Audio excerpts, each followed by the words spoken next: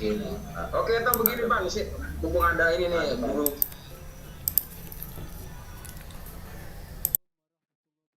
Gurunda.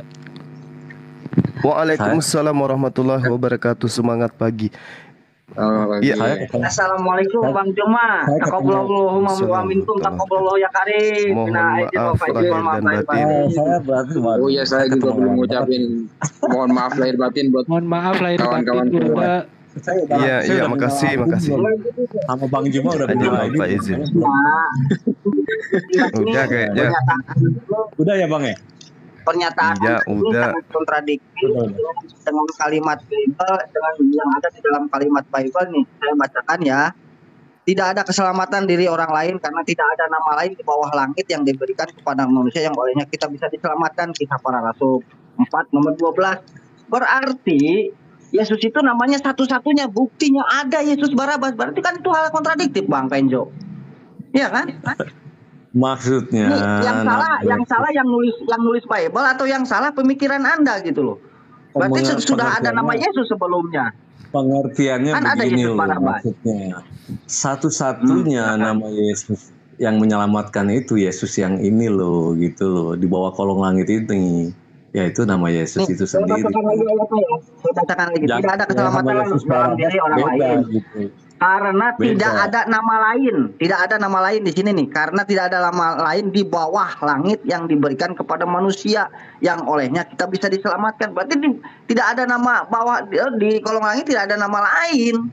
Harusnya ternyata ada nama Yesus Barabas. Silakan Bang Juma, langsung aja Bang Juma. Pengertiannya bukan ke sana. Pengertiannya bukan satu-satunya nama seperti itu, bahwa dalam nama itu ada keselamatan itu loh. Satu-satu nama, bahwa nama yang bisa menyelamatkan itu adalah nama Bapa itu sendiri. Yohanes 17 ayat 12 itu gitu. Ya kan? Bukan Yesus yang Barabas itu, bukan. Ini bicaranya Yesus yang di Yohanes 17, Yesus Kristus. Itu aja sih. Oke lah, berarti itu beda lah Bang, biarin lah. Ya. Atau gini aja Bu, sebagai pertanyaan pembuka gini aja Bang Genzo. Begini ya, mohon maaf sebenarnya nih. Ya nggak apa-apa. Gini. Kalau saya bisa jawab, saya jawab. Iya, kita kan sepakat nih bahwa Kristen itu kan lebih dulu daripada Islam. Jadi Ya, Islam abad itu ke-1. Islam itu turun ketika Abad ke-7. utusan sebelumnya itu dituhankan, kan begitu menurut keyakinan Islam. Jadi begini Bang, Islam turun setelah Nabi Isa itu dituhankan oleh para pengikutnya.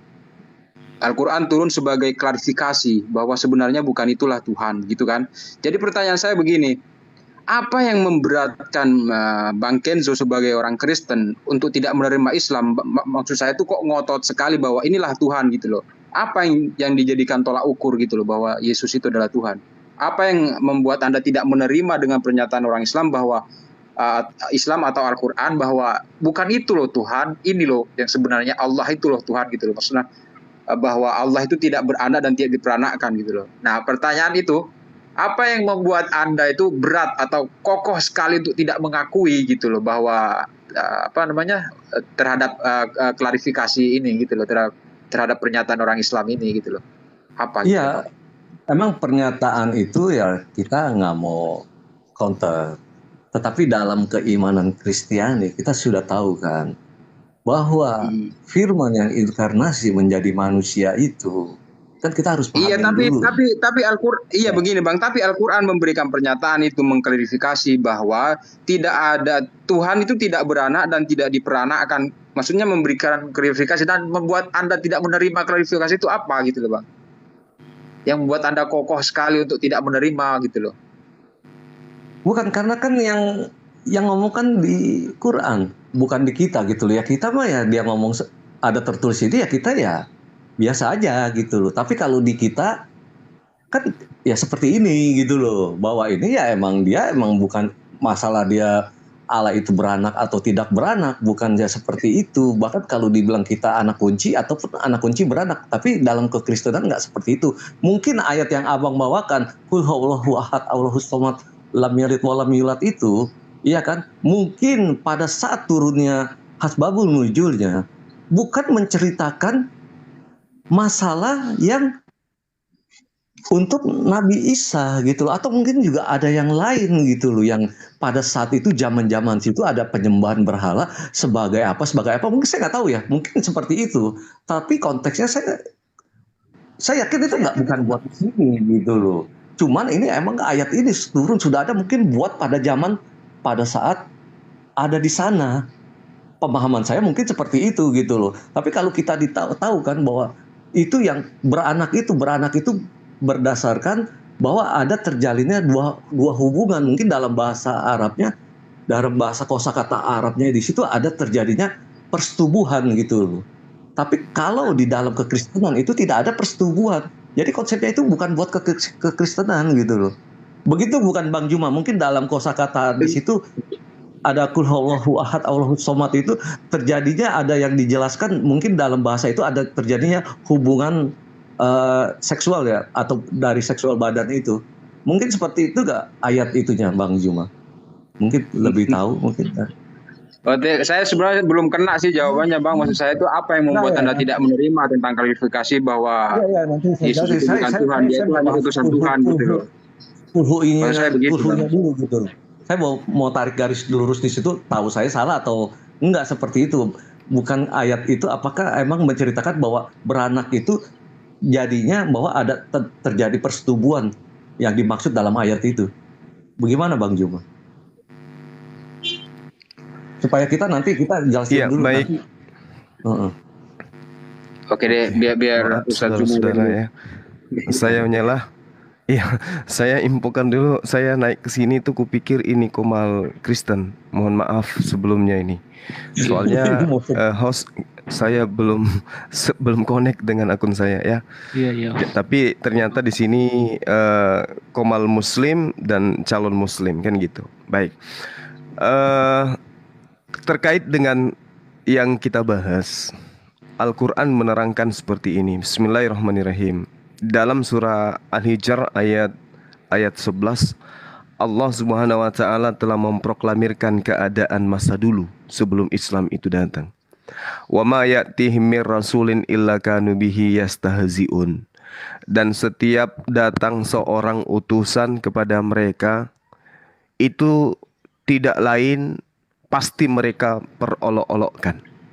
Ini Al-Quran yang menceritakan 1400 tahun silam, bahwa ketika seorang rasul, seorang nabi diutus kepada kaum terdahulu, pasti mereka olok, pasti mereka hinakan. Nah ini kalau dipandang dari sudut pandang Al-Quran, kenapa kemudian lahir agama Kristen? Yaitu dikarenakan orang-orang di mana Nabi Isa alaihissalam itu datang, beliau diolok-olok. Hasil dari perolok-olokan inilah kemudian muncul akidah yang baru yang menjadikan seorang nabi menjadi Tuhan, sehingga berat untuk kemudian menerima Islam. Ya sedikit lagi Bang, sedikit lagi. Ya. Di Al-Qur'an menerangkan innal ladzina kafaru sawa'un 'alaihim a'anzartahum am lan tunzirhum la yu'minun. Sesungguhnya orang-orang kafir sama saja bagi mereka, engkau beri peringatan atau tidak engkau beri peringatan, mereka tidak akan beriman. Tapi ini perlakuan kepada baginda Rasul Muhammad sallallahu alaihi wasallam pada zaman itu. Orang-orang kafir itu orang-orang Yahudi dan Nasara. Innal ladzina kafaru sawa'un 'alaihim a'anzartahum am lan tunzirhum la yu'minun. Permasalahannya gini, 1 menit lagi sahabat-sahabat. Kalau orang Yahudi, orang Nasrani pada zaman baginda Rasulullah Muhammad sallallahu alaihi wasallam diberi peringatan dan mereka tidak mau, mereka enggan kemudian menerima peringatan, itu wajar. Kenapa? Zaman itu bukan zaman digital. Zaman itu belum muncul para apologen. Tapi dengan zaman sekarang, ketika sahabat-sahabat sudah diperingatkan, sudah disampaikan bahwa di dalam Bible itu Tuhan, Yesus pun mengaku bukan Tuhan. Tuhan itu adalah esensi hakikat yang berdiri sendiri. Lantas kemudian tidak menerima kebenaran itu. Wah ini celaka 12 kali. Kenapa? Karena Al-Quran menceritakan dengan gamblang. Umat Islam, umat Kristen atau siapapun itu tahu bahwa di Al-Quran Nabi Isa yang adalah Yesus dalam Kristen itu ditanyai oleh Allah kelak di akhirat. Wa iz qala lahu ya Isa bin Maryam anta qulta linnas, wahai Isa, wahai Yesus, wahai Yesua, apakah engkau pernah mengajarkan kepada orang Kristen agar menuhankan dirimu? Nabi Isa alaihissalam kemudian berkata, Subhanaka ma yakunu li an aqula ma laisa li bihaq. Maha suci engkau ya Allah, aku tidak mengatakan sesuatu yang bukan hakku untuk aku katakan. Nah, apakah poin ini ada di dalam kitabnya teman Kristen? Ada. Di dalam Yohanes 12 nomor 49, aku tidak berkata-kata dari diriku sendiri, melainkan apa yang diperintahkan oleh Bapa, oleh Tuhan, oleh Allah untuk aku katakan dan aku sampaikan. Berarti ini sangat relevan dengan Al-Quranul Karim. Permasalahannya sekarang, kenapa teman-teman Kristen itu sulit untuk menerima Islam? Ego. Kedua, Islam itu sulit, berat.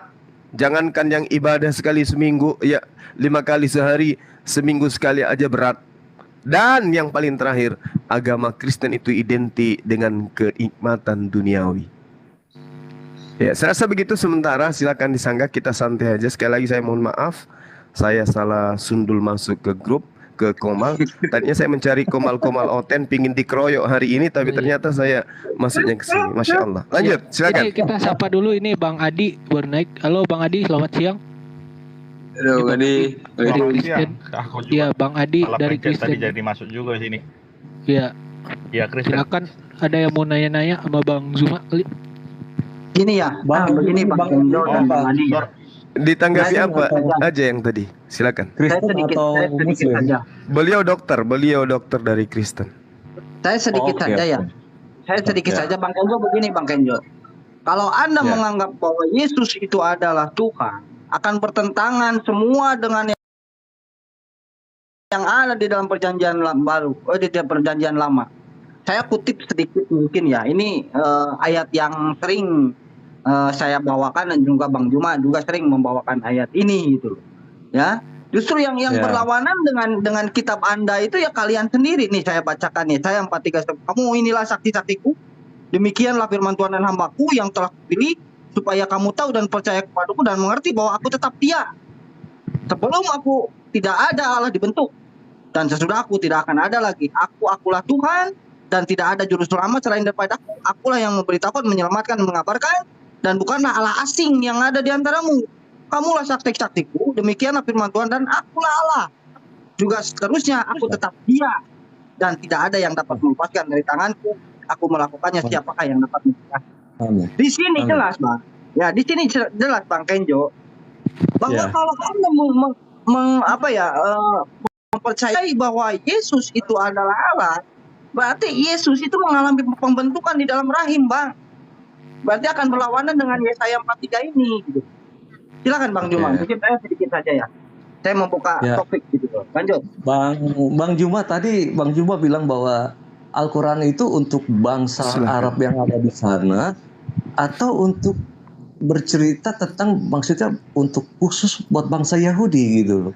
Allah itu. Baik, Ya. baik saudaraku, terima kasih atas pertanyaan. Jadi ayat ini asbabul nuzulnya innal ladina kafaru, orang-orang kafir pada zaman Rasulullah diperingatkan oleh Rasulullah, tapi Bukan mereka zaman Yahudi enggan ya, bukan menerima zaman Yahudi ya, Bang Juma ya, bukan.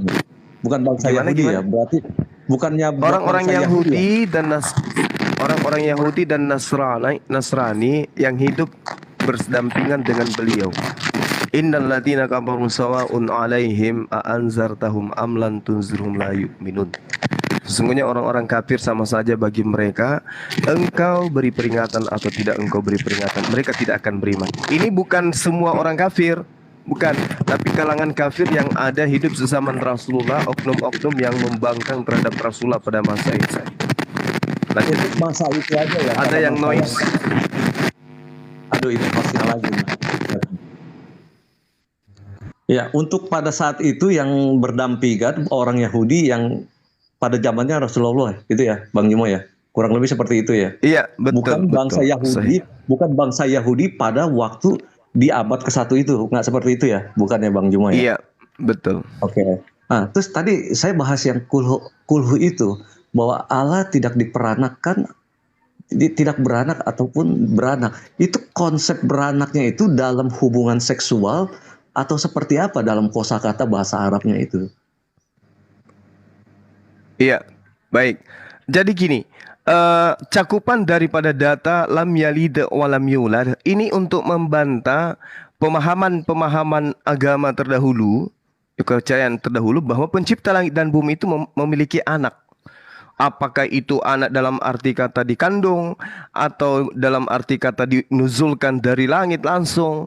Yang pada intinya Tuhan itu tidak beranak dan tidak diperanakkan. Itu untuk mematahkan pemahaman orang-orang Nasrani dan orang Yahudi. Silakan. Konteksnya Jawab dulu, itu Pak. secara Pemaparan secara saya Bang dulu Kenjo, ya, maksudnya. Bang Kenjo atau Bang Adi silakan jawab dulu pemaparan saya yang tadi gitu loh. Jadi kita biar diskusinya enak gitu loh. Ya, tadi kan belum Bang Jima kan saya kan tanya kulhunya. Ada tapi penjelasannya yang tentang yang ini yang itu. Jadi saya kumpletin dulu gitu loh. Ya kan? Nah, untuk ini Bang Edi mungkin ada mau jawab yang tadi Bang Sedelek itu, Bang apa? Pak Edi untuk menjelaskan. Silakan. Biar Coba saya, diulang apa tadi pertanyaannya? Ulang. biar saya nggak memonopoli. Boleh diulang. Diulang Sedelek.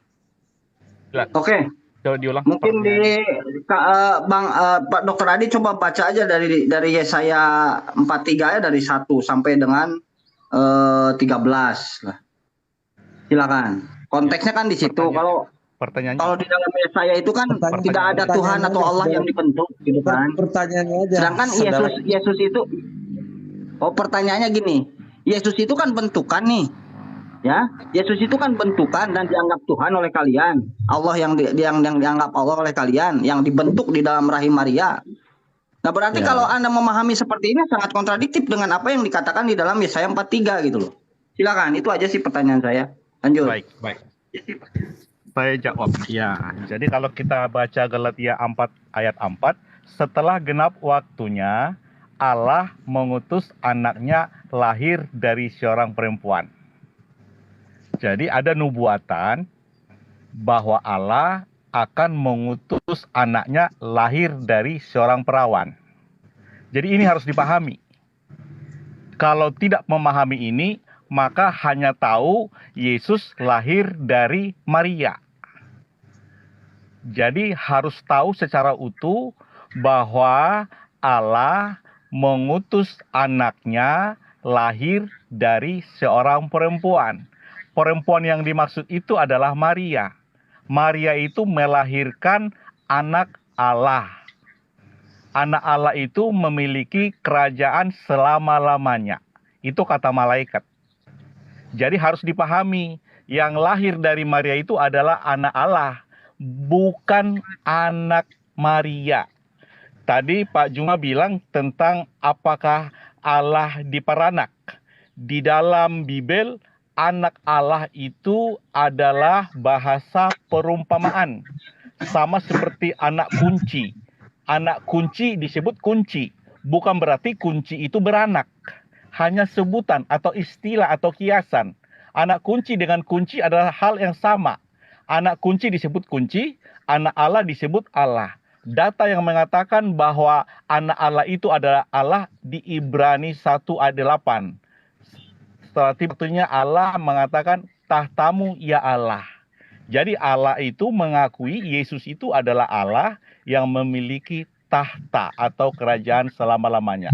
Karena itu ada kata setelah genap waktunya. Jadi di perjanjian lama adalah nubuatan, di perjanjian baru adalah kegenapan nubuatan itu. Jadi harus dipahami ini. Kalau hanya tahu perjanjian lama, kata-kata Tuhan yang di sana belum dinyatakan dirinya siapa. Sama seperti di Keluaran 6 ayat 1-2, Allah mengatakan kepada Musa namanya Tuhan yang telah menampakkan diri kepada Abraham, Ishak, Yakub. Tetapi dengan namanya Tuhan belum dinyatakan. Yang menyatakan itu adalah anak tunggal Allah yang ada di pangkuan Bapa, yaitu Yesus. Yesuslah yang menyatakannya. Yesus mengatakan, kalau melihat aku, dia telah melihat yang mengutus aku. Itu Yesus katakan. Jadi kalau Yesus sudah bisa dilihat, maka dia telah bisa melihat Allah. Yohanes 14 ayat 9, Filipus bertanya, tunjukkanlah Bapa itu di mana. Tapi Yesus berkata, sudah begitu lama engkau bersama-sama dengan aku, engkau tidak mengetahui bahwa yang melihat aku telah melihat yang mengutus aku. Yohanes 12 ayat 45, yang telah melihat aku telah melihat yang mengutus aku. Kenapa? Karena Yesus itu adalah gambar Allah. Gambar Allah, sama seperti saya. Kalau saya open cam, maka gambar saya dilihat.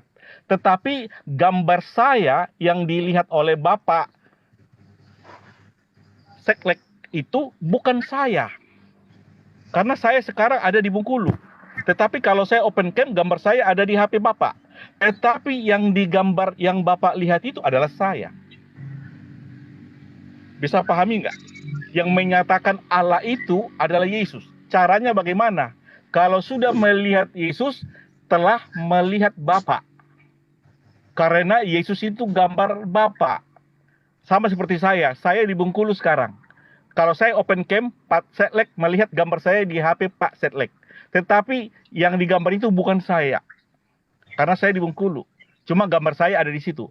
Tetapi yang digambar itu adalah saya. Bisa pahami kira-kira, Pak?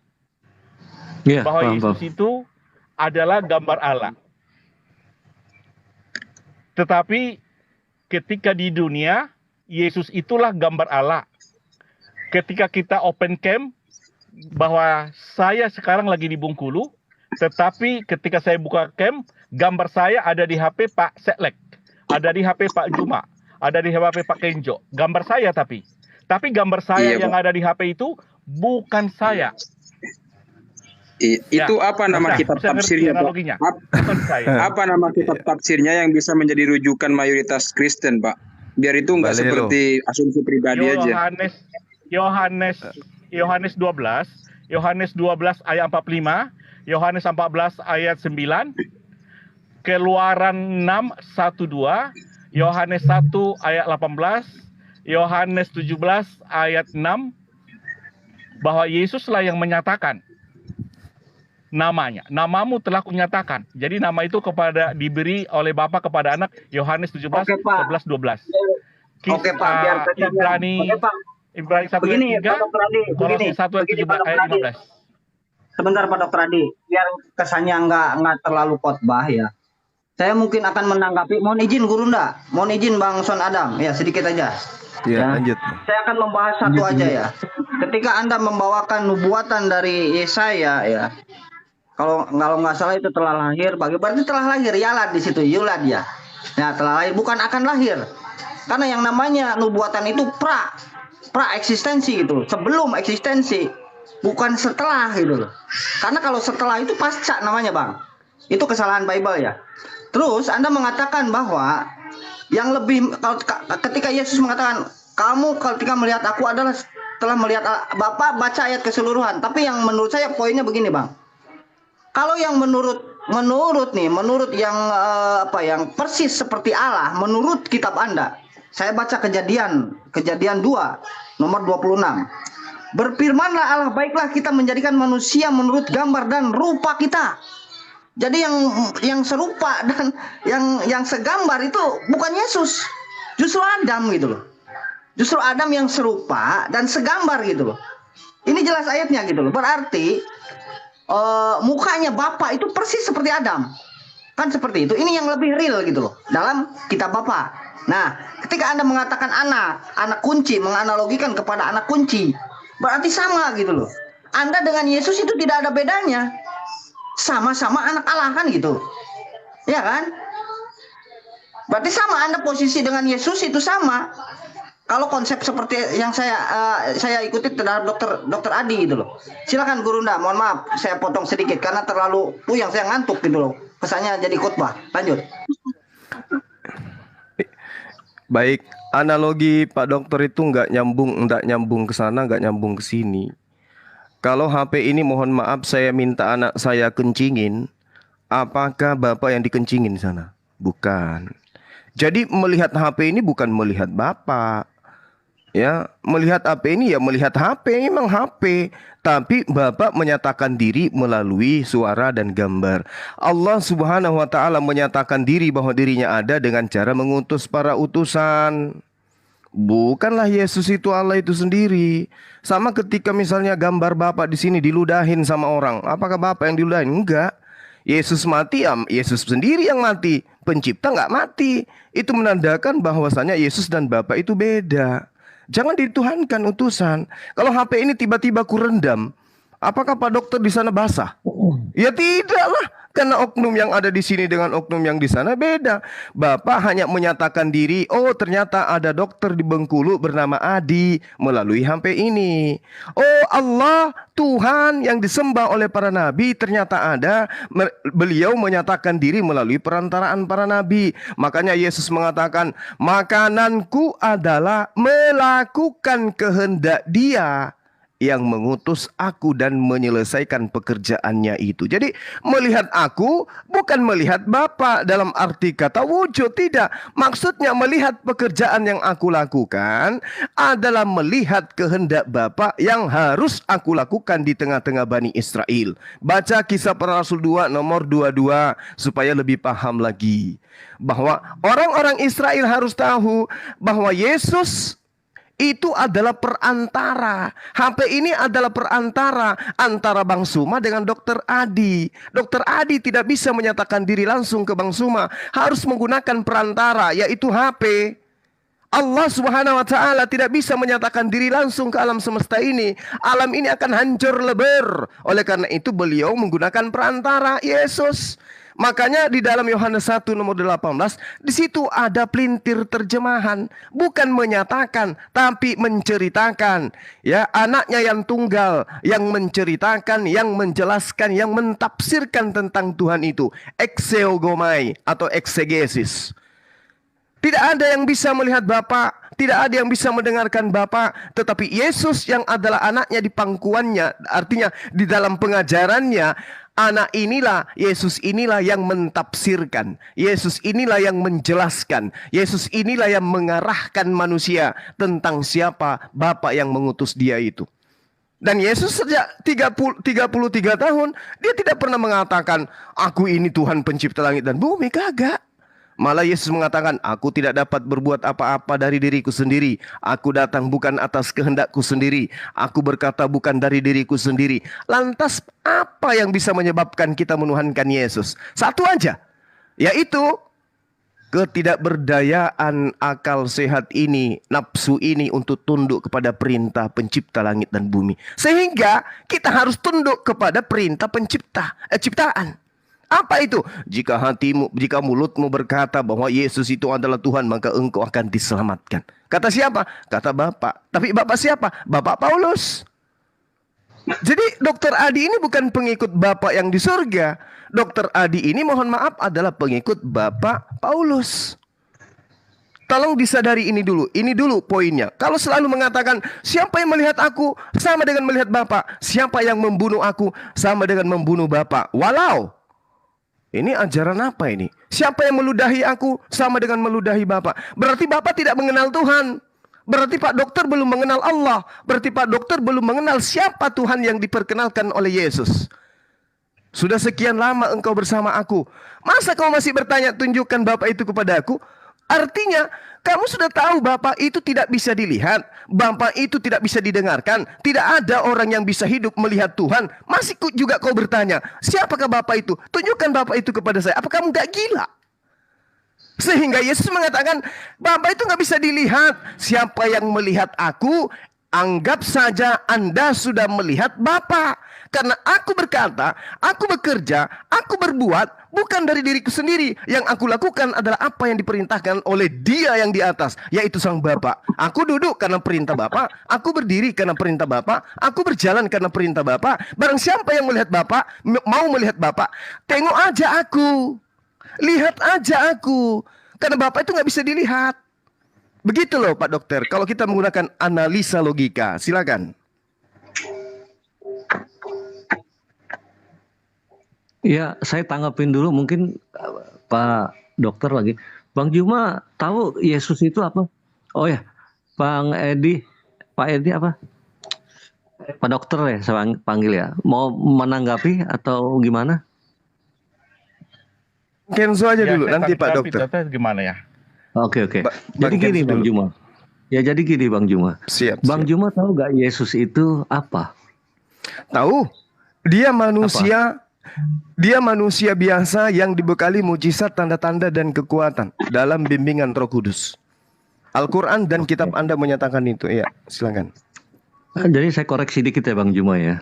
Baik, Yesus silakan. itu adalah nama Bang. Nama anak manusia yang kita kenal bahwa firman yang itu yang menjadi manusia. Baik. Itu anak. Satu. Baik. Ya. 1 Matius 18:19. Baik. Bahwa di situ telah lahir seorang anak laki-laki, beri nama dia Yesus. Jadi kita harus pahami dulu bahwa Yesus itu adalah satu nama. Ya kan? Nah, berbicara tentang anak manusia tidak bisa berbuat apa-apa, ya jelas dia nggak bisa berbuat apa-apa. Kalau dia mau melakukan sesuatu, ya jelas atas harus perintah Bapaknya, mengikuti aturannya. Tetapi mereka tiga-tiganya bahwa anak manusia sama firman, sama Bapa yang transenden yang tidak terlihat. Mereka hakikatnya, eksistensinya itu satu. Firman menjadi manusia. Ya kan, Bapa itu adalah roh cahaya terang yang tidak terhampiri. Mereka ketiga-tiganya adalah satu. Ya kan?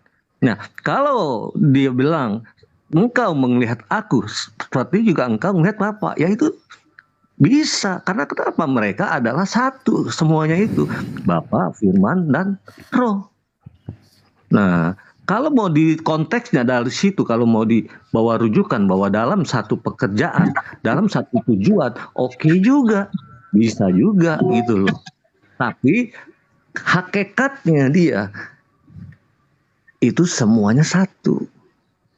Jadi seperti itu. Kita harus tahu dulu bahwa konsep ketuhanan iman Kristiani, bahwa yang non materi yang telah menjadi materi itu dia menampakkan diri, menyatakan diri.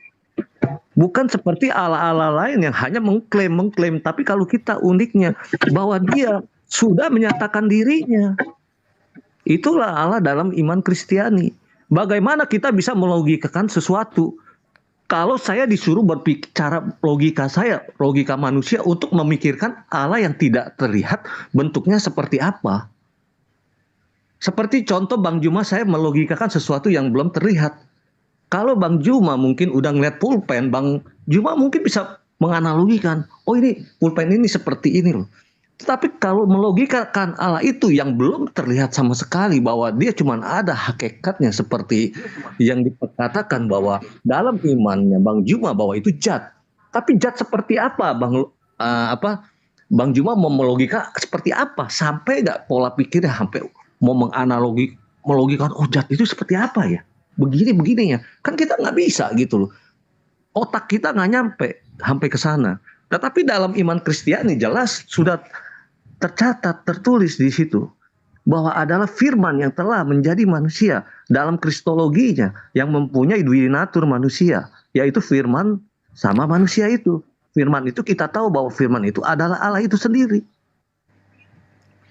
Kita bisa melogikakan itu, yang materi itu, yang dari non materi bahwa cahaya terang yang tak terhampiri dan tidak bisa terlihat dan telah menjadi manusia, punya tiga kepribadian tapi satu hakikat. Ya toh. Nah, Yesus itu balik lagi ke Yesus. Yesus itu di Yohanes 17 ayat 12. Selama aku bersama mereka, aku telah memelihara namamu. Namamu yang telah engkau berikan kepadaku. Di situ berbicara bahwa Yesus itu adalah waktu dia lagi berdoa, dia kasih tahu, ini loh, aku telah memelihara namamu yang telah engkau berikan kepadaku. Ya kan? Nah, kita harus tahu dulu Yesus itu kan nama anak manusia itu, sang firman itu yang mempunyai nama Yesus sama seperti nama pengutus itu sendiri. Begini Bang Kenjo, ya mungkin kesannya tidak terlalu monoton lah, tidak terlalu monolog kan. Kita diskusi dua arah aja. Ya, ini diskusi Bang dua Kenjo, ya. apa kita gini Bang Sadela, kita ya, bukan gini, bilang sebentar. Saya pun akan mempersilakan. Saya potong Anda. Terpaksa saya potong Anda karena Anda terlalu panjang gitu. terlalu panjang. Enggak, Bang gini, Juma kalau pun mau memahami terlalu panjang, firman, sayang. kalau Gini, memahami gini, gini. firman itu adalah Yesus, itu sama dengan kita memahami berfirmanlah Allah di dalam Keluaran ketika orang Israel ya tersesat 40 tahun di padang gurun, Allah atau Tuhan itu menurunkan roti dari sorga.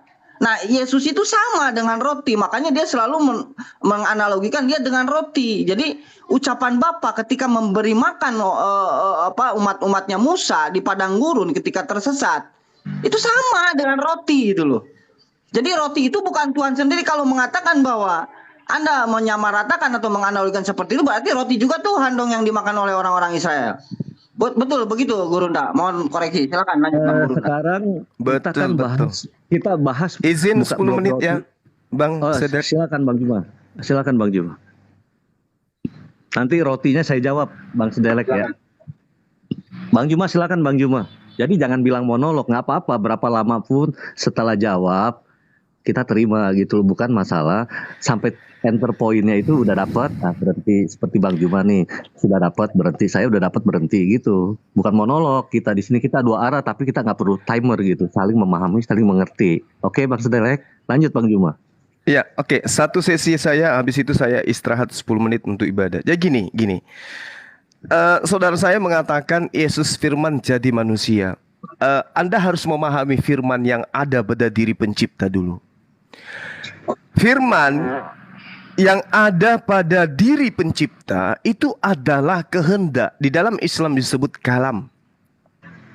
Nah, di dalam Bible, Tidak akan demokratis. Coba. di dalam Al-Quran itu jelas dikatakan innama amruhu idza arada syai'an ayyakula lahu kun fayakun. Apabila Allah hendak menciptakan, mengadakan ya sesuatu, maka cukup berfirman, cukup berkata. Itu juga disifati oleh pernyataan kitab saudara. Seperti di dalam Mazmur 33 nomor 9. Apabila ia berkehendak, dia cukup memerintah. Apabila hendak melakukan sesuatu, dia cukup, apabila hendak mengadakan sesuatu, dia cukup mengatakan. Ada, maka ada. Itu firman. Itu yang disebut firman. Di dalam Yesaya 55 nomor 11, itu yang disebut firman. Begitu dia mau makan nasi, ada nasi. Aku ingin kamu lahir. Aku ingin kamu ada. Itu yang dikatakan Tuhan. Itu yang disebut kalam, firman. Bagaimana dengan Yesus? Apakah dia kalam? Bukan. Apa pembuktiannya? Coba kita baca Markus 11 nomor 12, nomor 13. Pada Benar, saat saya buka Yesus... dulu. Markus berapa Bang? Markus 11 coba Anda buka. Jadi saya nanti saya bisa tahu gitu. Bentar, Iya, Markus. insyaallah. Markus Jadi kan 11 kita coba tahu Anda buka. Markus 11 ya. Iya. Iya. Oke. Oke, Sesampai lanjut, di Bang. Yerusalem, Markus ia berapa, masuk Bang di Juma? bait Allah. Di sana ia meninjau semua. Tetapi sebab Bang Juma, hari Markus 11 Iya, berapa, iya. Bang Juma? Markus 11 berapa? Kita mulai aja dari nomor 12 biar nggak panjang. Oh, 12 ya? Keesokan harinya sesudah Yesus dan ke-12 muridnya meninggalkan Betania, maka Yesus merasa lapar. Satu poin, ada sebab. Dia lapar. Sebab dia lapar, di data nomor 13 dikatakan dari jauh ia melihat pohon ara dan sudah berdaun. Yesus mendekatinya untuk melihat kalau Yesus mendapatkan ada apa di bawah pohon itu, di pohon itu. Tetapi waktu Yesus tiba di situ, Yesus tidak mendapatkan apa-apa selain daun-daun saja, sebab memang bukan musim buah ara. Apa yang terjadi kalau dia adalah firman? Dia cukup mengatakan, berbuahlah pohon ara, maka berbuah. Tapi apa yang terjadi? Baca data selanjutnya. Maka katanya kepada pohon itu, jangan lagi ada seorang pun makan buahmu selama-lamanya. Dan murid-muridnya pun mendengarkannya. Dia mengutuk. Itu bukti bahwasanya dia bukan firman. Dia lagi lapar, pingin makan. Kesal dia. Ternyata bukan musim buah. Dan dijelaskan di narasi kitab itu, dan memang bukan musim buah ara. Yesus kan gitu, bukti bahwa dia bukan firman. Itu yang pertama. Kedua, ketika saudara mengatakan nama Tuhan yang diberikan, kata Yesua itu lebih dulu diberikan kepada pahlawan Yahudi yang bernama Yesua. Jadi terlambat. Kalau Yesus dikatakan Tuhan karena namanya, beliau telat sekali. Yesua lebih dulu menerima nama itu, yaitu Nabi yang datang setelah Nabi Musa alaihissalam. Bahkan dia hidup 110 tahun. Bahkan dia kemudian memerdekakan Yehuda. Dan dia juga adalah seorang pengintai yang sangat luar biasa. Anda boleh baca di dalam kitab Yosua, Anda boleh baca di Bilangan 13, Anda boleh baca di dalam 1 Tawarik 7, Anda boleh baca di Bilangan 7, Bilangan 2, Bilangan 10. Semua menceritakan tentang Yosua yang lebih dulu hebat, dahsyat, luar biasa dibandingkan Yesus yang gak bisa apa-apa. Bayangkan saja, seorang Yosua itu dia mampu kemudian memulihkan apa yang terjadi di tengah-tengah Bani Israel. Yesus gimana? Ketika kemudian bangsa Israel keluar dari tanah Mesir, meninggalkan tanah Kanaan, beliau kemudian mengatur suku-suku yang ada pada masa itu. Siapa dia? Dia adalah Yosua bin Nun. Yosua lebih dulu dinamai daripada anak Maria. Jadi tidak ada apa-apanya itu nama. Lagi pula Anda salah memahami. Aku telah memelihara namamu. Nama yang dipelihara itu bukan Yesus. Makanya Yesus tidak pernah menyebut nama Yesus. Nama Yesus itu adalah nama ajaran yang muncul, nama yang diberikan kepada anak Maria yang lahir di Bethlehem oleh orang Yahudi. Makanya Yesus itu identik dengan nama dewa. Dewa Zeus dibaca Yesus. Ini yang perlu Anda pahami.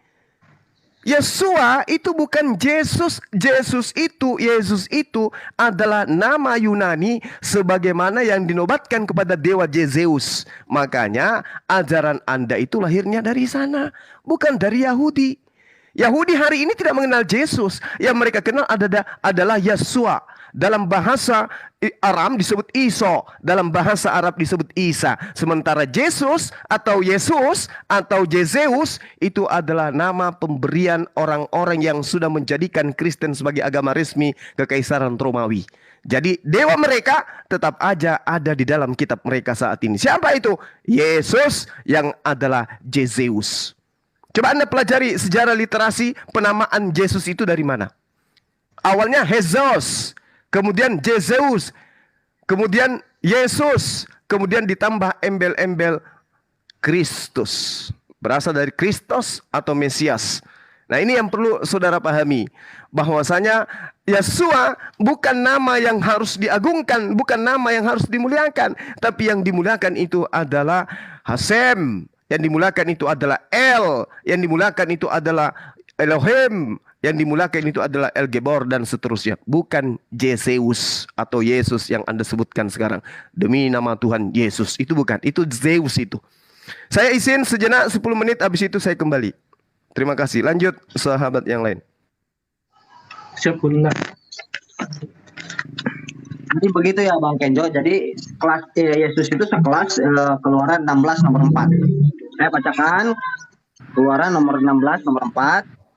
Ya, lalu berfirmanlah Tuhan kepada Musa, sesungguhnya aku akan menurunkan dari langit hujan roti bagimu.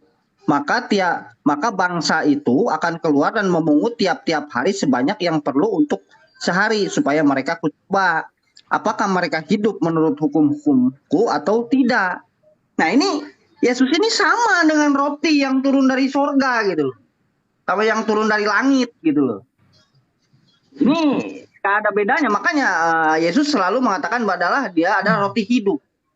Roti yang menghidupkan. Ini sama konsepnya dengan yang ada di dalam Keluaran 16 nomor 4. Itu. Kalau Anda memahaminya bahwa firman itu adalah Tuhan sendiri, berarti Anda juga harus menganggap bahwa roti ini juga Tuhan yang diberikan kepada orang-orang Israel. Silakan. Pak Dokter mau jawab atau gimana? Pak Dokter monitor. Pak Dokter lagi nyuntik. Baik. Jadi Pak Dokter ya lanjut. ya, sebentar saya jawab ya. Matius 11 ayat 27, yang tahu Yesus hanya Bapa. Yang tahu Bapa hanya Yesus.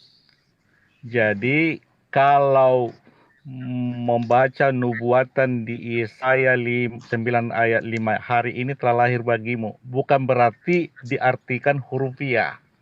Itu Pak Setlek. Kalau dikatakan hari ini telah lahir bagimu, itu bukan berarti hurufiah hari itu. Itu yang pertama. Yang kedua, aku adalah roti hidup. Itu kata Yesus. Yohanes 6 ayat 54. Jika kamu tidak makan dagingku dan minum darahku, engkau tidak masuk surga. Itu kata Yesus. Bukan berarti itu diartikan arti hurufiah atau menurut pengertian sendiri. 2 Petrus 1 ayat 20-21 bahwa semua nubuatan itu tidak bisa diartikan menurut pengertian sendiri. Jadi Yesus mengatakan kepada 5.000 orang yang makan roti yang telah diberikan Yesus dengan 2 ikan dan 5 roti. Dengan 2 ikan 5 roti bisa makan 5.000 orang. Yang 5.000 orang itu percaya. Tetapi berkata, aku roti hidup turun dari sorga. Kalau tidak makan dagingku dan minum darahku, tidak akan memperoleh hidup kekal. Jadi yang makan daging Yesus dan minum darah Yesus akan memperoleh hidup kekal dan akan dibangkitkan pada akhir zaman. Itu perkataan Yesus yang adalah kata perumpamaan yang tidak akan bisa dimengerti siapapun kecuali Yesus sendiri memberikan pengertian. Jadi kalau Pak Juma dan polemikus semua Islam itu yang membaca Bibel tidak akan mengerti. Ya, tidak akan mengerti. Karena Islam itu sudah mengerti bahwa Yesus itu utusan. Kalau orang Yahudi udah tahu bahwa mereka itu, Yesus itu penyesat. Kalau Bibel berkata Yesus itu Tuhan dan Juru Selamat. Jadi kalau kita Islam tidak akan bisa mengerti Bibel. Kalaupun bisa mengerti Bibel, pasti versi Al-Quran, hanya utusan. Memang Yesus adalah utusan yang turun dari surga memberikan hidup kekal. Tahan dulu, Bang. Son, tahan dulu, Son. Jangan sampai jelasin dulu selesai. Gimana? Terlalu lama saya ngomong. Enggak. Terus. Gimana Pak Genjo? Lanjut. Ah itu. Jadi saya bukan khotbah, Puaskan tapi aja dulu. Nanti kalau giliran saya jangan dipotong ya. Silakan. Nggak ada yang potong, Bang, dari tadi, Bang. Ya, oke, Pak. Nggak ada, kita nggak potong loh. Kita fair loh. Ya. Jadi ya kan? Kamu mau 20 menit juga nggak apa-apa. Baik. Silakan Jadi aja. Bibel itu boleh saya ngomong? Oke. Lanjut. Oke ya. Bibel itu ditulis atas perintah Tuhan kepada para nabi. Hosea 12 ayat 11. Tuhan memberi penglihatan dan perumpamaan kepada para nabi. Buat apa diberi penglihatan? Penglihatan itu adalah nubuat atau wahyu. Supaya firman itu ditulis dalam sebuah kitab. Habakuk 2 ayat 2. Wahyu 1:11. Yohanes diberi wahyu supaya menulis firman dalam sebuah kitab. Kalau Al-Quran, di mana tertulis Allah memberikan wahyu kepada Nabi Muhammad supaya Nabi Muhammad menulis Al-Quran dalam sebuah kitab. Silakan dalilnya. Kalau Bibel jelas Tuhan memberikan penglihatan dan perumpamaan supaya melalui penglihatan para nabi menuliskan firman itu dalam sebuah kitab. Tuhan memberikan perumpamaan supaya makna yang sebenarnya itu tidak bisa dimengerti oleh orang lain di luar murid-murid Yesus. Contoh, akulah roti hidup. Barang siapa tidak makan dagingku dan minum darahku, tidak akan masuk surga. Itu kata Yesus. Itu kata perumpamaan. Dan ini tidak dimengerti oleh 5.000 orang yang pernah makan roti diberikan Yesus dengan 2 ikan tambah 5 roti. Jadi kata perumpamaan ini tidak akan bisa dimengerti siapapun. Jadi semua teman-teman debat yang Islam itu memahami Bibel dengan pemahaman sendiri. Aku tidak bisa dilihat katanya. Matius 5 ayat 8, orang yang suci hatinya akan melihat Allah. Murid-murid Yesus melihat Allah. Stefanus bisa melihat Allah. Jadi Allah bisa dilihat kalau Allah berkenan untuk dilihat. Saya udah katakan tadi, Yesus itu adalah gambar Allah. Datanya di Ibrani 1 ayat 3, Kolose 1:15. Itu data tertulis, bukan khotbah. Ya. Jadi Yesus itu gambar Allah. Yang melihat Yesus berarti telah melihat gambar Allah. Saya tidak mengatakan Yesus itu Allah, bukan. Tetapi gambar Allah. Sama seperti saya tadi udah ngomong, saya di Bengkulu sekarang. Tapi kalau open cam, gambar saya bisa dilihat di HP masing-masing teman diskusi saya ini. Tetapi gambar saya yang dilihat di HP masing-masing itu bukan saya. Tetapi yang ada di gambar itu adalah saya.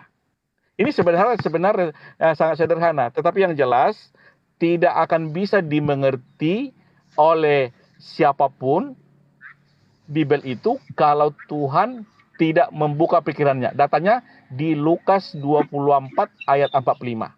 Karena Saya potong dulu. Tadi yang dikutip Hosea berapa? Mohon maaf. Hosea berapa? Yang dikutip Hosea berapa? Mohon maaf. Hosea 12 ayat 19. Hosea 12 ayat 11. 19. Langsung baca, Pak. Langsung baca. Oke, supaya dialog. Bentar. Hosea 12 nomor 19. 11. Hosea 11 nomor 19. Lanjut aja dulu. Saya cari dulu dari Hosea 12 ayat 11. Tuhan memberikan penglihatan dan perumpamaan kepada para nabi. Pak Dokter, saya tambahin aja sedikit mungkin biar saudara membedakan antara roti mana yang dia maksud roti mana sama roti yang hidup ini.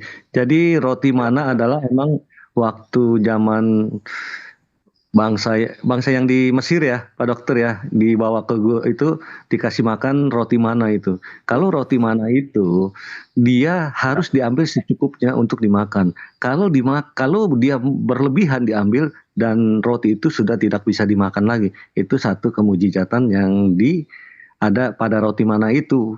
Nah, kalau cerita tentang roti hidup adalah tubuh Yesus Kristus yang diperumpamakan sebagai sebuah roti tubuh, ya kan?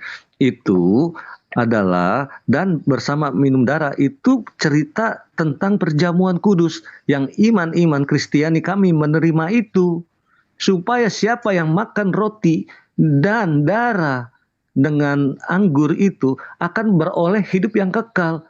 Nah, itulah kelebihan di kita kalau menerima perjamuan itu. Seperti itu.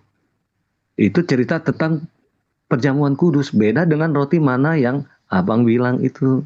Gitu aja saya tambahinnya, Pak Dokter. Oke. Karena ini bagian saya ya, jadi jelas ya. Di dalam yang tadi saya bacakan di Keluaran, itu konteksnya, levelnya sama, Bang. Levelnya sama-sama dari Tuhan.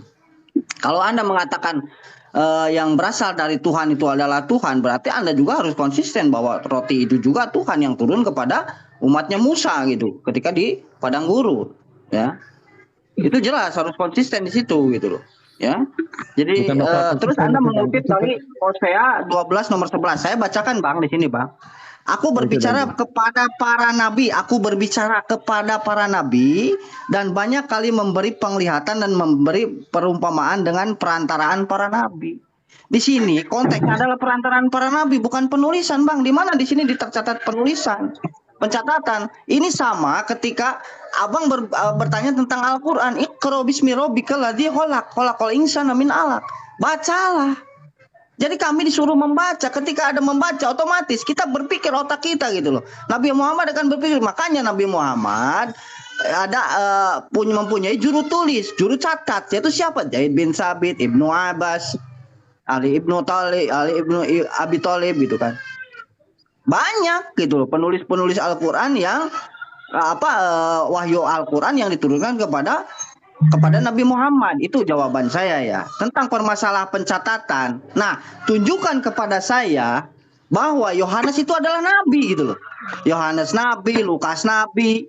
Karena saya harus konsisten, Abang mengatakan bahwa Tuhan berbicara dengan perantaraan para nabi. Karena kalau Tuhan berbicara dengan perantaraan para nabi dalam kasusnya di Perjanjian Lama, berarti Yesus juga sekelas nabi gitu loh. Anda mengatakan bahwa Yesus itu bukan anak Maria, justru salah. Yesus itu realitas anak manusia. Dia dikandung oleh Maria. Ketika Anda mengatakan turun dari sorga, ya, turun dari sorga, jadi bayi dulu, itu mengalami proses. Sama gitu loh. Masih lebih hebat roti yang tidak ada proses, langsung turun menjadi makanan dan dimakan oleh orang-orang Israel. Kalau Yesus kan untuk hadir ke dunia dulu kan dia memerlukan kandungan. Ya kan, memerlukan kandungan, proses dulu, kelahiran, Belum dia lari ke Mesir, belum dia lari ke Yerusalem, lari-lari. Kalau roti langsung.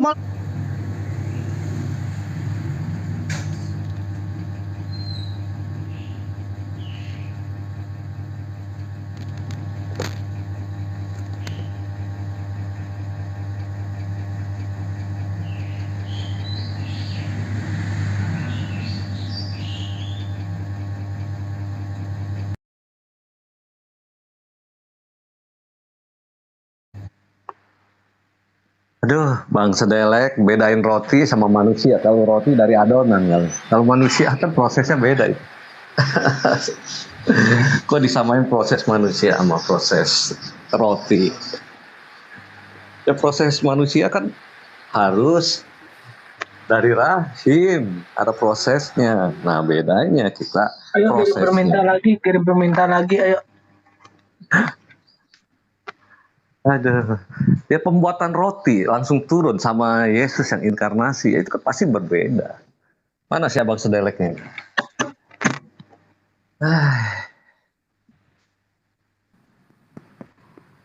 Ini kita pisahin satu buat Abang Sedelek. Iya. Iya tadi Bang Sedelek bilang masalah roti sama manusia. Ini beda dong, manusia sama roti masa bisa disamain? Manusia kan kita harus proses melalui rahim Maria, kan? Ada. Mana dia? Iya, kena roh kudusnya Bang Kenso ini. Ya itulah hebatnya jelas kita, Bang. Pemahamannya kan Tobat lah, beda. Bang. Kita roti Tobat mana? lah, Bang. Roti mana? Udah bertobat karena gue udah terima Tuhan sebagai juru selamat, itu namanya udah bertobat. Tinggal lu nih yang belum nih bertobat nih. Lu masih bertobat lu. Katanya kan selalu ada kata, buset lu pakai jilbab ya? Pakai apa? Hah? Ya jadi pemahamannya seperti itu. Roti mana sama roti hidup, kita harus bedakan dulu konsep roti mana ini apa, roti hidup ini perumpamannya apa, gitu kita loh. Sapa dulu ini, Bang Ken, lu ngomong mulu dari tadi. Sapa dulu ini, beda film nih. Halo Bang, beda film.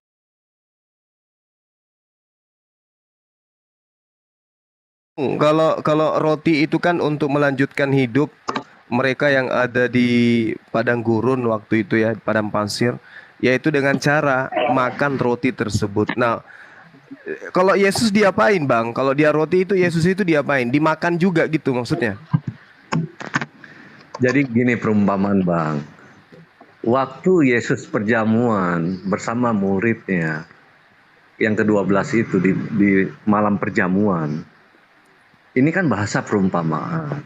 Kita tahu lah, Bang, ya kan. Bukannya kita dagingnya Yesus, dagingnya itu tubuhnya itu kita grogotin.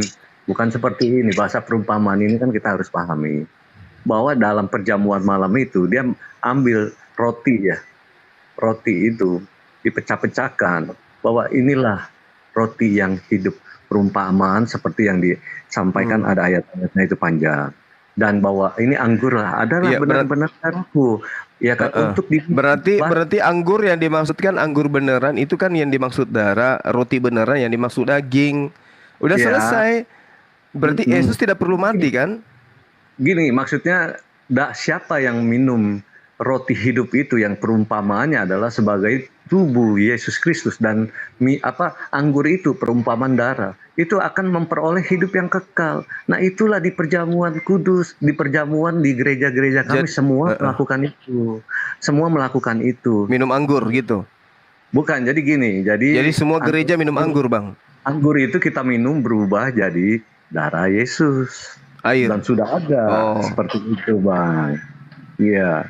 Dan apakah itu berhubungan dengan penyembelihan terhadap Yesus?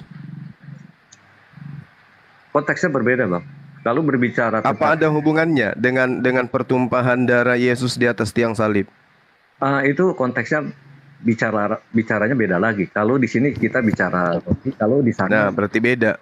Ya, berbicara tentang konsep penyalipan. Ya kan, konsep penyalipan. Ya, maksud saya gini loh. Ya, ya. Maksud saya gini, eh, roti yang ada di dalam kitab Keluaran itu kan diberikan Roti mana? oleh Tuhan dari langit untuk Betul. kemudian menghidupkan orang-orang yang kelaparan gitu sampai mereka Ya. bisa melanjutkan kehidupan. Betul, Nah, betul. terus Yesus mengambil perumpamaan dirinya juga sebagai roti. Iya. Ya kan, ternyata ketika dikatakan inilah darahku itu adalah anggur dan inilah dagingku itu adalah roti itu Tubuhnya. sendiri, bukan Tubuhnya. daging Yesus, sehingga bukan tubuh Yesus, sehingga tidak perlu pembunuhan Yesus di atas tiang salib, tidak perlu. Nggak, beda-beda Bang Juma. Konsep penyalipan itu sama konsep roti itu jadi gini. Kalau yang turun dari langit roti mana, itu manusia makan itu akan mati.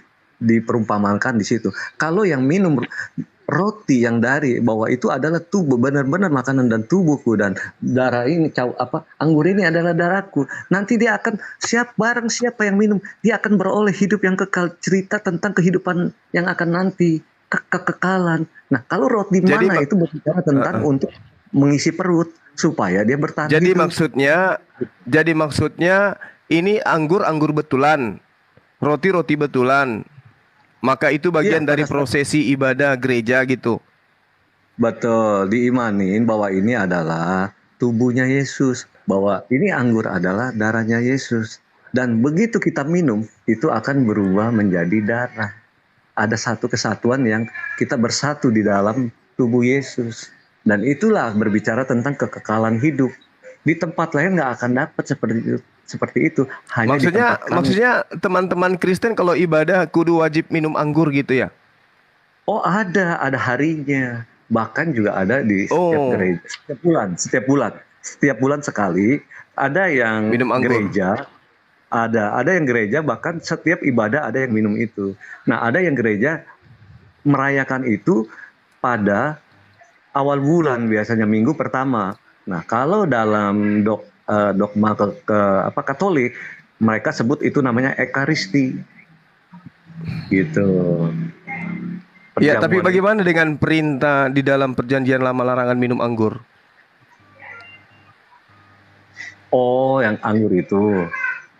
Iya. Itu kalau larangan itu Itu nggak ya dipakai. bahkan yang di perjamuan juga, perjamuan pesta perkawinan juga ada Yesus mengubah air itu menjadi anggur, ya kan? Gitu loh. Ada. Jadi yang Kalau mana dalam- yang harus diikuti yang mana, Bang? Yang melarang minum anggur atau gimana? Atau Ya, ajaran semua. Paulus? Kan yang memerintahkan minum anggur kan Paulus. Ya, Kalau yang kalau Yesus sendiri kan sudah bersumpah, aku tidak akan minum anggur lagi sampai nanti di hari di kerajaan Tuhan baru minum. iya, yang pada penyalipan itu ya, yang dia bilang Iya, haus, betul. yang Yohanes asam itu, 19:30. Iya, betul. dikasih anggur asam itu ya, berbicara Iya. tentang. Nah, yang mana yang harus diikutin? Nah, yang harus kita ikutin ya, di situ hukum Taurat ya, emang ada larangan ya, larangan minum ya Bang ya, ya Iya. seperti itu ya, dalam ke-10 hukum Taurat itu. Kalau di perjanjian baru dikasih tahu bahwa maksudnya jangan minum anggur itu supaya enggak pikiran kita ini kacau gitu loh, tapi enggak, maksudnya tertuang di dalam hukum Taurat itu gitu loh. Ya kan, bahwa minum maksudnya kalau itu tidak baik, kalau minum itu bisa membuat pola pikir kita error gitu. Ya, tapi kalau secangkir untuk menghangatkan tubuh Boleh. sesuai dengan Halo. boleh, dibolehkan. Ya, halo. Ya, selamat siang. Ya. Ya, selamat siang. Dari mana, Bang? Dari tadi Nggak, maksudnya Dari Abang dari Islam apa ke Kristenan gitu. Muslim. oh, Oh iya. Kita nungguin yang dari Kristen dulu, Bang. Oh, ini Muslim semua ya? Iya, Oke, siap. kebanyakan. Cuman kalau bisa lebih banyak yang Kristen biar bisa itu. Oke. Banyak yang nanya. Iya. Oke guys, Ya, jangan Salam lupa kenal kirim ya, Bang. mawarnya ya. Salam kenal. Saudara Ya, mungkin bersama. mau sapa-sapa, Abang. Tetap lah ya, kirim mawar ya. Iya. Bang Juma, kenapa ya Iya. Rasul Paulus kok kayak salah gitu loh Bang? Ya kan, padahal pengajaran pengajaran dia tuh juga bagus loh Bang. Ya kan? Ya memang bagus. Pengajaran Paulus itu bagus. Karena kenapa? Dia membatalkan firman Tuhan dan menggantikan dengan perkataan beliau, perkataannya dia. Mawar guys. Gitu. Dia menggantikan posisi Tuhan. Makanya Yesus mengatakan, iblislah yang menjadi bapakmu dan kamu mau melakukan keinginan-keinginan bapakmu. Contoh Imamat 10 nomor 9. Jangan engkau minum anggur atau minuman keras. Engkau serta anak-anakmu jangan engkau minum itu bila kamu masuk ke dalam kemah pertemuan, supaya jangan kamu mati. Itulah suatu ketetapan untuk selama-lamanya bagi kamu secara turun-temurun. Haruslah kamu dapat membedakan antara kudus dan yang tidak kudus, antara najis dan tidak najis. Ini Bang, jangan lupa ketetapan, kirim Bung. ke saya juga Bang.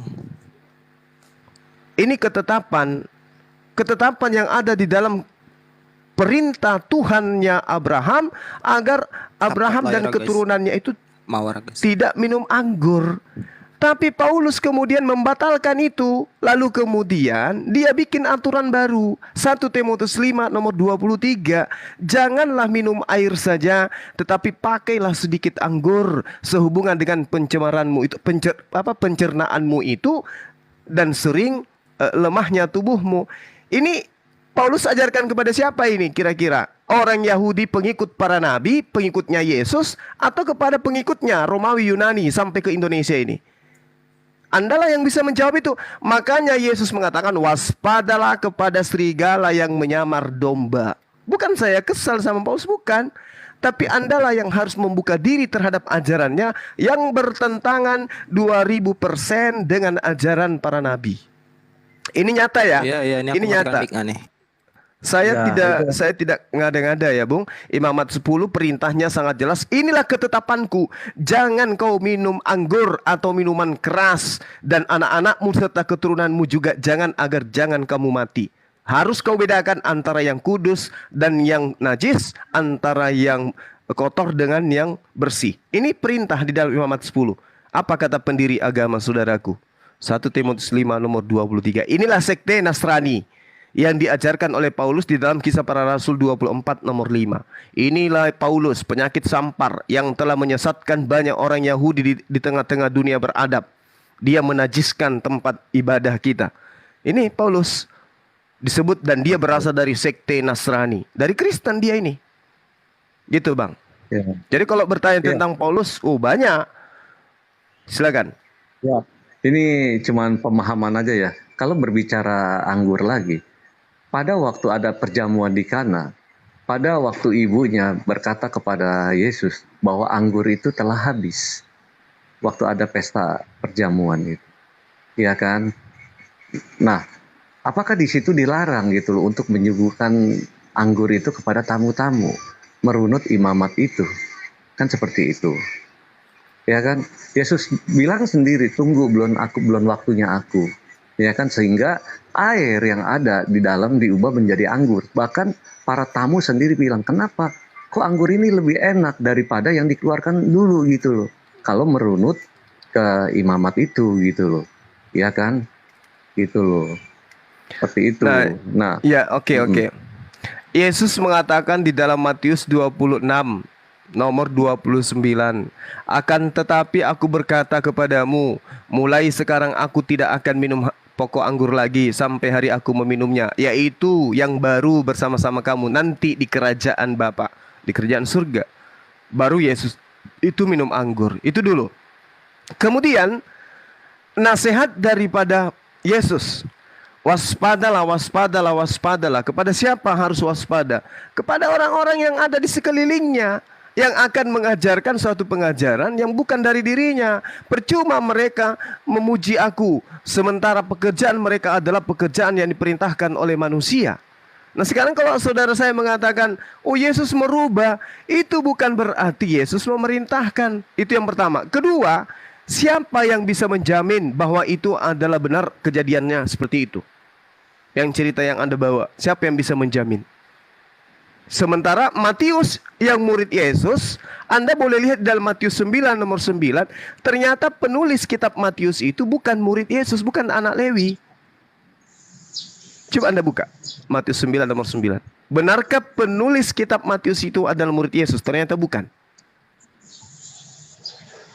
Jadi kalau ada hal yang menyimpang dari kitab saudara, ya kembali ke pernyataan Yesus. Waspadalah, akan ada serigala-serigala yang nyamar seperti domba. Maksudnya ada yang bukan murid, nyamar murid. Makanya Anda dan saya menemukan dua pertentangan yang sangat-sangat kuat di dalam kitab saudara. Yang satu mengatakan tidak akan minum anggur lagi, yang satu mengatakan jangan engkau minum dan ajarkan itu kepada keturunanmu, yang satu mengajarkan boleh minum dengan memperlihatkan mukjizat.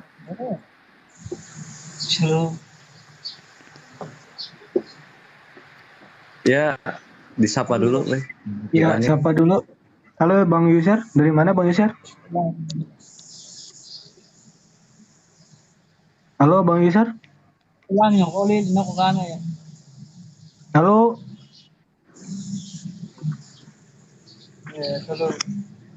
Halo Bang Yusir. Halo si Otang. Halo Bang Juma, Bang Juma. Sehat. Makasih. Udah lama nggak jumpa kita ya. Suaramu kecil, Bung. Udah lama nggak jumpa kita ya. Iya.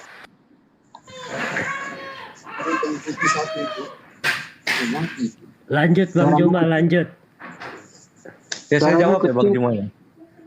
Saya jawab Bang Juma. Ya, kita emang kita nggak meniadakan hukum Taurat itu, ya kan. Sudah dijelaskan juga bahwa digenapi, ya kan.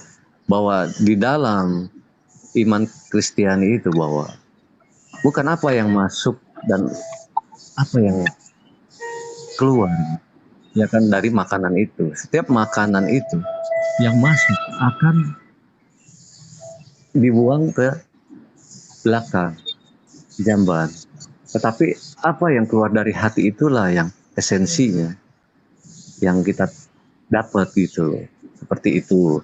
Mengenai emang hukum seremonial dari kitab Taurat itu banyak peraturan-peraturan yang terlalu seperti ya boleh dibilang kalau kita salah melakukan salah satu dari hukum itu berarti kita udah di bawah kutuk. Di bawah kutuk satu berarti kita salah semua. Gitu loh. Ya kan? Nah, semua di muka bumi ini pasti melanggar hukum itu. Dan hukumnya apa? Hukum itu maut. Nah, bagi kita yang telah menerima Kristus itu tidak berada lagi di hukum Taurat itu, melainkan kita berada di dalam hukum kasih itu yang lebih mempertimbangkan belas kasih ataupun apapun itu yang tidak terikat dengan hukum-hukum yang ada pada waktu itu. Nah, itulah yang diajarkan Rasul Paulus itu. Ya kan? Seperti itu. Ya, ayo yang Kristen yang mau naik, silakan. Masa Bang Kenzo sendirian di blender di atas?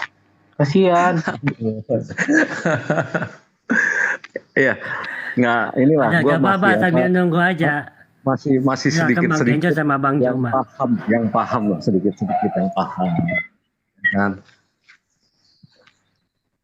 Ya mungkin seperti itu Bang Juma, yang tentang Rasul Paulus bukan berarti dia, kalau yang Abang Juma bilang bapak pendusta itu mungkin cerita iblis kali yang disebut bapak pendusta kan, itu kan bukan berarti Rasul Paulusnya bukan sebagai pendusta gitu loh. Adapun ajaran itu pasti dia. Ya, halo Bang Admin. Ya, silakan. Ya. Oh, ini ada si Juma nih. Ya, ada. Ya, biar saya pimpin dulu Juma. Ya, mungkin ada yang mau banget. Tapi ngomongnya ganti-gantian. Oke. Ganti-gantian saya hantam. Santai aja. Ya.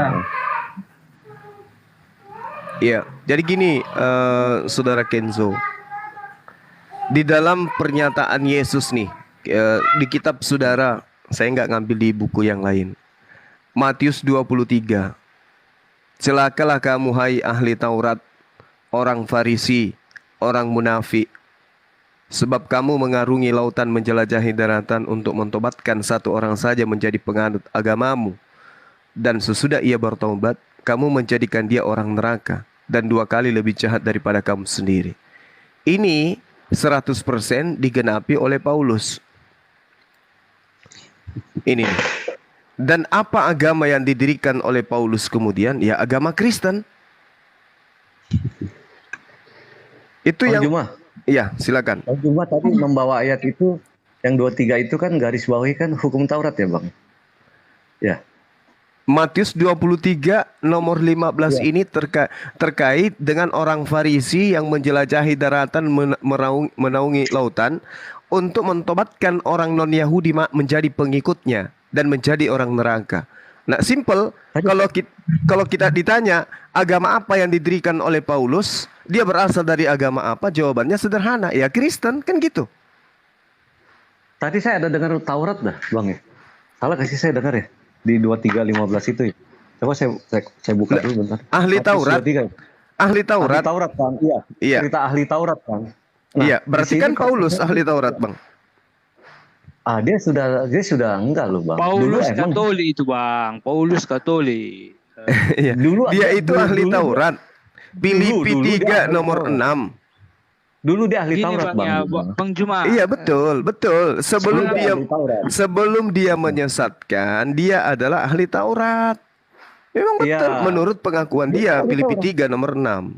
Nah sekarang kita tidak bisa memungkiri agama yang didirikan oleh Paulus itu adalah agama Kristen. Kita mau lari kemana? Nggak bisa.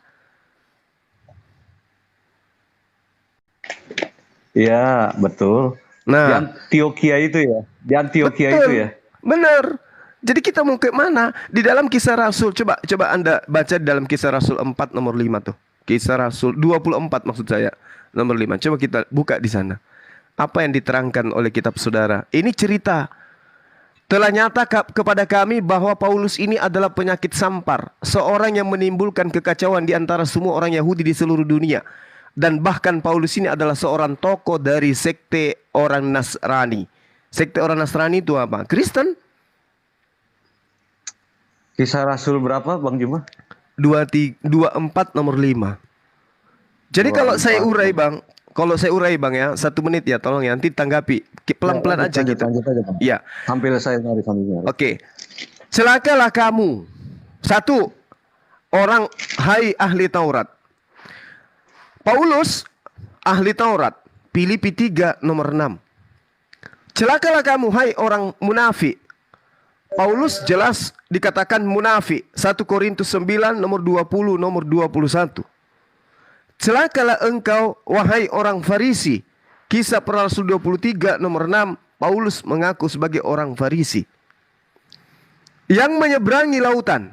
Di dalam kitab saudara Kisah Para Rasul 27 nomor 1 sampai nomor 2 dan 20 dan seterusnya, Paulus diceritakan menyeberangi lautan. Menjelajahi daratan di dalam Kisah Para Rasul 19 nomor 1 itu kemudian menjelajahi daratan. Paulus loh. Lalu dikatakan engkau mentobatkan orang masuk ke agamamu. Siapa yang ditobatkan oleh Paulus? Damarius atau Damaris di dalam Kisah Para Rasul 17.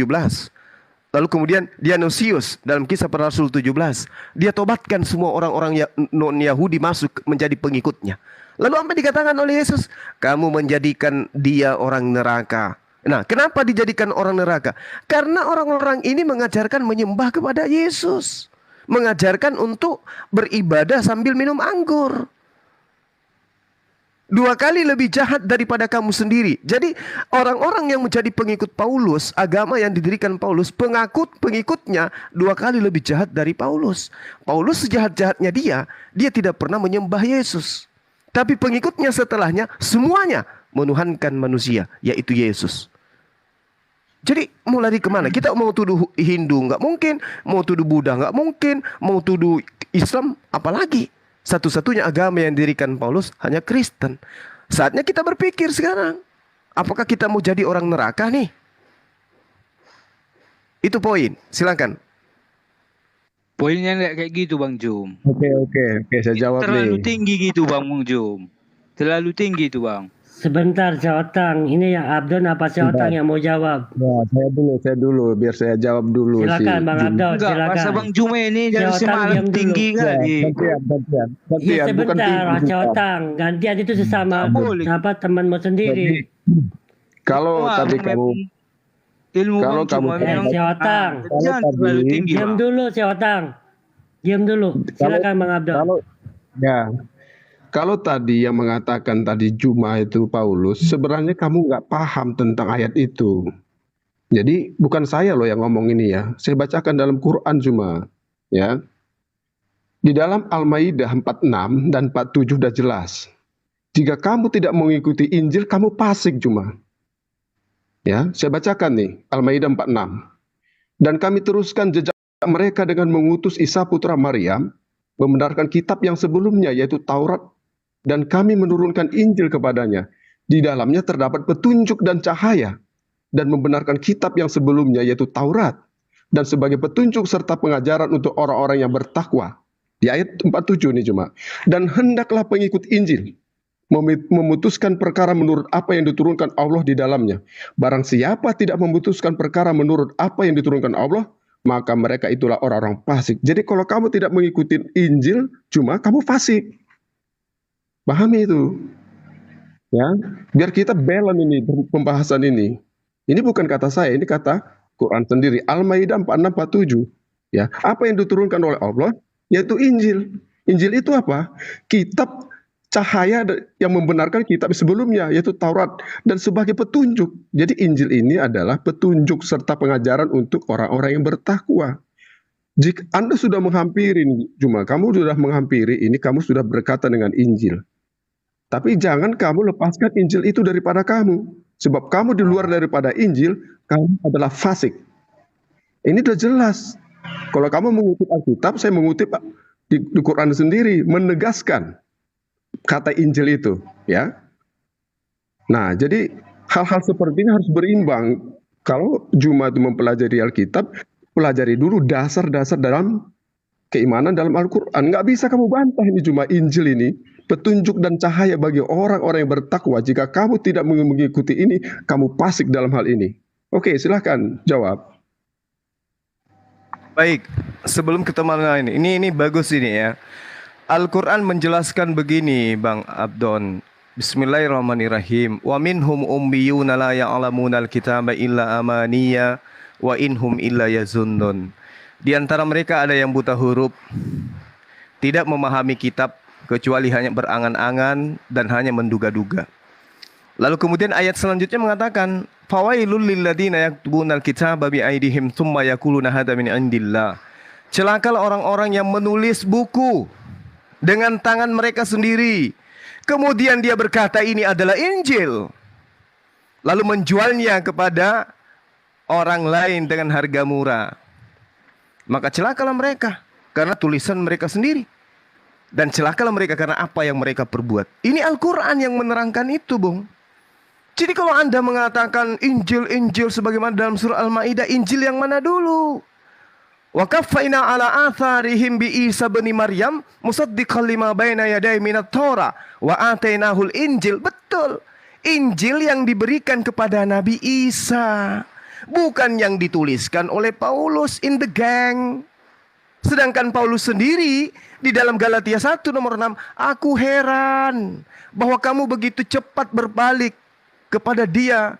Kamu lebih cepat berpaling kepada Injil yang lain dari Injil-Injil yang aku beritakan. Kamu lebih cepat berpaling kepada Injil yang lain.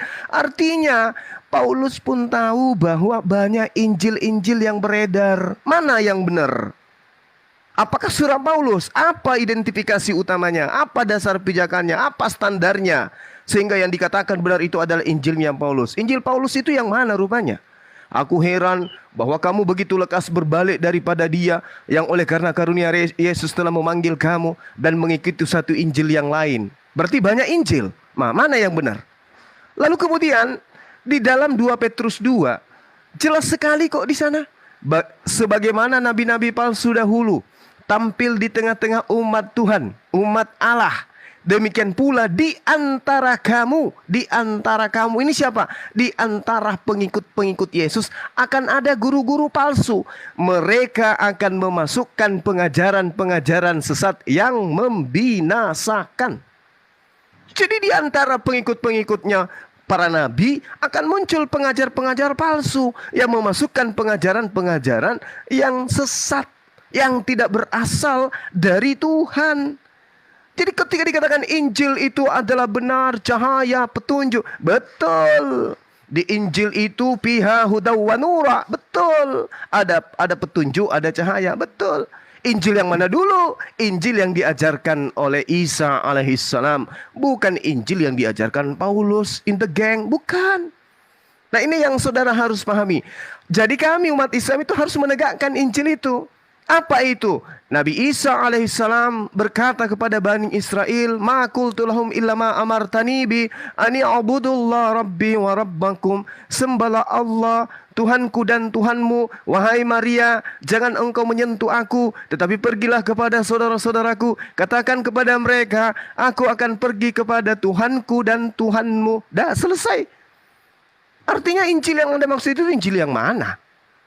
Jadi sekali lagi saya kembali kepada Matius 23 nomor 15. Paulus pendiri agama Kristen yang mengajarkan Injil yang bukan Injil yang diajarkan oleh Yesus, Nabi Isa. Silakan. Oke, makasih. Jadi kamu bersyukur juga, Juma, bahwa yang membawakan kabar berita baik ini sampai ke Arab itu adalah Paulus itu sendiri. Jadi kamu bisa baca Kisah Rasul 2 ayat 11 ya. Jadi pedoman Injil yang diajarkan setelah Yesus bangkit terangkat ke surga, yang meneruskan itu adalah murid-murid Yesus, yang salah satu gigihnya sampai ke luar negeri, sampai luar daripada daratan itu adalah Paulus sampai ke Arab. Apa kata di Alkitab ini, Kisah Para Rasul 2 ayat 11? Baik orang Yahudi maupun penganut agama Yahudi, orang Kreta dan orang Arab, kita mendengar perkataan-perkataan dalam bahasa kita sendiri tentang perbuatan-perbuatan besar yang dilakukan Allah. Oke? Di Galatia 1 ayat 17.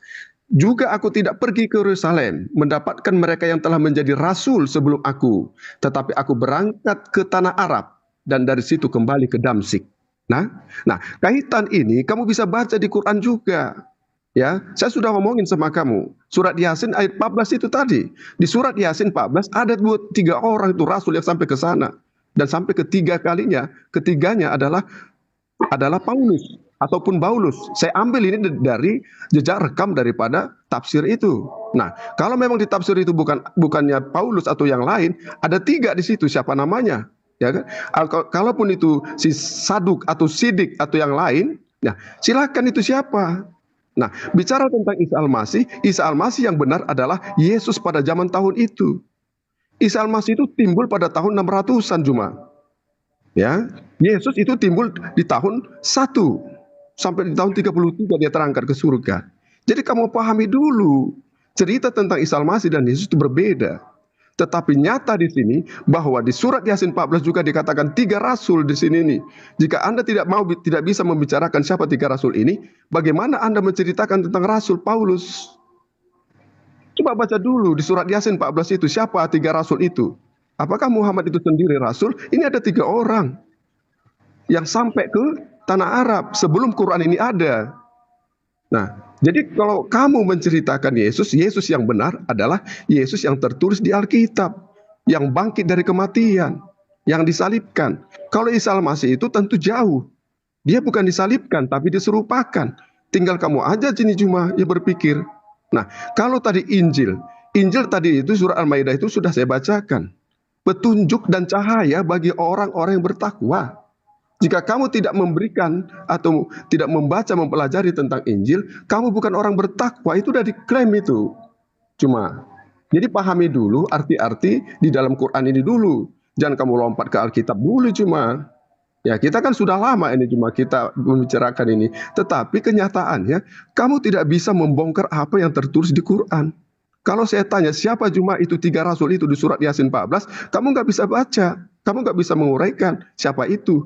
Kamu bisa menguraikan yang data-datanya ada di Alkitab, Paulus. Ya benar Paulus sampai ke tanah Arab. Saya sudah tunjukkan itu ayatnya. Silakan. Antioquia, tanah Arab, Antioquia. Anda kehilangan peluru gitu, Bung. Peluru Anda itu tumpul dan baliknya ke Anda sendiri. Ketika Anda mengatakan Paulus sampai ke Arab, kan sudah benar nubuatan Yesus, Matius 15 itu. Bahwa orang munafik, orang Farisi, ahli Taurat menjelajahi daratan. Ternyata Paulus jalan kaki sampai ke Arab. Arab itu daratan, padang gurun.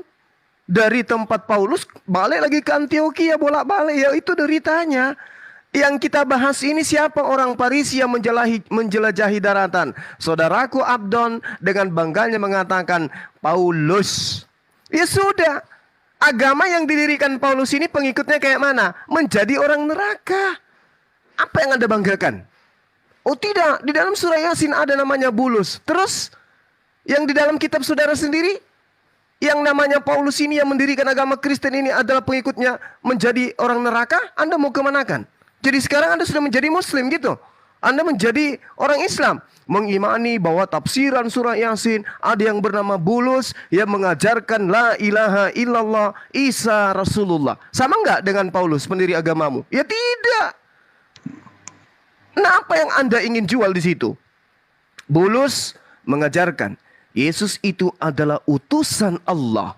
Dan Allah adalah maha suci, maha tinggi. Kami imani dengan sebutan subhanahu wa ta'ala. Hari ini saudara Abdon sudah mengakui Nabi Isa adalah Rasul alaihi salam. Dan Allah subhanahu wa ta'ala adalah pencipta langit dan bumi satu-satunya. Atau Anda hanya mencari pelampung untuk menyembunyikan identitas saudara yang adalah orang neraka menurut Yesus. Karena Paulus sendiri mengatakan di dalam pengajarannya dia Galatia 2 nomor 14, orang yang tidak bersunat adalah orang yang hidup secara kafir. Ayo, mau lari kemana lagi? Anda mau lari kemana? Anda Kristen, Anda menuhankan Yesus, Anda merasulkan Paulus. Paulus orang Farisi, menjelajahi daratan, menyeberangi lautan. Dia orang munafik. Ketika bersama orang Yahudi, ngaku Yahudi supaya memenangkan jiwa-jiwa Yahudi. Ketika bersama dengan orang Roma, ngaku orang Roma supaya memenangkan jiwa-jiwa orang Roma. Munafik dia. Dia mengatakan, jangan kau sunatkan dirimu karena Yesus tidak berguna bagimu. Timotius disunatnya. Munafik dia. Nah, inilah pembuktian Anda semakin mengukuhkan Kristen itu penghuni neraka. Sampai di Arab rupanya dia menjelajahi daratan untuk mentobatkan orang. Dan memang saudara Abdon, di tanah Arab itu ada agama Kristen dari sejak abad ketiga Masehi.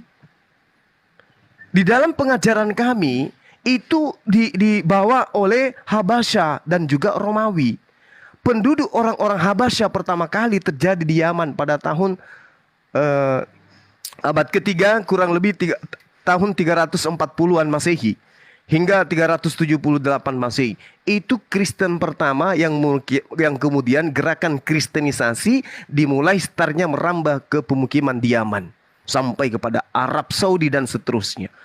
Tapi tidak kemudian menjadikan orang Arab itu menjadi Kristen menyembah Yesus. Tetap aja ditolak sampai hari ini. Itu yang perlu saudara pahami. Jadi kembali kepada tema kita, bahwa Kristen itu adalah agama yang penghuninya adalah penghuni neraka menurut Yesus. Silakan. Oke, makasih Juma. Jadi kamu terkadang tidak mengimani apa yang tertulis dalam Al-Quran, ya. Apalagi kalau kamu bicara sunat, sebenarnya nggak perlu kamu ulang-ulangi ini, ya. Kalau dalam sunat itu, ya, itu hanya perjanjian Allah dengan Abraham. Ingat, perjanjian Allah dan Abraham dan keturunannya. Emangnya kamu keturunan Abraham? Emangnya saya keturunan Abraham? Paham nggak sih namanya keturunan Abraham itu? Keturunan Abraham itu yang diakui oleh orang Yahudi. Orang komunitas Yahudi inilah yang menceritakan tentang pengajaran di dalam kitab Musa itu. Siapa itu tentang sunat? Ya, tentang Abraham. Ya.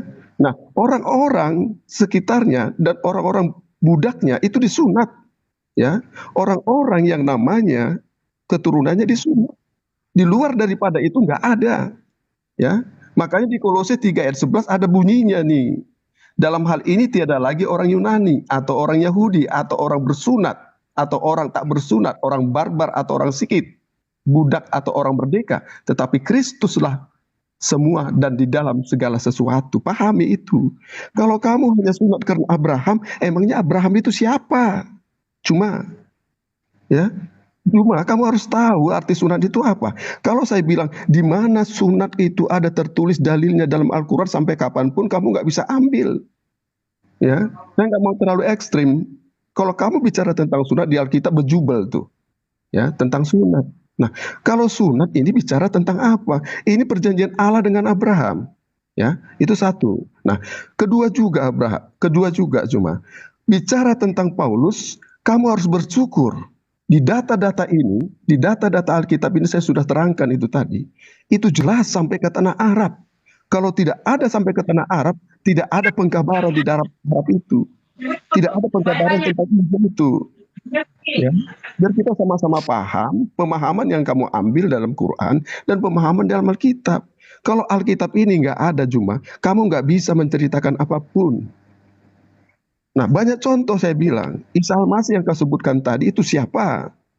Nah, kalau Isa Al-Masih kau sebutkan Yesus lahir di Bethlehem, itu satu.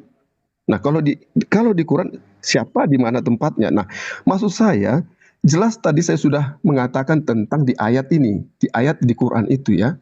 Jelas sekali, yaitu tentang Injil. Ya, kalau Injil itu cuma adalah petunjuk dan cahaya.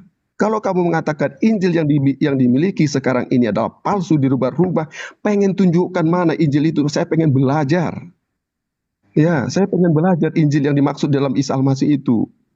Nggak ada Injil yang dimaksud dalam Isa Al-Masih itu di Quran. Jadi nyata konkretnya, faktanya, Injil yang terutama sekali ini masih dipegang oleh Kristen. Kalau ada di luar daripada Injil-Injil lain, itu udah beda itu Injil-Injilnya.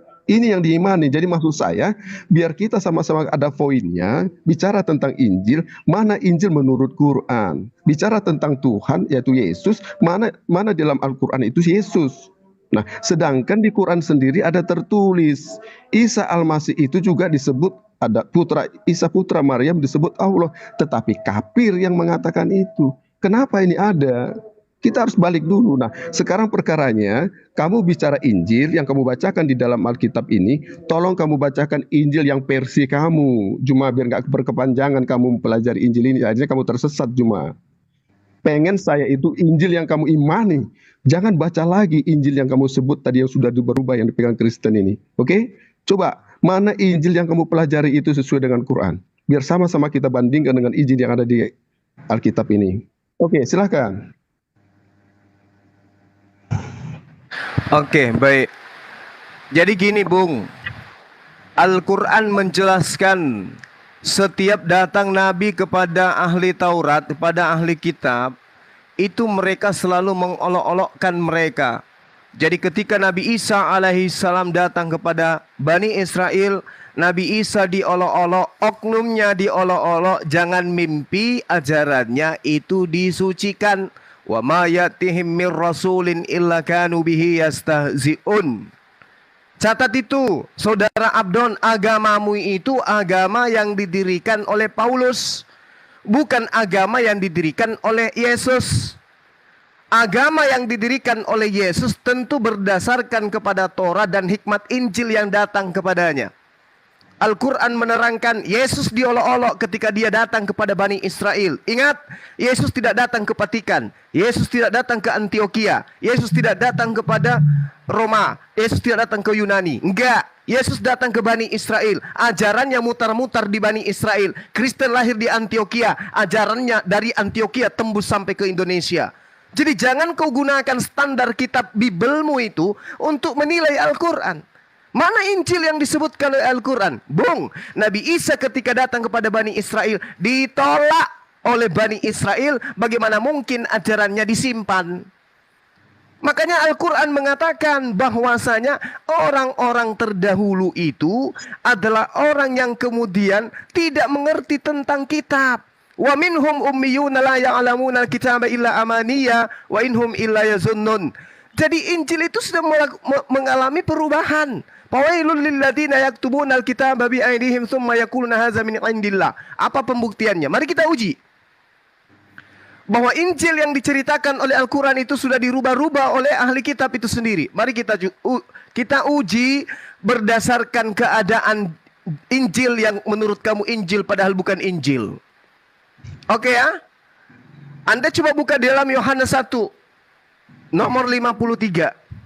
Apa yang diterangkan kemudian oleh Yesus di sana? Filipus, ikutlah denganku. Yang dipanggil di sana siapa?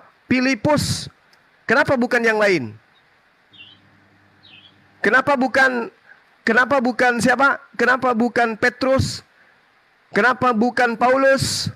Kenapa bukan yang lain? Kenapa harus Filipus yang dipanggil? Sementara sorry ya saya lupa dalilnya.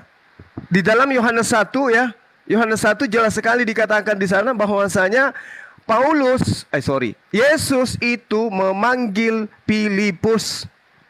Sementara di dalam Kisah Para Rasul 8 di nomor 35 jelas sekali di sana Petrus memberitakan Injil Yesus. Nah, pertanyaan saya, mana Injil Yesus yang diberitakan Filipus? Mana? Lalu kemudian yang kedua, jelas sekali dikatakan di dalam pengajaran Yesus sendiri dalam kitab Yohanes, segala firman yang engkau berikan kepadaku telah aku sampaikan kepada mereka. Mana firman itu?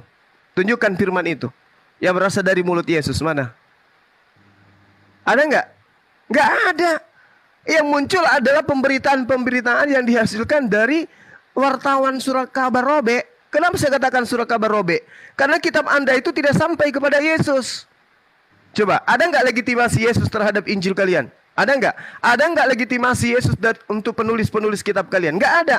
Yang ada di dalam pengajaran Yohanes 1 nomor 43, Yesus memanggil Filipus. Filipus, ikutlah denganku.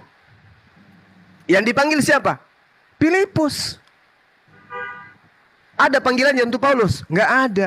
Nah, di dalam Kisah Para Rasul 8 ternyata Filipus memberitakan Injilnya Yesus. Mana Injilnya Yesus itu? Kira-kira lolos nggak di Yahudi? Nggak mungkin. Taurat saja jelas-jelas kitabnya Musa dan juga nabi-nabi itu dirubah-rubah semua oleh orang Kristen, pendahulu-pendahulu Anda. Apatah lagi kitabnya Yesus, ajarannya Yesus yang tadinya hanya utusan dirubah menjadi Tuhan. Yang tadinya korban darah hewan menjadi darah manusia. Jadi jangan Anda mengatakan, mana Injilnya yang dalam Al-Quran? Nggak ada. Injil yang diterangkan dalam Al-Quran itu sudah bercampur dengan karangan-karangan manusia. Apa buktinya? Al-Baqarah ayat 79. Fawailul lilladzina yaktubuna alkitaba bi aydihim tsumma yaquluna hadza min indillah. Celakalah orang-orang yang menulis buku dengan tangan mereka sendiri, kemudian dikatakan itu adalah Injil. Paham ya, Saudara Abdon? Silakan. Oke, jadi dari tadi kamu nggak nyambung, kamu cuma. Jadi begini, jadi kalau kamu tahu Injil, ada kitab Injil itu ada 4, mungkin kamu sudah tahu lah, saya anggap kamu itu bukan anak TK lagi ya. Injil ini ya, permulaan Injil ini adalah tentang Yesus Kristus, itu di Alkitab. Nah kalau di Quran kamu itu diturunkan kepada Isa adalah Injil. Paham itu dulu, kamu rentangkan dulu sejarahnya. Ya, jauh 600 tahun kemudian baru datang Quran ini. Cuma kamu sudah protes-protes. Nah, biar mana Injil yang benar menurut kamu ini Injil sudah dirubah di tangan manusia. Kamu malu sebenarnya ngomong itu. Kamu bisa ngomong tapi kamu nggak bisa membuktikan mana Injil itu. Kamu hoak namanya itu. Kamu hoak cuma. Bicara tentang jam, kamu tahu jam saya ada. Tapi ketika saya tanya jam yang sebenarnya kamu bilang jam saya KW. Ya contoh ini. Tapi saya tanya mana jam yang original? Mana yang ori? Kamu gak bisa tunjukkan, nyalain jam saya terus. Nah, sampai kapanpun kamu cuma, sampai 10 tahun lagi, kalau gini gayamu, kamu selalu mengutip Injil yang ada di Alkitab ini. Padahal Injil yang dimaksud dalam Quran ini, kalau kamu tidak mematuhinya, kamu orang fasik. Cuma Jelas kamu orang fasik. Ingat tuh cuma kamu orang fasik. Ya, saya sudah buktikan dengan ayat ini, dengan Al-Maidah 46 sampai 47. Dan hendaklah pengikut Injil memutuskan perkara menurut apa yang diturunkan Allah di dalamnya. Barang siapa tidak memutuskan perkara menurut apa yang diturunkan Allah, maka mereka itulah orang fasik. Kamu orang fasik sesuai dengan Quran ini cuma. Pahami itu. Nah, kalau kamu mengatakan Injil saya yang di Alkitab yang dipegang Kristen itu tidak benar, kamu sampai kapan botak pun kayak saya ini, kamu nggak bisa tunjukin itu Injil yang dimaksud ini. Padahal kamu sudah tahu, kamu kan merujuk di dalam Alkitab ini. Ya, 600 tahun itu cuma bedanya. Bacakan tolong tentang Injil ya. Bacakan tentang Injil. Injil ini kalau di Alkitab kamu bacakan ini ya. Kamu harus tahu Injil ini ya. Saya buka di Markus ya, Markus 1 ayat 1. Inilah permulaan Injil tentang Yesus Kristus, anak Allah. Itu permulaan Injil, pahami itu. Dan dituliskan yang kata kamu itu pengarang-pengarang ataupun wartawan-wartawan, gak apa-apa. Tapi faktanya ini Injil ada. Nah, Injil yang kamu maksud tadi itu yang mana cuma? Kalau kamu tidak bisa menemukan Injil yang sebenarnya kamu orang fasik cuma. Kamu terlalu banyak sudah ngomongnya. Kamu fasik. Ini surah Al-Maidah nih, ya. Surat Al-Maidah 47. Dan hendaklah pengikut Injil. Kamu bukan pengikut Injil, tapi kamu mau sok-sok mengikuti Injil, ya. Dan hendaklah pengikut Injil memutuskan perkara menurut apa yang diturunkan Allah di dalamnya. Barang siapa tidak memutuskan perkara menurut apa yang diturunkan Allah, maka mereka itulah orang-orang fasik. Ini teguran buat kamu, cuma kamu orang fasik kamu. Ya. Kalau kamu perkara itu tidak menentukan Injil yang sesuai dengan kamu itu zong. Silakan. Oke, Saudara Abdon. Ya, alhamdulillah ternyata saudara sudah mengakui Al-Qur'an ya. Tapi itu tidak kami butuhkan. Anda mengambil surah Al-Maidah ayat 47. Bismillahirrahmanirrahim. Wal yahkum ahlul Injil bima anzalallahu fihi.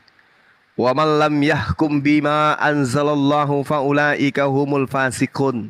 Hendaklah pengikut Injil. Injil yang dimaksud surat-surat Paulus gitu. Surat Lukas, surat Markus, surat Matius. Itu yang dimaksud Injil Al-Qur'an. Saudara Abdon.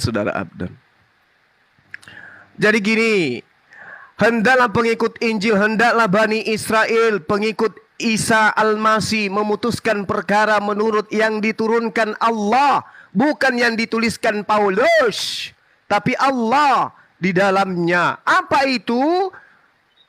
Hidup kekal itu adalah mereka mengenal Engkau satu-satunya Tuhan yang benar, Yesus utusan Allah.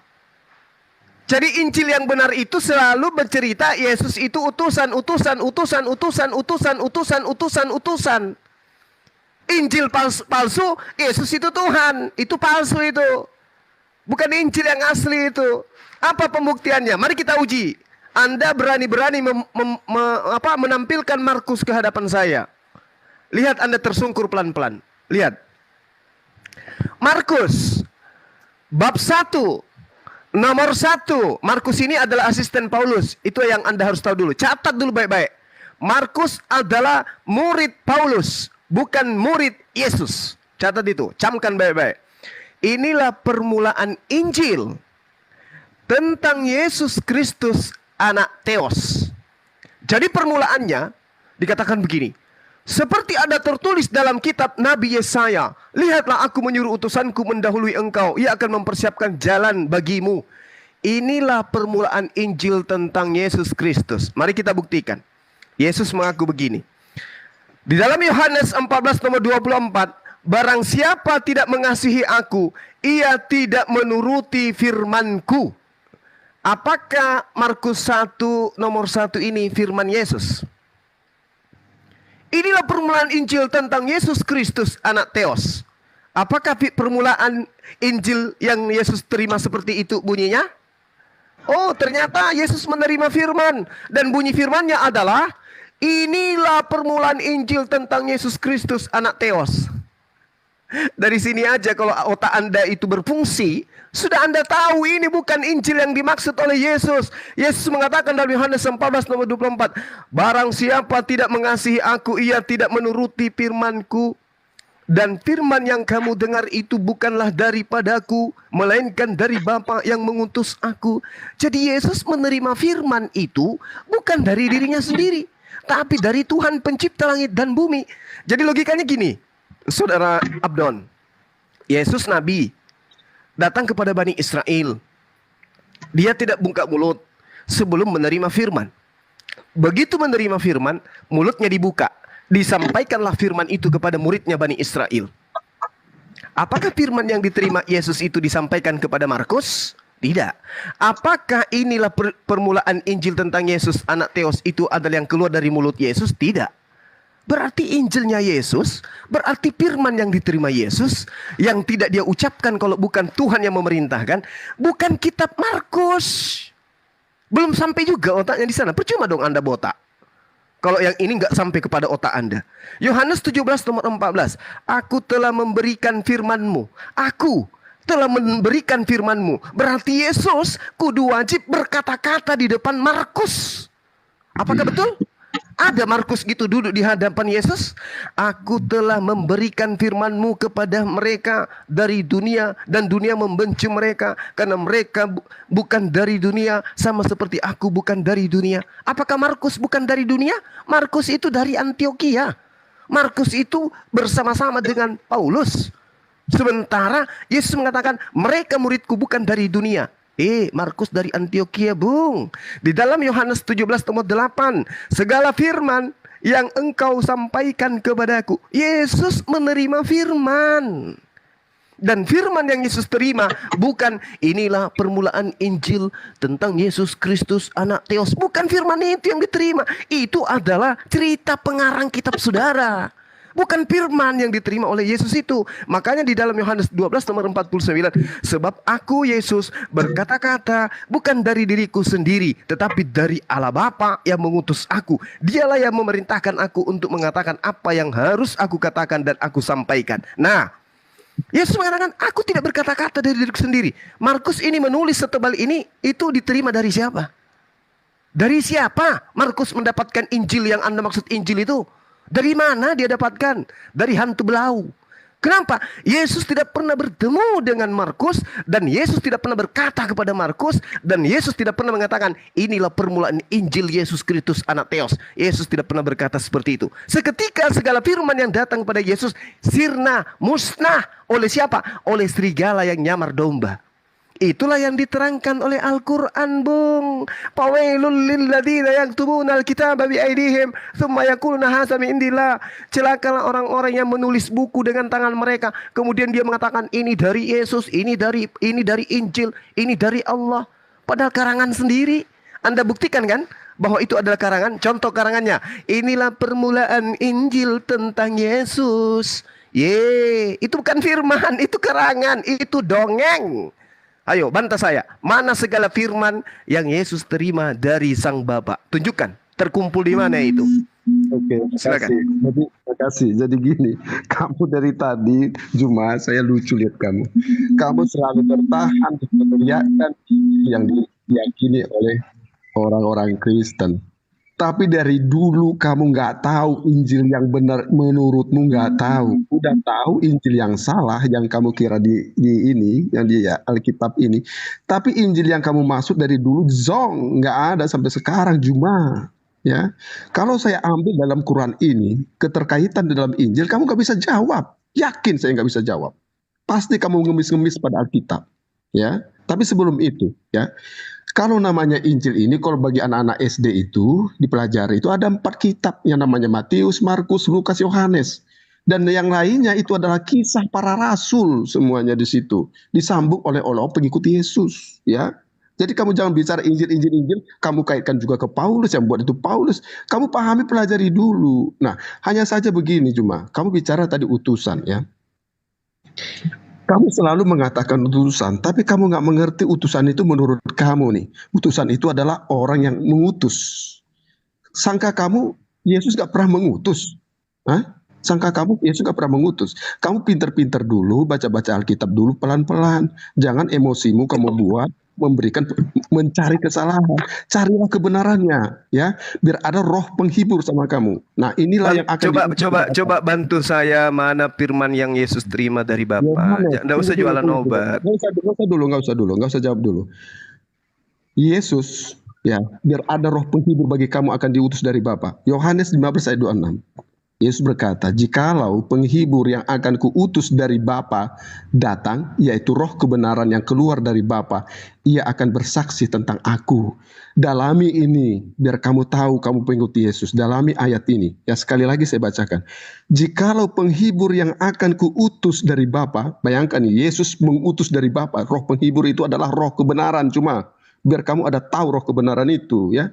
Jikalau penghibur yang akan kuutus dari Bapa datang, yaitu roh kebenaran yang keluar dari Bapa, ia akan bersaksi tentang aku. Yohanes 15:26. Bayangkan itu, Yesus sendiri yang mengutus roh kebenaran dari Bapa itu sendiri. Mampu nggak kamu? Mampu nggak siapa-siapa di sini? Mampu nggak nabi di sini? Yesus mengutus. Kalau kamu bicara mengutus, nah, ya, nah itu menggambarkan keakuan Yesus. Kamu kan sudah sering saya katakan. Ya, jika kamu percaya kepada Yesus, tentu kamu tahu siapa itu Bapa, siapa itu Allah. Kalau kamu tidak tahu, tidak percaya kepada Yesus, kamu tidak tahu Allah cuma. Nah, hal-hal seperti ini. Nah, jadi kalau saya sambung lagi Yohanes 16 ayat 7, ya. Yohanes 16 ayat 7. Namun benar yang kukatakan ini kepadamu adalah lebih berguna bagi kamu jika aku pergi, sebab jikalau aku tidak pergi, penghibur itu tidak akan datang kepadamu.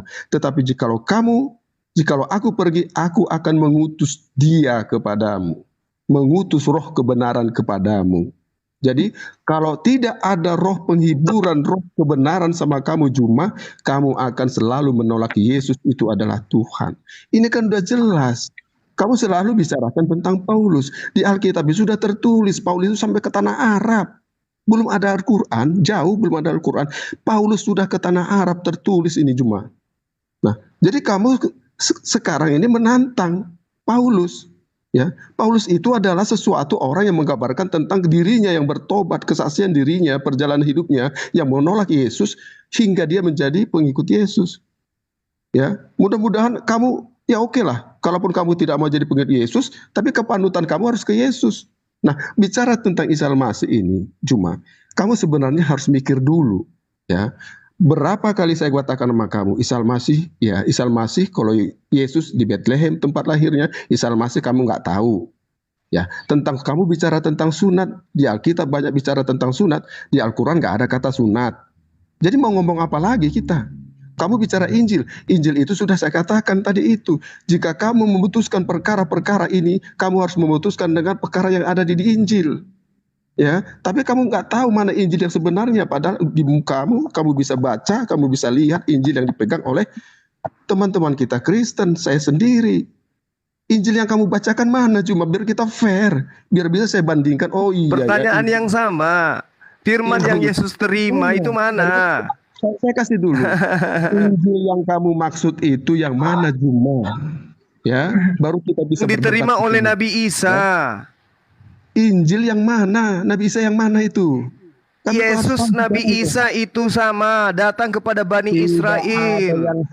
Oke, kalau tidak ada yang sama, pertanyaan saya Yohanes 17, Yohanes 12 yang tadi itu, mana pernyataan firman yang diterima oleh Yesus? Mana? Tunjukkan ke saya, mana? Tenang. Ini Injil ini sudah ada. Injil apa? Injil apa? Injil yang kamu. Injil yang mana? Injil yang mana? Kata Injil aja ambil dari Al-Quran. Injil yang mana? Ayo. Jadi Abdon, jualan obat. Kan kamu nggak tahu tentang Injil, bicara Injil. Ya udah, sekarang gini, firman yang Yesus terima dari Allah itu mana? Tunjukkan ke saya. Injil itu yang kamu pegang mana dulu, baru pegang. Loh, kok jadinya kenapa harinya Injil yang dimaksud oleh Al-Quran dijelaskan di dalam Al-Quran, ya ahlal kitabi lima talbisunal haqqa bil batil wa taktumul haqqa wa antum ta'lamun. Wahai ahli kitab, bukan Kristen ya. Wahai ahli kitab, mengapa kamu mencampur adukan kebenaran dengan kebatilan dan kamu sembunyikan kebenaran padahal kamu mengetahui. Sudah disembunyikan. Sekarang kalau dengarkan. Sekarang kalau tidak disembunyikan, tunjukkan Injil, firman-firman yang Yesus terima dari Allah Bapa itu mana? Jangan kau sembunyikan, mana? Tunjukkan ke saya, mana? Ini yang sudah dipegang ini Injil. Saya tidak tanya tentang buku karanganmu, saya nggak tanya. Saya tidak tanya tentang buku wartawan.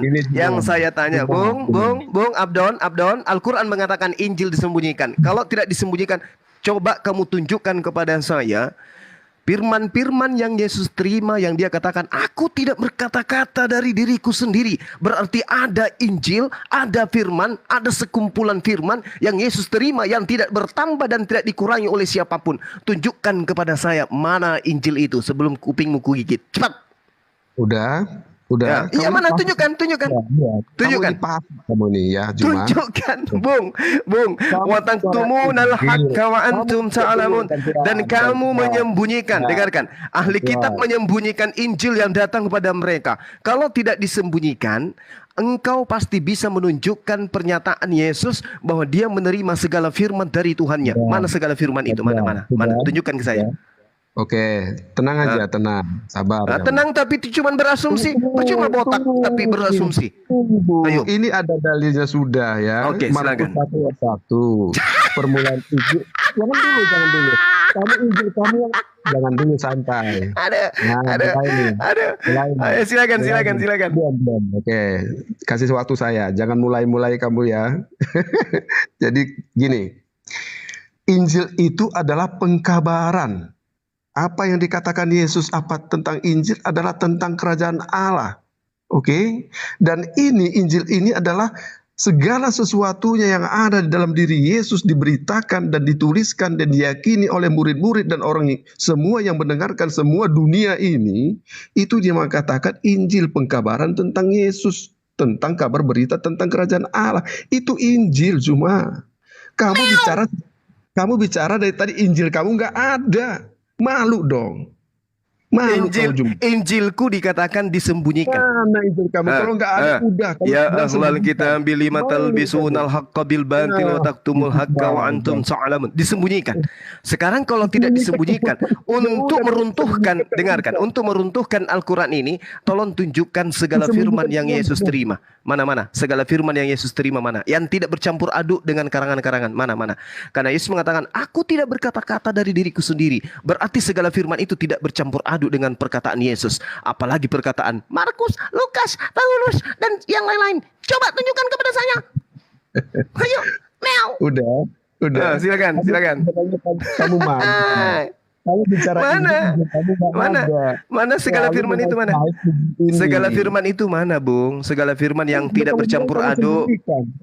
Bung, Yesus mengatakan gini, sebab aku berkata-kata bukan dari diriku sendiri. Berarti jangankan perkataan Markus masuk ke dalam pengabaran firman Tuhan yang terima Yesus, perkataan pribadi Yesus aja tidak bercampur aduk. Mana pengajaran itu mana? Mana segala firman yang tidak bercampur aduk itu mana? Ayo. Udah. Silakan. Ini sudah. Oke, jangan potong ya. Nah. Kalau kamu bicara Injil tertulis di Alkitab, contohnya nih, Markus 1 ayat 14. Sesudah Yohanes ditangkap, datanglah Yesus ke Galilea memberitakan Injil Allah. Kenapa itu Yohanes tangkap? Ya, itu karena itu pengkabaran memberitakan Injil Allah, memberitakan tentang perkataan Yesus. Tapi kamu selalu baca Injil yang ada di Kristen ini. Kamu malu cuma mana Injil kamu? Saudara Abdon, Anda tadi mohon maaf, Anda mengaku kepala Anda licin. Tapi ternyata nggak berfungsi. Dengarkan Bung. Yohanes 1 nomor 14. Sesudah Yohanes ditangkap, datanglah Yesus ke Galilea. Apakah ini firman yang diterima oleh Yesus? Begini bunyinya. Yesus mengatakan, aku tidak berkata-kata dari diriku sendiri. Berarti tidak ada pengantar. Sesudah Yohanes ditangkap, datanglah Yesus ke Galilea. Nggak ada yang kayak gitu-gitu. Itu bukan firman Tuhan. Tidak ada campur aduk dengan kata pengantar. Kata Yesus, aku tidak mencampur adukkan. Aku tidak berkata-kata dari diriku sendiri. Lah ini Markus, ini dongeng yang dicerita.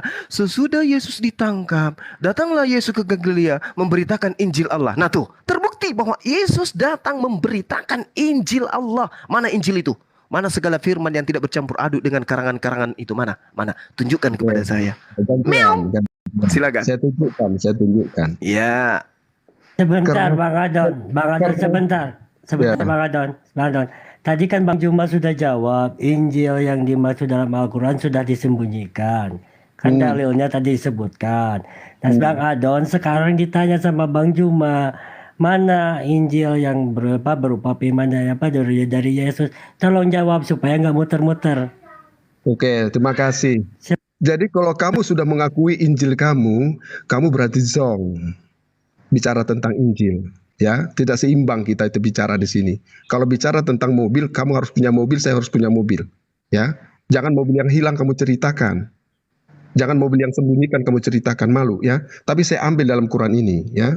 Kalau bicara kamu tentang Injil sudah dibeli di toko buku juga banyak Pak itu. Pemberitaan tentang Yesus itu adalah Injil. Pemberitaan kerja. Itu bukan pemberitaan. Jangan potong dulu. Jangan nanti saya belum selesai. Saya dengarkan tadi. Jadi kamu itu cuma orang fasik kamu ini. Orang fasik, kamu orang fasik. Sesuai dalam Quran ini. Ngaco Bang Adon, coba jawab dulu Bang Adon, jawab dulu. Tunggu dulu, jangan jawab ya. Di Al-Maidah 47, dan hendaklah pengikut Injil, kamu bukan pengikut Injil. Pahami itu, ini Quranmu ini. Dan hendaklah pengikut Injil memutuskan. Iya, pengikut Injil itu Bani Israel, bukan Kristen. Dan hendaklah pengikut Injil memutuskan perkara menurut apa yang tunggu sabar. Jangan potong dulu ya. Jangan kamu tutupin kemaluanmu ya. Dan hendaklah pengikut Injil. Injil yang mana? Injil perkara yang mana? Menurut apa yang diturunkan? Kan Injil kamu disembunyikan. Injil yang mana? Injil yang mana yang dimaksud? Tunggu dulu saya bacakan ya. Dan hendaklah pengikut Injil, nah saya pengikut Injil nih, memutuskan perkara menurut apa yang diturunkan Allah. Tunggu dulu, jangan dipotong-potong. Lucu Saudara Abdon ini, lucu. Anda nggak bisa, percuma habiskan waktu. Begini. Waliyahkum ahlul Injil. Ahlul Injil ini siapa Ahlul Injil? Pengikut Injil menurut Al-Quran. Sudah, jangan potong ya. Iya, Ahlul Injil ini siapa? Jawab dulu. Tunggu dulu. Jangan potong, saya jawab. Nah, pengikut Injil itu sesuai dalam Al-Quran ini adalah pengikut Isa Al-Masih. Oke, kamu bukan pengikut Isa Al-Masih. Apakah tunggu dulu. Apakah Injil? Dengarkan. Pengikut Injil itu adalah sebuah kitab yang diturunkan dari Allah. Apakah Anda mengakui bahwa Allah itu yang berfirman di dalam Bible? Sudah. Saya tanya, apakah Allah yang berfirman di dalam Bible Anda? Kamu nggak paham tentang Injil karena udah disembunyikan. Kamu atau saya? Nggak paham. Ini ayatnya ini. Waliyahkum ahlul injili bima anzalallah. Anzalallahu fihi. Yang diwahyukan Allah kepadanya. Nah sekarang saya tanya, apakah Anda mengakui bahwa Allah Subhanahu wa Ta'ala yang berfirman di dalam kitab kanonik? Sudah. Saya jawab ya. Jawab dulu. Ya, apakah Anda mengakui bahwa Allah Subhanahu wa Ta'ala yang berfirman di dalam Injil kanonik? Iya. Iya. Dengarkan saudara-saudara. Allah Subhanahu wa Ta'ala yang berfirman kepada Markus. Oke, lanjut. Masya Allah. Hancur ini. Dari Quranmu ya. Dan kami teruskan jejak mereka dengan mengutus Isa putra Maryam, ya, membenarkan kitab yang sebelumnya. Sebelum Quran, ya, ada kitab Injil namanya. Tapi salahnya kamu sembunyikan, ya, yaitu Taurat. Dan kami menurunkan Injil kepadanya. Kami menurunkan Injil kepadanya, bukan kepada Quran nih, kepadanya. Nya itu orang, ya. Nah. Di dalamnya terdapat petunjuk, ya. Di dalamnya berarti dalam buku itu terdapat petunjuk dan cahaya dan membenarkan kitab yang sebelumnya. Apa yang sebelumnya itu sebelum Injil adalah Taurat, ya. Dan sebagai petunjuk serta pengajaran untuk orang-orang yang bertakwa. Ya, untuk orang-orang bertakwa. Di ayat 47-nya, kalau kamu tidak mengikuti Injil cuma kamu adalah orang fasik. Saya bacakan ini. Dan hendaklah pengikut Injil memutuskan perkara menurut apa yang diturunkan Allah di dalamnya. Barang siapa tidak memutuskan perkara menurut apa yang diturunkan Allah, maka mereka itulah orang-orang fasik. Kamu jangan ingkari ini Quran, tapi sayangnya kamu sembunyikan itu Quran, apa itu Injil itu nggak tahu kemana. Tapi yang nyata ini faktanya ada, kamu tidak percayai. Berarti kamu orang fasik.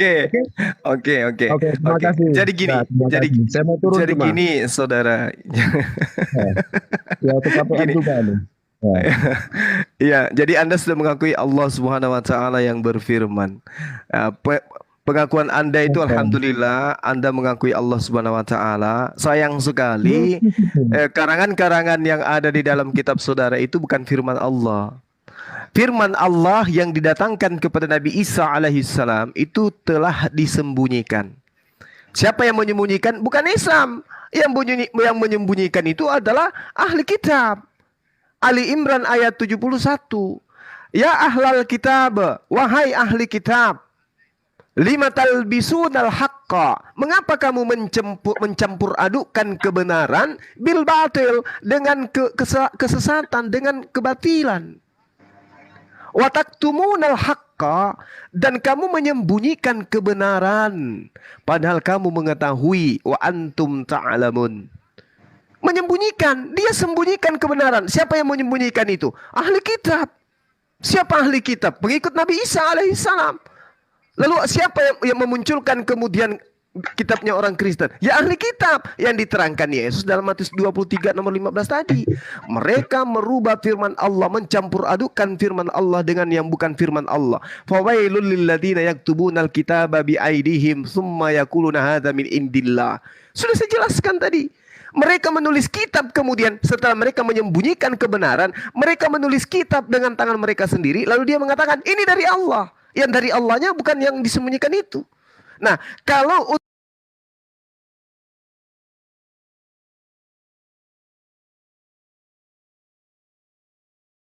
untuk menguji Al-Quran yang diterangkan oleh Al-Quran bahwa mereka menyembunyikan Al-Quran, mari kita uji di dalam pengabaran kitab yang Anda pegang. Di situ Yesus mengaku, sebab aku tidak berkata-kata dari diriku sendiri. Apa yang aku katakan adalah apa yang diperintahkan oleh Bapa untuk aku katakan dan aku sampaikan. Artinya ada pengajaran Yesus yang 100% tidak bercampur aduk dengan perkataannya sendiri. Apalagi bercampur aduk dengan perkataan pengarang-pengarang di luar dirinya. Layaknya Al-Quran. Al-Quran itu tidak bercampur aduk dengan hadits, di mana hadits adalah perkataan Rasulullah dari dirinya sendiri. Al-Quran adalah firman Allah yang diterima oleh Rasulullah, yang tidak bercampur aduk dengan bahasa manapun, dengan perkataan siapapun, termasuk dengan perkataannya. Pertanyaan saya, mana pengajaran firman Tuhan yang diterima oleh Yesus yang tidak bercampur aduk dengan perkataan pribadinya? Mana itu? Anda menunjukkan Markus, nyata di sana dikatakan sesudah Yohanes ditangkap, datanglah Yesus ke Galilea. Apakah itu adalah firman yang Yesus terima dari Tuhan? Sudah pasti bukan. Apakah itu karangan Markus? Yes, itu karangan Markus. Berarti Injil yang diterima Nabi Isa bukan Markus, bukan Matius, bukan Yohanes, bukan Petrus, bukan surah-surah Paulus. Saatnya Anda bertobat. Oke, sudah. Ya, lambaikan tangan ke kamera, Saudara Abdon, kalau sudah nggak kuat. Jadi kamu Juma, dari dulu nih, kita udah lama Juma, kamu selalu bicara tentang Injil yang benar adalah yang dipegang oleh kitab. Itu acuanmu, itu rujukanmu. Tapi sayangnya, untuk memperbandingkan, bicara tentang jam yang kamu pakai, ori atau asli, kamu nggak ada jamnya di sini, kamu nggak ada Injilnya. Ya, sudah jelas-jelas kamu bicara juga tentang Isa Al-Masih, ya. Bicara tentang Isa Al-Masih berarti bicara tentang Injil lah. Nah, kalau kamu supaya bisa mengerti tentang Injil yang benar, tapi sayangnya kamu sudah mengakui Injil yang itu disembunyikan. Padahal Injil, kitab Taurat dan kitab sebelumnya itu Injil dan Taurat, itu nggak disembunyikan. Faktanya masih ada di dunia ini. Terus kalau saya tanya Injil itu disembunyikan oleh siapa? Cuma malu kan kamu mengatakan disembunyikan. Emang bisa kitab yang turun dari Allah itu bisa disembunyikan orang? Nggak bisa, cuma fakta kebenaran adalah fakta kebenaran. Nah, makanya ada Injil-Injil lain yang berkata di dalam Alkitab ini, ada Injil lain dan ada Yesus yang lain. Paham itu? Siapa Injil yang lain? Ya kamu. menurut kamu. Tapi Injil yang benar adalah Injil yang dipegang oleh iman Kristen. Kalau kamu bicara Nasrani, iman Nasrani. Cuma apa yang diajarkan tentang pengajaran Injil sini adalah pengajaran Yesus. Injil itu bukan firman diturunkan kepada Lukas, Markus, bukan. Injil itu adalah perkataan Yesus, cuma. Paham nggak kamu? Adanya Injil ini karena adanya Yesus di dunia ini. Kalau Yesus tidak ada, tentang pembaruan, tentang penggenapan semua kitab Taurat, ini nggak terjadi, cuma. Kamu pahami itu. Masa sih saya capek saya nerangin sama kamu? Injil yang Saudara, Injil yang dimaksud Abdon adalah perkataan Yesus. Ini yang saya minta. Mana Injil yang keluar dari mulut Yesus? Mana? Itu yang dituliskan dan apa yang diperkatakan di situ. Enggak mungkin. Yesus mengatakan di dalam Yohanes 12 nomor 49, aku berkata-kata bukan dari diriku sendiri. Markus berkata-kata dari mana? Sudah jauh, teruskan aja dulu kamu. Al-Quran mengatakan Bismillahirrahmanirrahim, wa ma qadarullahu haqqa qadarihi idh qalu ma anzalallahu ala basharin min syai' qul man anzalal kitaba alladhi naja'a bihi Musa nuran wa hudan linnas taj'alunahu qaratis tubdunaha wa tukhfuna katsira wa ullimtum ma lam ta'lamu antum wala aba'ukum Kulillah Thumma zarhum fi khawdihim yal'abun. Jadi katakan gini, mereka tidak mengagungkan Allah sebagaimana mestinya ketika mereka berkata Allah tidak menurunkan sesuatu apapun kepada manusia. Kul, katakan kepada mereka wahai Nabi Muhammad, siapakah yang menurunkan kitab Torah? Siapakah yang menurunkan kitab Injil? Siapakah yang menurunkan Zabur? Yang adalah merupakan cahaya kepada para nabi, di antaranya Nabi Musa alaihissalam, yang menjadi petunjuk bagi manusia. Kamu jadikan kitab-kitab itu lembaran-lembaran kertas yang bercerai-berai. Kau perlihatkan sebagiannya dan banyak yang kamu sembunyikan. Banyak yang kamu sembunyikan. Nah sekarang kalau tidak percaya, coba kamu lihat kitab Markus. Ada tinta merah, ada tinta hitam. Sedikit lagi, sebentar lagi, mungkin 100 tahun ke depan ada tinta ungu. Tinta ungu itu adalah perkataan Abdon. Jadi saudara Abdon, Al-Quran mengatakan sebagian engkau sembunyikan. Al-Quran mengatakan itu sangat akurat. Nah, Anda mengatakan saya menggunakan jam tangan, tapi yang ditunjukkan kemudian oleh Bang Suma adalah jam tangan palsu. Lah kayak mana? Yang aslinya sudah disembunyikan. Tentu yang muncul ini bukan lagi ori. Ayo. Nah kalau Anda mengatakan ini masih asli, tapi kok bercampur aduk dengan perkataan Markus? Campur aduk dengan perkataan pengarang kitab saudara. Sementara Yesus mengatakan segala firman, aku tidak berkata-kata dari diriku sendiri. Aku menyampaikan apa yang diperintahkan untuk aku katakan dan aku sampaikan. Pertanyaan orang cerdas, mana segala firman yang Yesus terima yang tidak bercampur aduk dengan karangan-karangan penulis kitab saudara? Mana? Tunjukkan sekarang. Oke, udah ya. Nanti saya tunjukkan ya. Tapi gantian nanti kamu tunjukkan juga ya. Kamu nggak mengerti. Kamu nggak mengerti tentang ini. Jangan ketawa dulu. Saya tadi hargai kamu tadi ngomong. Oke, saya mute biar saya bisa puas ketawa. Tunggu dulu, ya sabar, santai ya. Kamu tidak paham apa-apa. Kamu dari tadi ngomongin Injil yang dituliskan ini dan kamu bacakan dan selalu kamu bacakan, oke? Yang kamu bacakan kitab para rasul lah, Yohanes, Markus. Kamu sebenarnya malu cuma. Kamu sudah jelas, kamu orang fasik cuma. Kamu orang fasik. Kalau kamu memperkarakan tentang Injil, di surat Al-Maidah itu tadi, ayat 47 sudah jelas. Dan hendaklah pengikut Injil memutuskan perkara menurut apa yang diturunkan Allah di dalamnya. Barang siapa tidak memutuskan perkara menurut apa yang diturunkan Allah, maka mereka itulah orang-orang fasik. Pahami itu, cuma kamu menantang Qur'anmu sendiri. Kamu mau mempermasalahkan, ya, mengutak-atik tentang Injil. Padahal Injil yang ditulis di surat Al-Maidah 47 ini, kamu sudah dikatakan orang fasik. Kamu bukan pengikut Injil cuma, ya. Kamu bukan pengikut Isa Al-Masih. Pahami itu. Kamu nggak ngerti-ngerti diomongin. Giliran saya tanya, mana Injil yang kamu pahami itu, kamu bilang sembunyikan. Kalau disembunyikan berarti kamu zong cuma. Jangan bicara tentang jam kalau kamu tidak ada jam. Jangan bicara tentang mobil kalau kamu tidak punya mobil. Saya punya mobil, kamu cuma ngayal-ngayal. Nggak bisa. Nah, buktikan sekarang supaya mana perbedaan Injil yang kamu maksud dalam Quran ini. Mana? Baru kita enak ngobrolnya. Kamu ini tong kosong nyaring bunyinya gini cuma. Mau mengotak-atik kamu bukan pikir Injil. Paham itu. 40 menit loh saya tertawa tanpa henti. Begini saudara Abdon, Al-Quran mengatakan, dengarkan. Ya ahlal kitab, lima talbisunal haqqa bil batil. Mengapa engkau mencampur adukkan kebenaran dan batil? Berarti ada sebuah kitab yang bercampur aduk antara kebenaran dan kebatilan di dalam. Itu makanya saya ngutip kitab saudara. Lalu kemudian dikatakan, dan kamu menyembunyikan kebenaran. Wa taktumul haqqa. Kamu menyembunyikan kebenaran. Nah sekarang kalau ayat ini salah, engkau pasti bisa menunjukkan segala firman yang Yesus terima dari Tuhan. Kalau ini salah, tapi sayang kamu tidak bisa tunjukkan.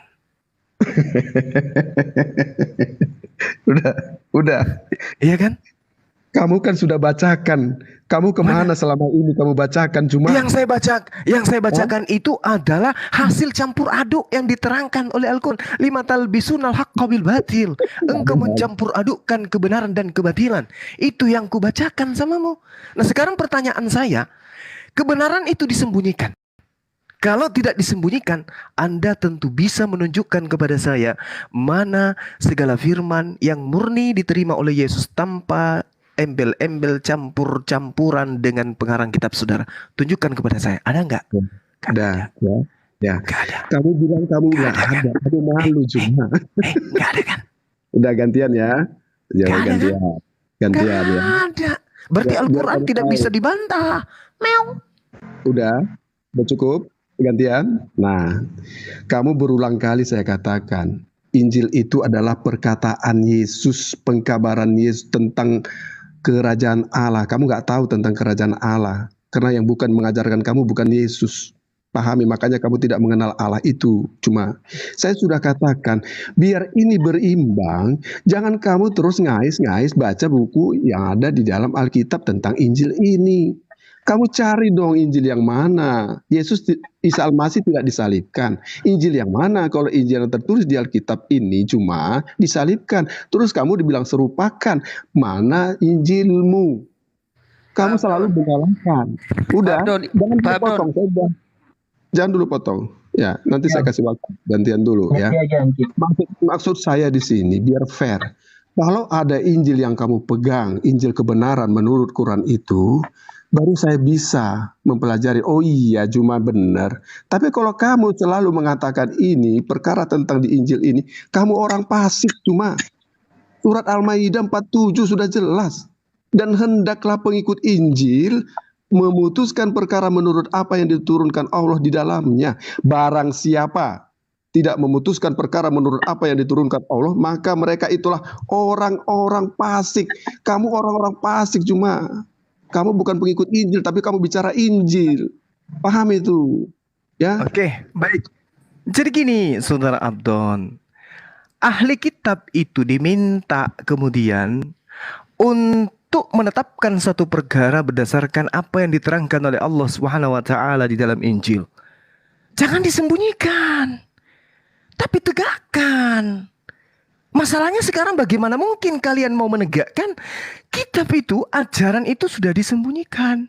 Kalau tidak disembunyikan, Saudara Abdon tentu bisa menunjukkan data-data segala firman yang Yesus terima dari Allah Bapa. Mana? Mana tunjukkan ke saya, ada nggak? Tunjukkan dulu ajaran yang murni itu, baru tegakkan. Jangan kau minta tegakkan sementara ahli kitab menyembunyikan. Jangan kau minta ditegakkan sementara ahli kitab mencampur adukkan. Sekarang mana? Yang murni yang diterima oleh Nabi Isa alaihissalam itu mana? Karena Al-Quran mengatakan pengikutnya ahli kitab mencampur adukkan dan menyembunyikan kebenaran. Nah, kalau saudara bisa menampilkan dan tidak mencampur adukan, ini loh kitab yang murni semuanya tinta merah tanpa tinta hitam, maka Al-Quran batal. Tapi Anda tak mampu menunjukkan itu. Gimana? Ayo saudaraku, mari kita jujur terhadap kebenaran. Apakah Al-Quran ngarang bebas? Atau memang fakta orang Kristen sedunia, meskipun mereka kemudian lakinya menggunakan rok semuanya serentak, tidak akan mampu menunjukkan segala firman yang Yesus terima dari Allah Bapa tanpa campur tangan dari mulut Yesus. Maksud saya tanpa campur tangan dengan karangan Yesus, apalagi karangan-karangan orang Romawi yang tidak jelas itu. Jawab saya, tunjukkan kitab itu, silakan. Ya, kamu dari tadi tunjukkan kitab itu. Kamu sudah bacakan itu, ya. Kalau nggak ada ini, kamu nggak tahu bicara Injil cuma. Kok bilang quwata illa billah. Yang namanya Injil itu adalah perkataan Yesus mengabarkan tentang kerajaan Allah, ya, tentang hukum-hukum. Itu dituliskan oleh murid-muridnya, dituliskan oleh orang. Tahu nggak Injil ini dituliskan oleh orang-orang, ya. Pada waktu yang sama Yesus ada di situ. Kamu kan enggak cuma 600 tahun kemudian kamu bicara Injil. Kamu bicara dengan siapa? Kalau Yesus berhadapan dengan orang-orang ahli agama, ahli Taurat. Ya, ahli Taurat di situ berhadapan dengan Yesus. Nah, sekarang kamu mengatakan Injil yang dikabarkan oleh Yesus itu salah. Itu enggak jelas. Nah, lalu kamu bilang juga di mana Bapa memfirmankan Yesus. Kamu malu pertanyaan kamu. Kalau saya balik lagi. Tunggu dulu, ini ada yang ini yang noise nih. Ya. Kalau sambil saya jogging, balik, sambil jogging bang, sambil jogging. Ya. Iya, jadi kamu jogging kamu juga, kamu nggak bicara tentang Injil kan? Nah, tapi gini, kamu sebenarnya malu cuma dari dulu kamu mengabarkan Injil, tapi jelas kamu bukan pengikut Injil. Al-Maidah tadi saya ucapkan sama kamu orang fasik. Kamu nggak bisa nunjukin Injil. Udah Bang Adon. Itu udah kali Bang Adon sudah diucapkan 7 kali. Saya rasa ganti jawabannya. Jangan diputus. Allahu Akbar, enak juga sambil jogging. Bukan, itu udah 7 kali ya. Jangan dipotong-potong, biarin. Ya, ini udah jelas. Ini bicara Injil ya, bicara Injil ya. Dan hendaklah ini jelas nih, pakai ayat nih. Al-Maidah 47. Dan hendaklah pengikut Injil memutuskan perkara menurut apa yang diturunkan Allah di dalamnya. Barang siapa tidak memutuskan perkara menurut apa yang diturunkan Allah, maka mereka itulah orang-orang fasik. Tahu nggak Pak? Itu saya ambil itu. Nah, jadi kalau kamu bisa menunjukkan Injil yang sebenarnya menurut Isa Al-Masih itu, baru kamu paham, ya. Al-Quran yang mengatakan. Sebentar lagi. Okay, jadi jangan tong kosong nyaring bunyinya. Kamu berkuar-kuar. Padahal Injil yang kamu maksud kitabnya nggak ada. Yang mana cuma, ya? Iya. Capek kamu itu. Saya tanya dulu, Saudara Abdon, ahli kitab itu saya atau Anda? Nah, ahli kitab itu menurut kamu siapa di Al-Quranmu? Siapa? Ahli kitab itu orang Yahudi, siapa? Bung. Ahli kitab itu orang Yahudi. Yahudi mana? Ya, jadi yang Yahudi mana? Tunjukkan dulu. Ahli kitab itu adalah orang Yahudi, Bani Israel, yang datang kepada mereka banyak kitab. Siapa orang yang ahli kitab? Paulus itu orang mana? Kalau kamu sering itu? Nggak tahu, kita nggak tahu siapa bapaknya, siapa emaknya, kita nggak tahu. Ahli kitab dong.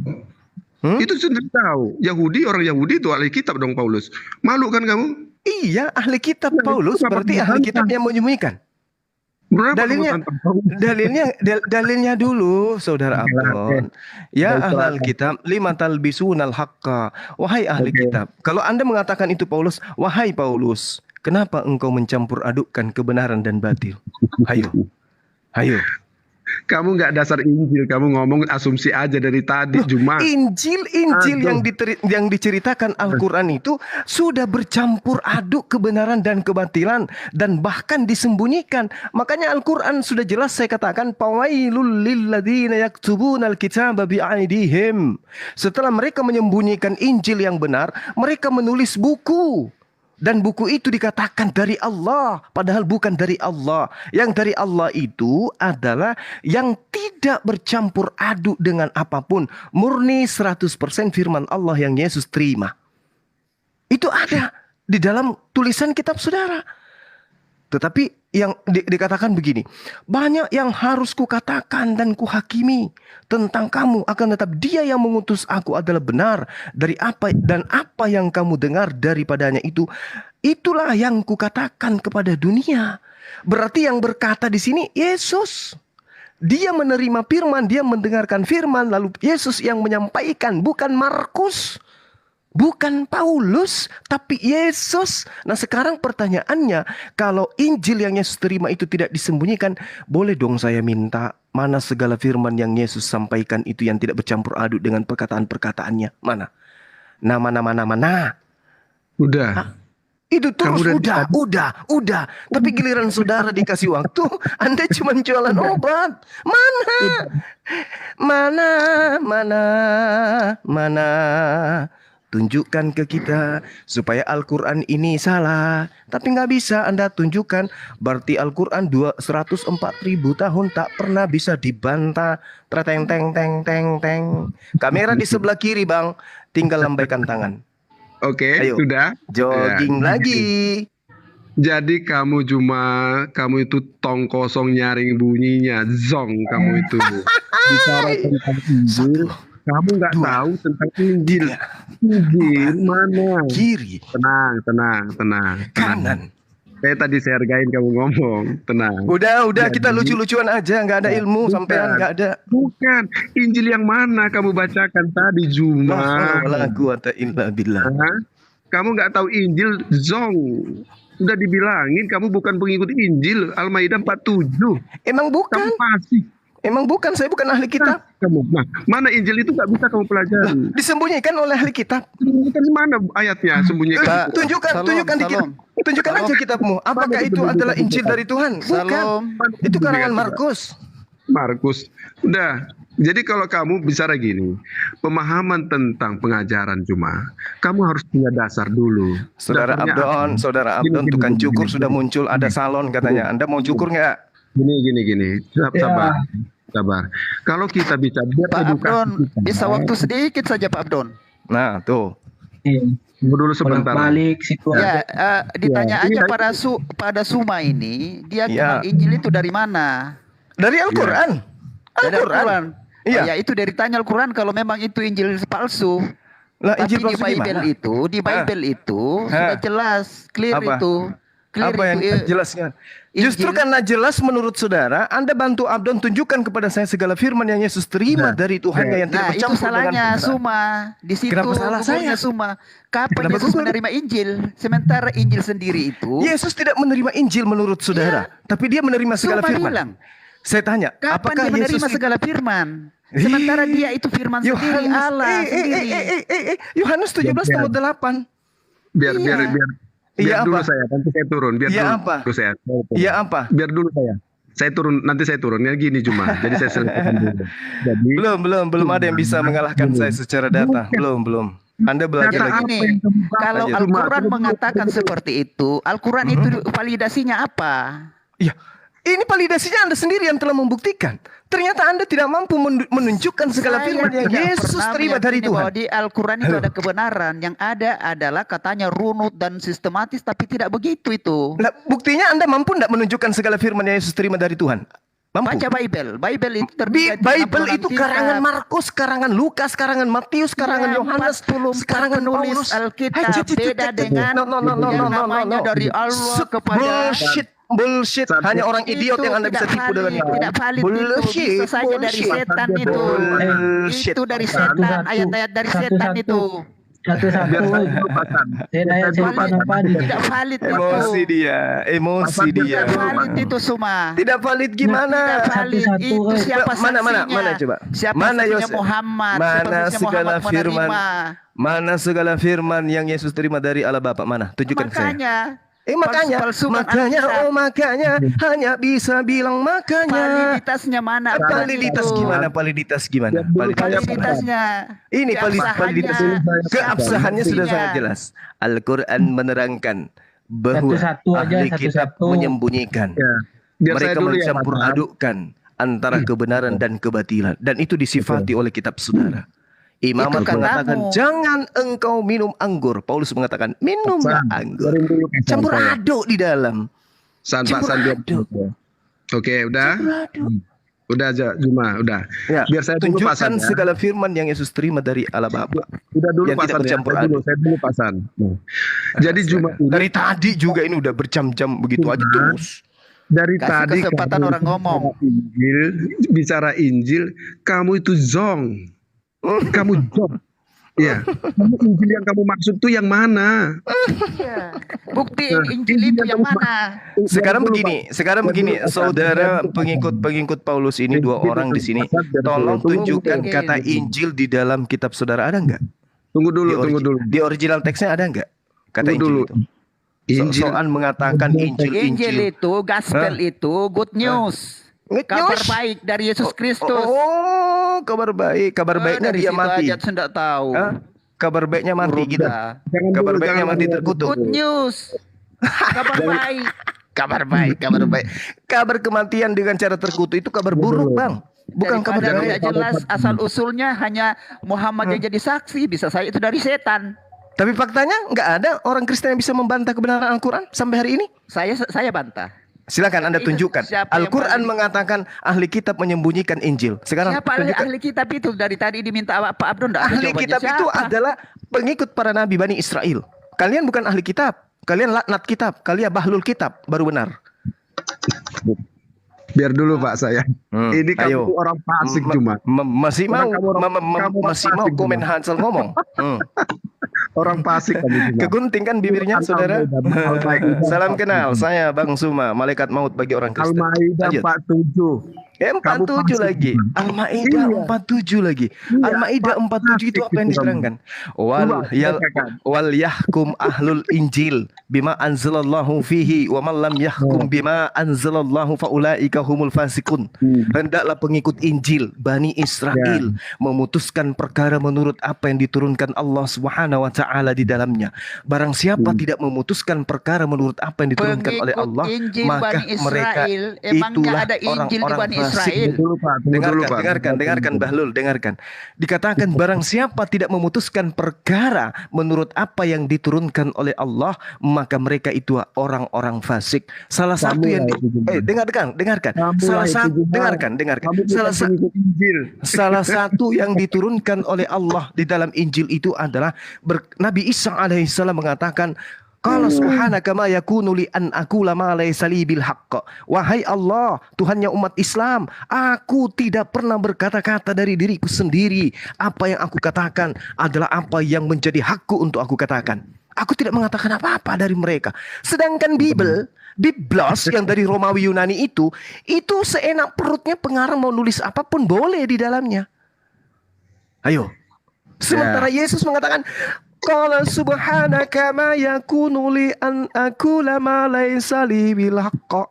Saya tidak mengatakan sesuatu yang bukan hakku untuk aku katakan. Markus nulis seenak perutnya. Paulus nulis enak perutnya. Yesus tidak berkata-kata. Nabi Isa nggak berkata-kata dari dirinya sendiri. Maksudnya apa? Tidak berkata-kata dari dirinya sendiri. Maksudnya apa itu, Suma? Maksudnya dia tidak ngarang bebas, yang disampaikan adalah wahyu. Itu artinya adanya kesatuan. Beda dengan kalau dia ingin minta diturunin ayat. Kesatuan apa? Kesatuan apa? Kesatuan Yesus dengan Bapa. Tunggu Pak. Terjawab itu ya, jangan diulang-ulang itu semua. Kesatuan apa? Udah Pak San, biar saya kesatuan dulu Pak apa? Kesatuan wujud gitu. Jadi pada saat Abdon Hasan bicara Injil, ditanya Injil yang mana? Justru Anda mendapatkan kata Injil itu dari Al-Quran. Bung. Anda mendapatkan kata Injil. Bung, Anda mendapatkan kata Injil itu nanti di Al-Quran. Paham? Biarkan dulu kami Pak San ya. Bagaimana ceritanya? Waktunya berbeda, baru waktunya berbeda gimana? Tunjukkan kata Injil. Terbalik itu semua.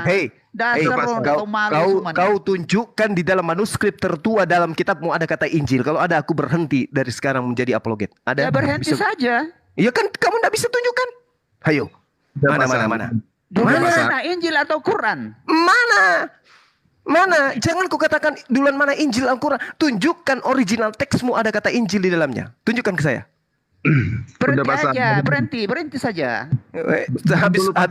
Habis ketika Bang Suma berhenti, kalian bebas mengajarkan orang-orang untuk menyembah kepada manusia gitu. Iya, Enak kalau muslim yang lain kuat tidak bakalan terpengaruh, beda dengan Anda, Suma. Enak aja, Islam lain kuat. Lah, sasaran kalian yang awam-awam kok. Ayo. Ya, makanya tugasnya Suma itu. Nah, ini salah satu tugasku. Membuka tabir kepalsuan. Kayak lagunya Roma Irama. Ya, Injil yang dalam Quran itu ya palsu. Silakan Pak Abdon telanjangin tuh Suma itu. Telanjangin pakai apa? Kamu mau telanjangin saya pakai apa? Biar kami dulu ya. Gini. Pengetahuan Bibelku jauh di atas derajat 377 langit dibandingkan kali. Bible yang mana? Udah pasan, biar saya dulu pasan, Siap. Pasan. Sunat dulu pasan. Kalau mau menghadapi Bang Suma sunat dulu ya. Baru ke sini. Saya sunat, Pak Suma, saya sunat kalau kamu melanggar perintah Paulus kalau kau sunat. Kalau ada dalilnya Al-Quran, saya mau sunat. Kamu melanggar perintah Paulus kalau kau sunat. Jangan bicara sunat kalau tidak ada dalilnya. Ada dalilnya di Al-Quran. Mana? Jelas sekali. Aku perintahkan kepadamu untuk mengikuti apa yang diperintahkan Abraham kepada kaumnya. Bukan Abraham, Ibrahim. Pasan biar saya dulu, Pak. Masa nggak ada? Lanjutkan, Pak. Dulu saya pasan. Jelas sekali.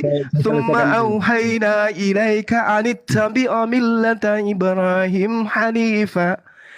Kami perintahkan kepadamu Muhammad, ikutilah agama ajaran Abraham yang lurus, dan dia bukanlah termasuk orang musyrik. Ayo. Apa Bukan salah satu ajaran Abraham? Sunnah. Bukan Abraham. Tapi di dalam kitabmu terbitan lain tidak ada Abraham yang tertulis Ibrahim. Ayo. Mana? Pakai kitab ini, pakai kitab Yahudi. Paman, pelan-pelan paman. Lembaga Kitab Indonesia tidak menuliskan Abraham, tapi Ibrahim. Malu nih. Coba kamu tunjukkan. Yang dimintai untuk mengorbankan anaknya itu Abraham atau Ibrahim? Coba buka kitabmu. Abraham atau Ibrahim? Ibrahim yang tertulis. Malu kamu itu. Jadi malu saya. Gantian ya. Gantian. Ibrahim bukan Abraham. Tapi di lembaga Kitab Indonesia lupa ayat Injil menulisnya Ibrahim bukan Abraham. Sudah. San, sunat dulu ya San, baru hadapi saya ya Bong. Sunatnya mana? Dalilnya sunat di Al-Quran.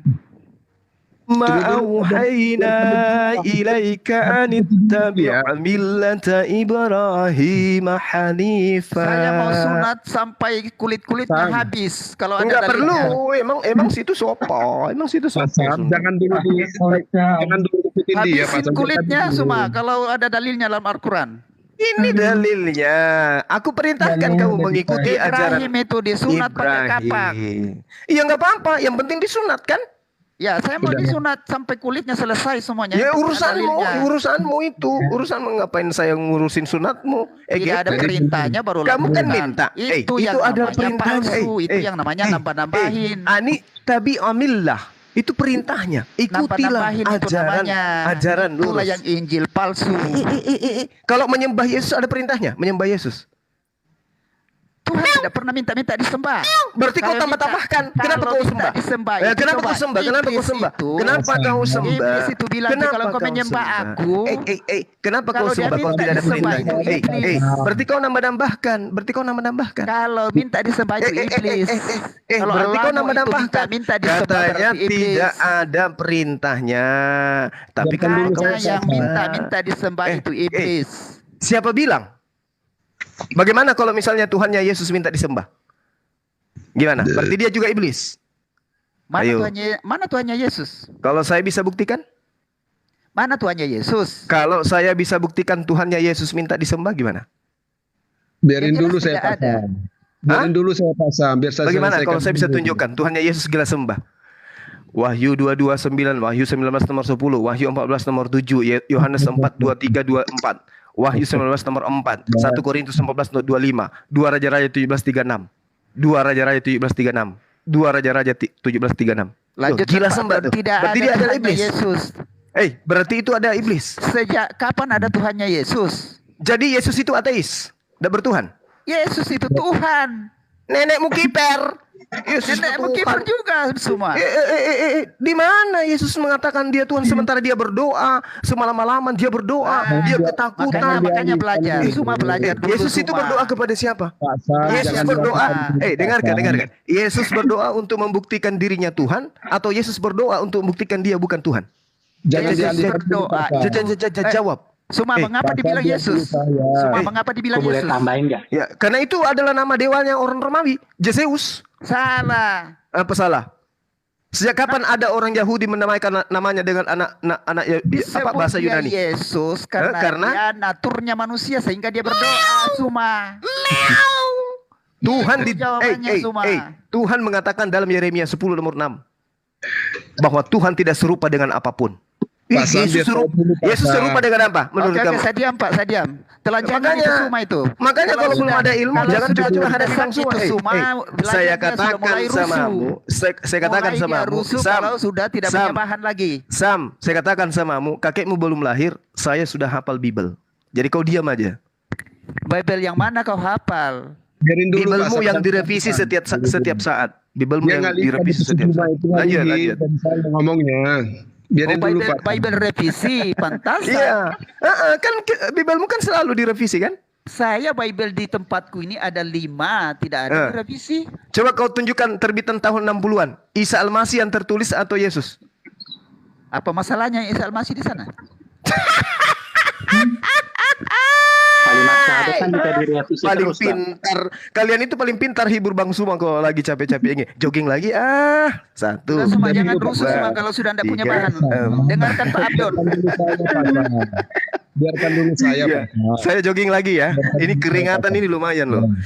Lanjut. Jadi gini, kamu bicara tadi semua itu nggak bisa kamu pertanggungjawabkan, ya cuma bicara Ibrahim.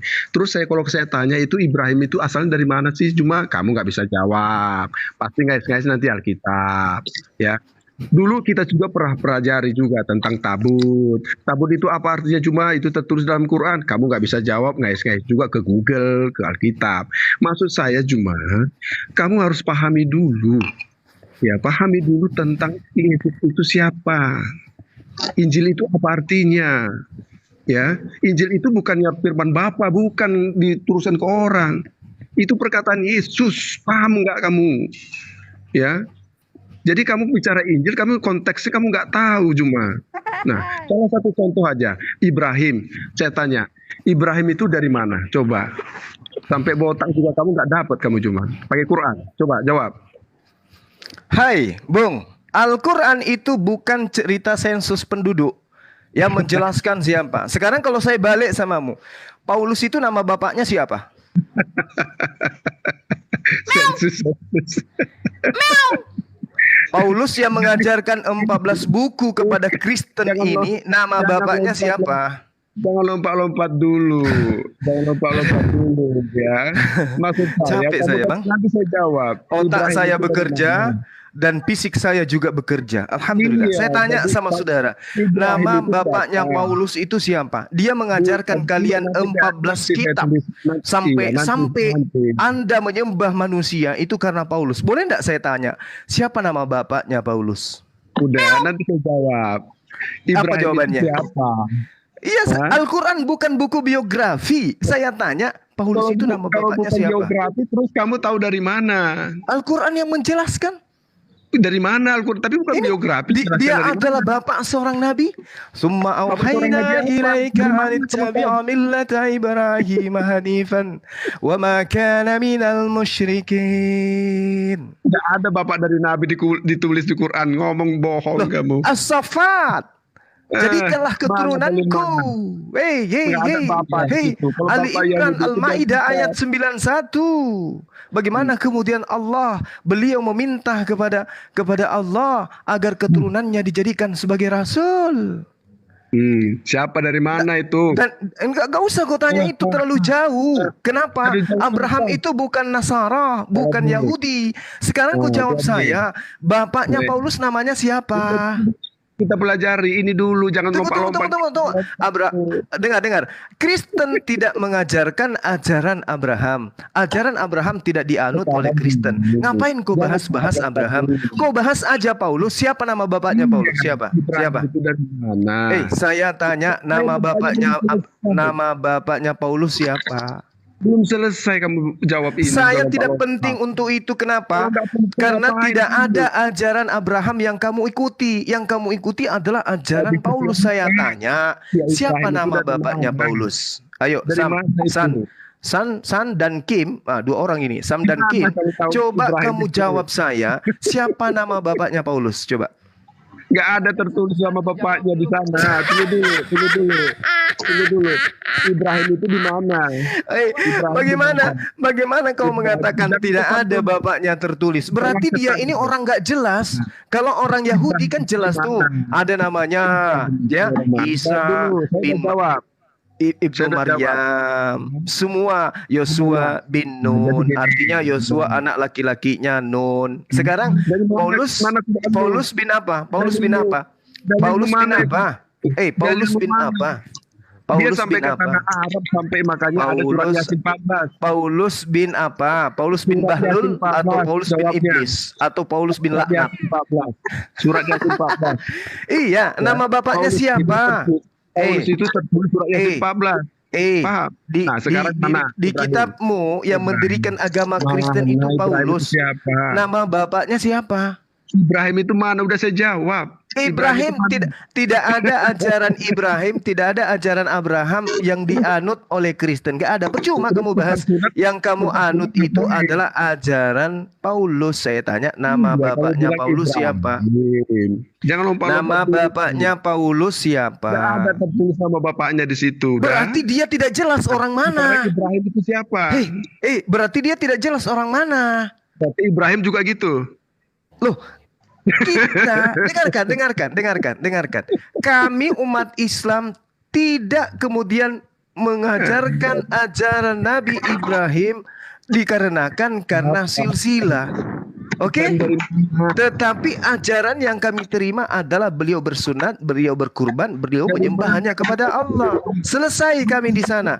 Nah, sekarang kamu menyembah Yesus, makan babi, minum khamar, tidak bersunat berkat ajaran oknum yang gelap, yaitu Paulus. Siapa nama bapak Paulus? Siapa nama bapaknya? Siapa nama ibunya? Siapa nama kakeknya? Tanya saya. Mana tahu dia orang Yunani, mana tahu dia adalah orang Romawi. Ayo, tunjukkan siapa nama bapak Paulus. Bapaknya Paulus siapa? Kamu bilang tadi, kalau saya jawab tidak ada tertulis bapaknya Paulus, tapi Paulus ada. Kalau tidak ada tertulis bapaknya, dengarkan. Kalau tidak ada nama bapaknya siapa, terus kenapa kamu menerima ajaran orang yang tidak jelas kayak begitu? 14 kitab loh. 14 kitab yang dituliskan oleh Yesus itu, oleh Paulus itu kalian telan mentah-mentah, sementara kalian tidak kenal Paulus itu siapa. Orang mana dia? Orang mana dia? Surat Yasin 14. Gak usah ke sana, gak usah. Jangan kau ngais-ngais. Jangan kau ngais-ngais. Karena kenapa? Kristen berdiri bukan karena surah Yasin. Kristen berdiri karena surah-surah Paulus. Pertanyaan saya, siapa nama bapaknya Paulus? Ayo. Kamu baca surat Yasin 14. Ada nama bapaknya di sana? Kamu bacain itu, siapa itu Rasul ketiga itu? Ada bapaknya di sana disebutkan? Bacakan dulu sana. Ada bapaknya disebutkan? Ada bapaknya. Tidak ada dikatakan di Alkitab bapaknya. Nah, kalau tidak ada dikatakan bapaknya, berarti dia asal usulnya tidak jelas. Bapaknya Ibrahim siapa? Saya tanya, berarti asal usulnya Paulus tidak jelas. Dengarkan. Asal usul Paulus tidak jelas. Jelas dari situ tertulis. Nah, kalau jelas siapa nama bapaknya? Siapa nama bapaknya? Kenapa terlalu jauh ke Ibrahim? Kenapa terlalu jauh? Kenapa terlalu jauh? Nah, kalau tidak ada tertulis nama bapaknya, berarti dia tidak jelas. Asal usulnya nggak jelas. Ibrahim siapa bapaknya? dengarkan saya. Berarti asal usulnya nggak jelas. Oke. Berarti Ibrahim Anda siapa sudah bapaknya? akui Paulus Bapaknya asal Ibrahim siapa? usulnya tidak jelas. Berarti kenapa Anda menerima surat-suratnya? Bapaknya Kenapa? Ibrahim, udah saya Saya jawab. Bapaknya tanya, Ibrahim kenapa siapa? surat-surat Paulus Anda jadikan Bapaknya sebagai acuan Ibrahim. beragama Kristen, sementara Paulus itu tidak jelas Bapaknya asal Ibrahim itu usulnya? siapa? Bapaknya Ibrahim siapa? Jawab Asal dulu. usul Paulus itu tidak jelas. Bapaknya Bapaknya tidak Ibrahim. diketahui siapa namanya, mamanya Asal tidak Ibrahim nggak diketahui jelas. siapa namanya, kebangsaannya pun tidak ditahu orang mana. Oke? Asal usulnya nggak jelas Ibrahim. Kamu nggak tahu bapaknya siapa? Nggak apa-apa, nggak ada urusan. Abraham tidak menyajikan kitab kepada kami. Ibrahim tidak memberikan kitab suci kepada kami. Nggak apa-apa. Baginda Rasulullah Muhammad SAW yang memberikan kami buku panduan kitab suci. Nah sekarang yang memberikan kitab suci kepada kalian adalah Paulus. Siapa Paulus ini? Siapa nama bapaknya? Kamu bilang siapa?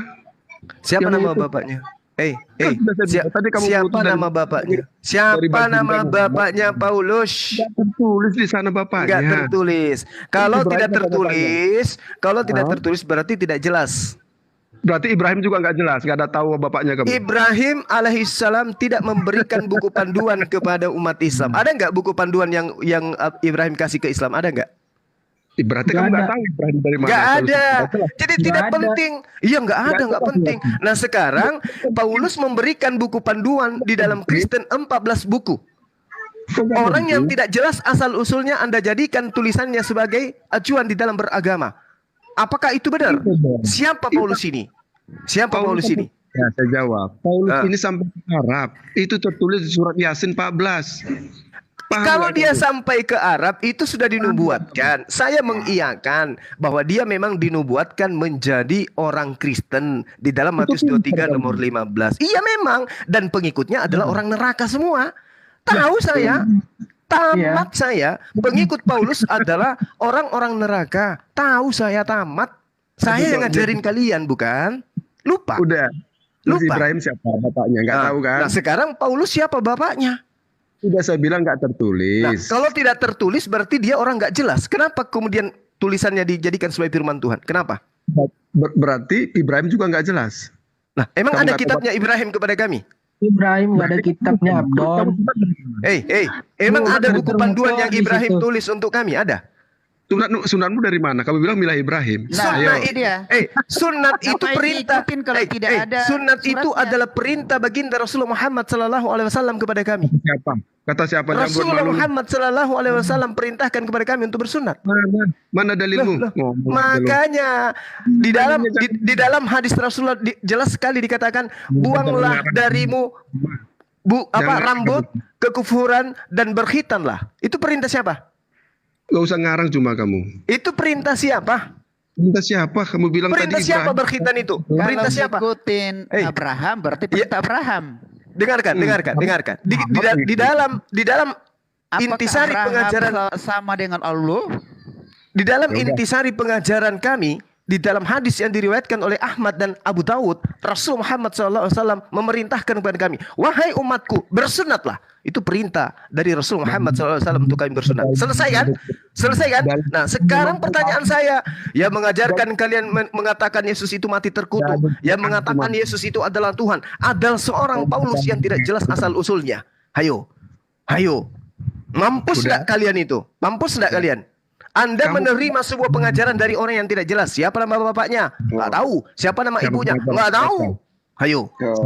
Siapa itu nggak tahu. Ayo. Lah, kalau Anda tahu coba. Paulus itu siapa?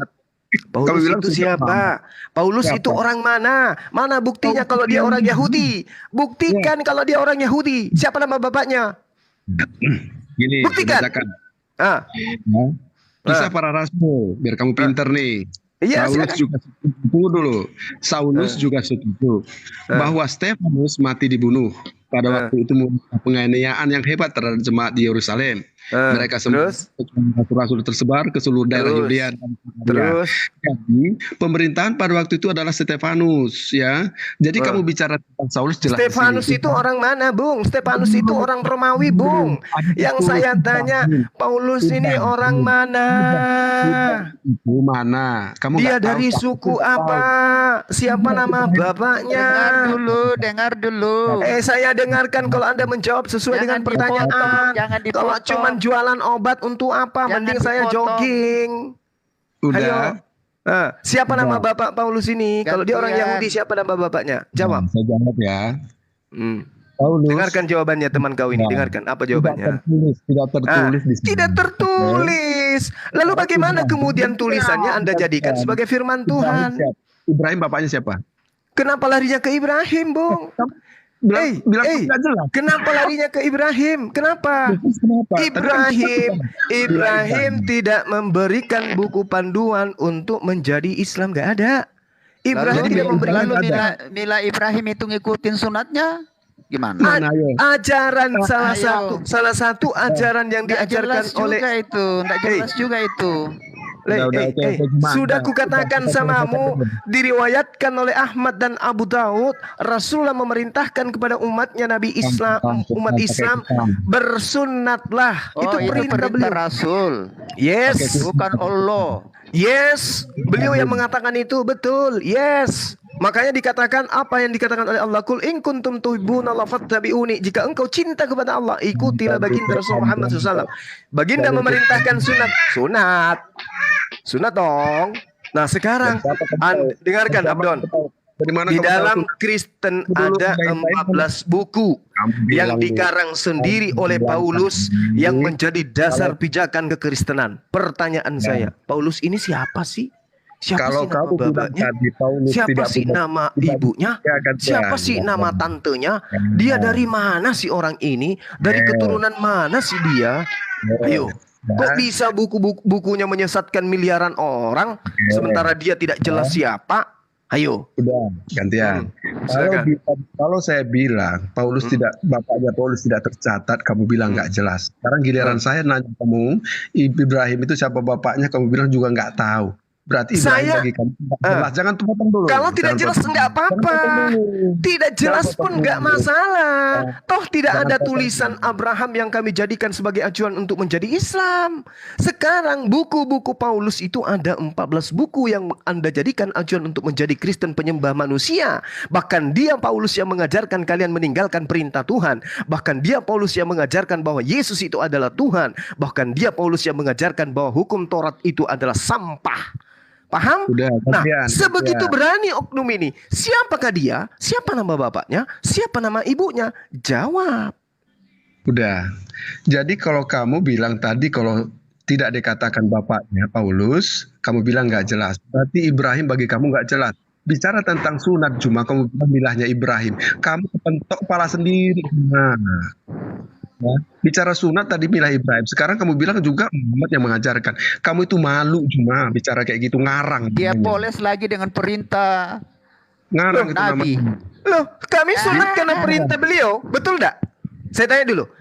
Umat Islam. Dengarkan saya. Bilang perintah Nabi. Dengarkan saya. Umat Islam itu bersunat karena apa? Perintah Nabi atau bukan? Siapa itu? Perintah Nabi. Perintah Nabi. Sampai beliau memerintahkan kami untuk bersunat. Nah, Rasulullah Muhammad SAW diperintahkan untuk mengikuti milah Ibrahim. Ayo, apa milahnya? Salah satunya sunat. Salah satunya Ibrahim kan tidak jelas juga. Lah, itu urusan kami. Kenapa kamu harus ikut ya, urusan ke Abraham? Kami juga. Kalau Paulus urusan kami. Ya udah, maka karena itulah saya tanya. Ada apa denganmu dengan 14 surat Paulus? Ya, saya katakan kepada saudara, Yesus itu menerima firman dari Tuhan. Paulus menerima firman dari mana? Tidak ada Yesus menerima firman dari Tuhan, itu salah. Nenekmu kiper, sudah kusampaikan tadi. Segala firman yang engkau berikan kepadaku. Apa yang diterima oleh Yesus itu? Iya. Bukan firman. Mengapa Yesus berdoa dalam naturnya sebagai manusia? Iya. Emang Yesus pernah natur jadi binatang? Pernah. Ya, Ya udah, saya kalau Sebagai manusia, kalau naturnya Suma ada itu- berapa rupanya? Naturnya ada berapa? Kalau Suma itu binatang, maka Yesus jadi binatang. Kalau Karena kalau dia Yesus mendatangi Tuhan berarti saya juga manusia, Tuhan. Kalau Yesus Tuhan makanya dia jadi berarti saya juga manusia. Tuhan. Saya Bicara turun dulu, tanpa Pak. ilmu. Saya turun dulu cuma Enak santai. kali. Saya turun dulu. Bicara nggak ada ilmu. Jadi kalau saya binatang, Yesus binatang. Kalau saya manusia, Yesus. Saya mau bilang Suma ya, kalau yang mau diselamatkan Yesus itu kodok, maka dia jadi kodok. Paham Oh begitu. itu? La haula wala quwata illa. Jadi kalau dia mau menyelamatkan babi, dia jadi apa? Ya jadi babi. Apa yang susah Kalau bagi Yesus Tuhan, ingin Suma? kalau Yesus ingin menyelamatkan anjing, dia jadi apa? Apa yang susah bagi Tuhan? Saya Suma? tanya samamu. Kalau Yesus ingin menyelamatkan Apa yang anjing, dia jadi susah? apa? Apa yang susah bagi Tuhan? Saya tanya samamu. Loh, Kalau apa yang susah Yesus bagi ingin Tuhan? menyelamatkan anjing, dia jadi apa? Tidak ada yang mustahil bagi Tuhan. Ya, Mustahil itu coba bagi berani nggak Suma. kau jawab? Berani nggak kau jawab? Yang Kalau mustahil Yesus itu bagi kalau Suma. berani nggak kau jawab? Kalau Tidak Yesus ada yang ingin mustahil menyelamatkan bagi anjing, dia Tuhan. jadi apa? Kalau Yesus ingin Tidak ada yang menyelamatkan mustahil, anjing, tapi dia jadi apa? Apa yang susah bagi Tuhan? Saya Apa yang tanya, susah? kau katakan kalau Yesus ingin menyelamatkan babi, Yesus jadi babi. Kalau Yesus ingin menyelamatkan Apa anjing, yang dia jadi susah apa? bagi Tuhan? Yang susah bagi Tuhan adalah menjadi tidak maha kuasa. Menjadi tidak maha kuasa berarti bukan Tuhan. Nah, berarti Tuhan bisa menjadi tidak maha kuasa. Kapan Tuhan tidak menjadi Hanya maha kuasa? biul, Ya, Yesus tidak maha kuasa. Iya menurutmu. Menurut Yesus, aku tidak dapat berbuat apa-apa dari diriku sendiri. Itu Ya, perkataan siapa? Itu terus. Itu saya bilang. Itu karena unity-nya Bapa dengan Yesus. Iya, berarti dia berhenti menjadi maha Kesatuannya kuasa. Bapa dengan Yesus. Berarti dia Iya, berhenti tidak menjadi maha sok-sokan kuasa. begitu. Begitu berarti dia mau kawin, minta lagi ayat turun. Bukan begitu di Yesus. berarti Yesus ini tidak maha kuasa kan? Anda akui kan? Ya Tuhan pasti maha kuasa. Tapi dia mengatakan aku tidak dapat berbuat apa-apa dari diriku sendiri. Dalam naturnya sebagai manusia. Nah, dalam naturnya sebagai manusia, Tuhan Anda tidak maha kuasa. Betul? Aduh, berat kali dialog dengan Suma ini. Ayo, mau lari kemana? Ayo, mending kayak Abdon kabur. Yesus itu dua natur. Yesus manusia dua dan natur. Allah. Ya, Yesus dua natur. Jadi ketika ada babi yang mau diselamatkan jatuh dari jurang, Yesus jadi apa dulu untuk menyelamatkan dia? Ya jadi babi. Jadi babi. Berapa natur sekarang? Berapa natur sekarang Yesus? Berapa natur Yesus sekarang? Ayo. Inilah yang diterangkan oleh Al-Quran. Setiap datang Nabi kepada mereka, pasti diolok-olok oleh mereka. Dia nak sadar ini, dia mengolok-olok Yesus. Ya kan? Kamu gak sadar kan kalau kau lagi mau olok Yesus, ya kan? Kamu gak sadar kan? Oh enggak sadar mengolok-olok Yesus. Loh, kamu mengatakan tadi dia jadi babi. Itu Dia kalau menyelamatkan. saya bilang Yesus itu bukan Tuhan. Hei. Kalau Kau Yesus itu bukan Tuhan berarti saya Kau udah menghujat Tuhanmu, kamu San. Kamu baru Dan Tuhan itu Tuhan kamu yang dihujat lu. Masa Tuhan jadi B2, Masya Allah. Nggak sadar dia.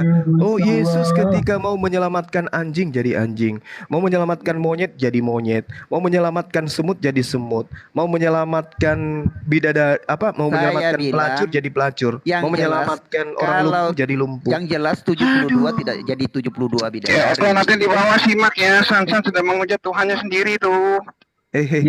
Saya tidak menghujat. Hei. Menghujat itu Tuhan Yesus itu kalau saya bilang Tuhan itu hanyalah utusan. Tapi dia adalah Tuhan Allahku. Di mana Yesus mengaku dia bukan utusan? Di mana? Di mana? Yesus itu adalah Tuhan. Di mana Yesus mengaku dia bukan utusan? Di mana? Oh, saya tidak bilang begitu. Loh, tadi kamu mengatakan yang menghujat itu adalah yang kalau saya menghujat saya mengatakan dia itu adalah bukan utusan. Nah, sekarang kalau dikatakan dia utusan? Iya, kalian kan yang bilang utusan. Ya memang utusan. Yesus mengaku utusan. Iya, itu.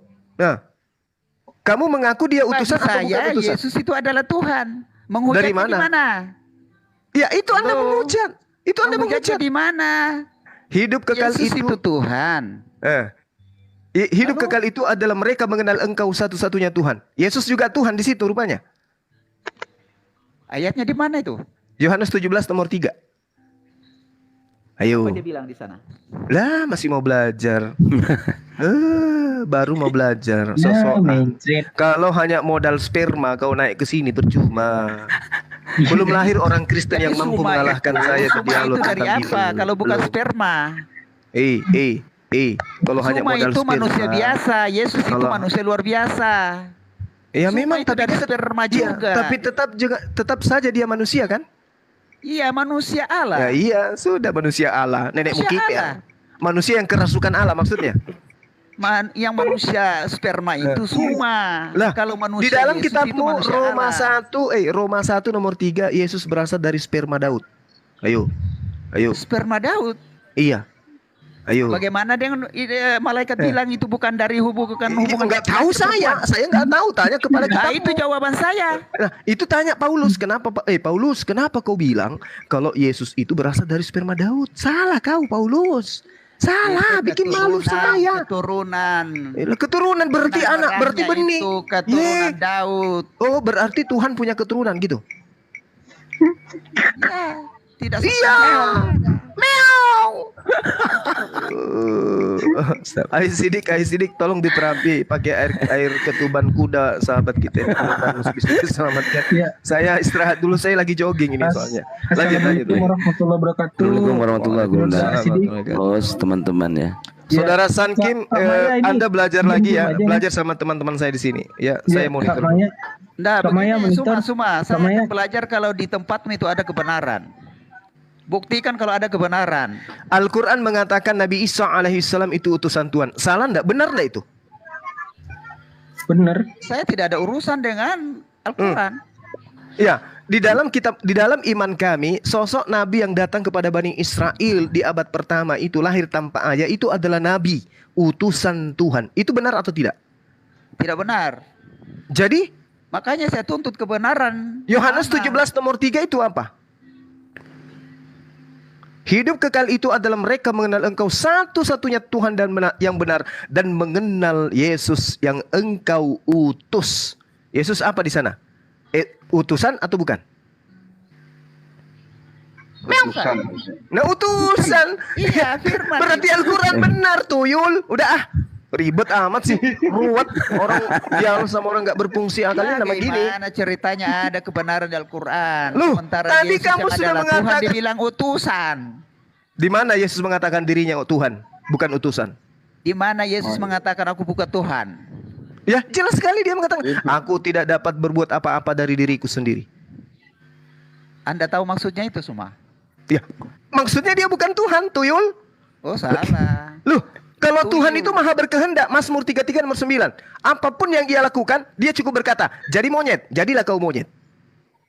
Nah, Yesus, aku tidak dapat berbuat apa-apa dari diriku sendiri. Buktinya dia bukan Tuhan. Tuyul, belajar gitu sederhana aja kamu nggak bisa.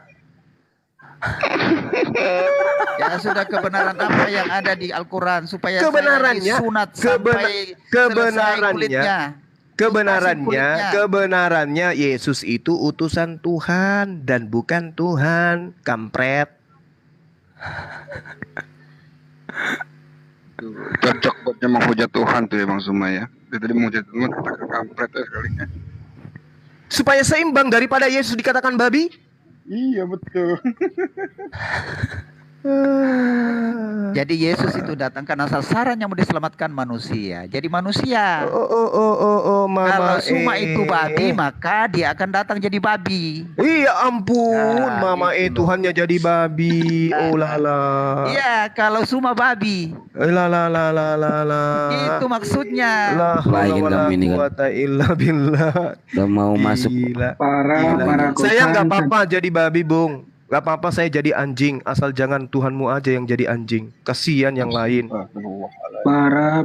Kasihan. Kalau semua jadi anjing, kemudian Tuhannya Kristen jadi anjing.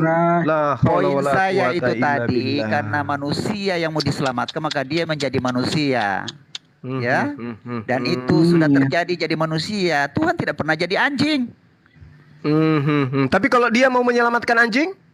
Ya, apa yang susah bagi Tuhan? Nah, jawab aja dulu, nggak usah kupelintir lagi lidah kau. Apa yang susah bagi Tuhan itu jawabannya? Susah bagi Tuhan untuk menjadi tidak maha kuasa karena dia diliputi oleh kemahakuasaan. Itu Tuhan di sana itu kalau tidak maha kuasa.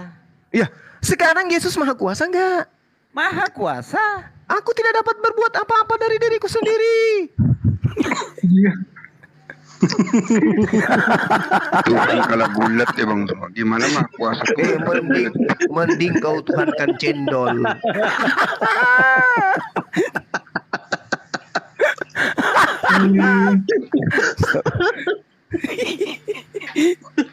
Beda kualitas ya bang sedikit antara dari manusia yang terbuat dari sperma sama terbuat dari keju dan susu.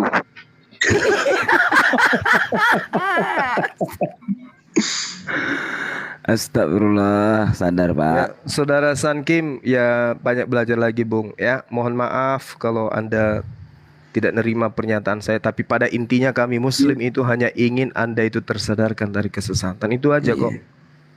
Bagaimana kemudian mau menyadarkan sementara tidak ada kebenaran di sana? Mudah-mudahan dapat hidayah. Kebenaran itu adalah Tuhan sendiri. Kristus adalah kebenaran. Yang mana kebenarannya yang mana? Kebenaran, Kristus yang itu mana? kebenaran. Iya, saya tahu. Kami paham Kristus itu kebenaran. Islam mengimani itu. Tapi kebenaran yang Anda maksud itu yang mana? Dia mati terkutuk Tuhan itu gitu. Itu kebenarannya gitu. Itu yang Anda maksud Yesus kebenaran. Sang kebenaran itu. Yes, kami aminkan itu. Yesus adalah sang kebenaran. Yes, amin. Nah, terus Jadi yang Anda maksud kebenaran versi Kristen yang mana? Yang mati terkutuk gitu. Untuk kalian bebas melacur. Itu yang kalian maksud. Mati terkutuk. Kan diajarkan di kitab kalian oleh Paulus, Tuhanmu itu. Iya, bahwa Yesus mati terkutuk di atas tiang salib. Untuk apa? Mengapa dia harus mati? Kenapa dia harus mati? Untuk siapa dia harus mati terkutuk kayak gitu? Untuk siapa? Untuk siapa? Untuk dosa-dosaku, diriku.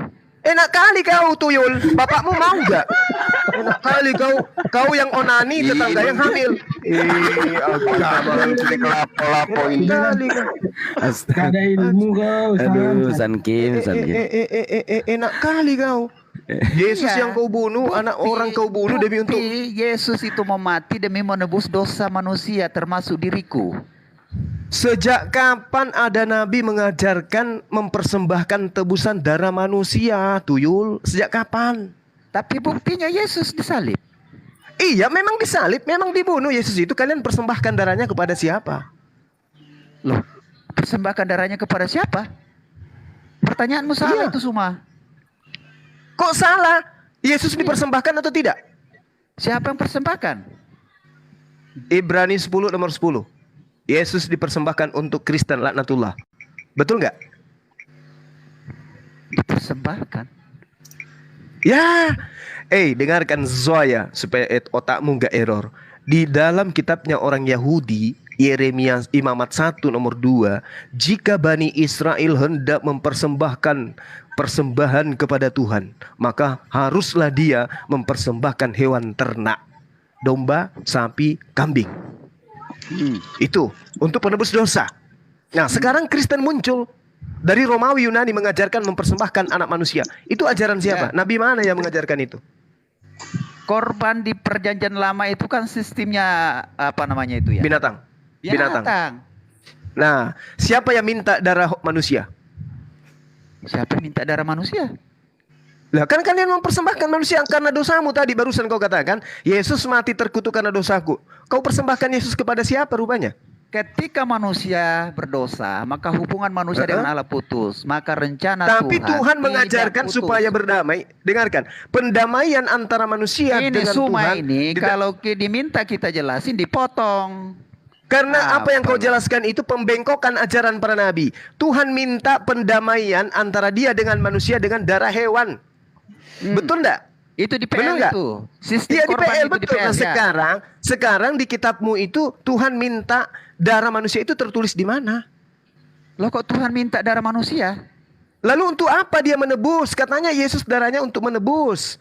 Yesus darahnya untuk siapa? Itu inisiatif Allah sendiri.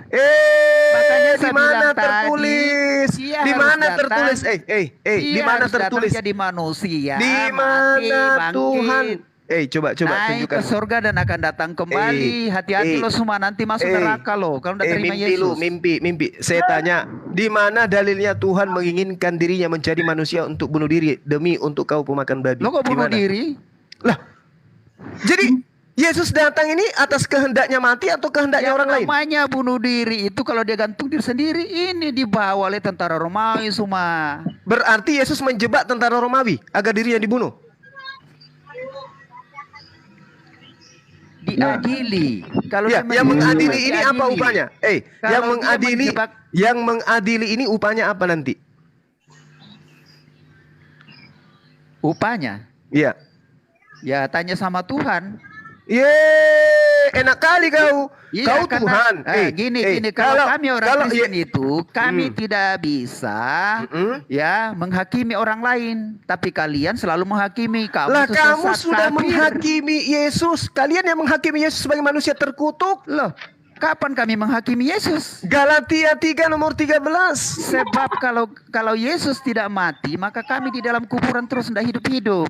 Nah, berarti Yesus kalian jadikan sebagai tumbal kan? Itu inisiatif Allah. Berarti Tuhan punya inisiatif untuk menumbalkan dirinya, betul? Inisiatif Allah itu. Berarti Tuhan punya inisiatif untuk menumbalkan dirinya, betul? Itu ajaran apa? Hah? Menumbalkan dirinya. Ya, makanya harus ada korban. Iya, korban apa? Tadi bicara korban apa? Tuhan minta korban apa? Lo kok Tuhan minta korban apa sih? Di PL Tuhan minta korban apa? Korban binatang penghapus dosa. Oke. Berarti berarti binatang bisa menghapus dosa sebagai korban bakaran, betul? Ternyata kan Pak itu di PL begitu. Nah, kenapa kemudian di agama Kristen yang korban penebus dosa adalah manusia? Kenapa? Karena tidak lagi korban binatang. Loh, Yesus mengajarkan agar korban binatang kok. Kapan Yesus mengajarkan korban Matius binatang? 8 nomor 4, Lukas 5 nomor 14. Ayo. Apa dibilang di sana? Coba Anda baca. Ayo.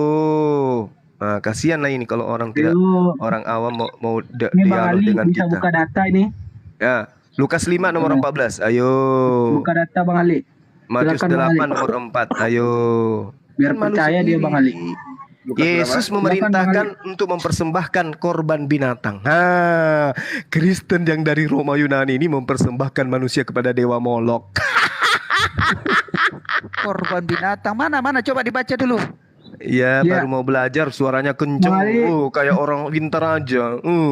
Harusnya kamu itu punten Bang Suma, jenengan bisa nggak nunjukin ke saya gitu bahwa Mbah Yesus minta darah binatang kan gitu. Lo kak sombong kali suara kau. Padahal belajar. Coba kau tunjukkan mana dalilnya. Pingin aku baca. Padahal benar-benar pingin tahu. Yesus minta korban binatang. Dasar kuda lumping. Mana korban binatang Yesus minta? Ya, coba tunjukkan sahabat-sahabat yang bisa open kamera. Ayo buka Matius yang bisa 8. buka data, yuk.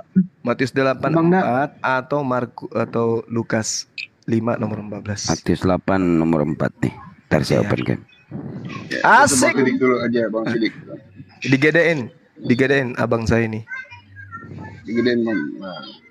Yo, nah. Lalu Yesus berkata kepada San, ingatlah, jangan engkau memberitahukan hal ini kepada siapapun, tetapi pergilah, perlihatkan dirimu kepada imam, ya kan? Dirimu kepada imam dan persembahkanlah persembahan yang diperintahkan Musa sebagai bukti bagi mereka. Yang diperintahkan Musa. Nah, yang diperintahkan Musa apa? Dipersembahkan. Tadi bilang Yesus. Enggak, yang dipersembahkan. Ngarang lo. Ini Yesus mengajarkan itu kepada Musa.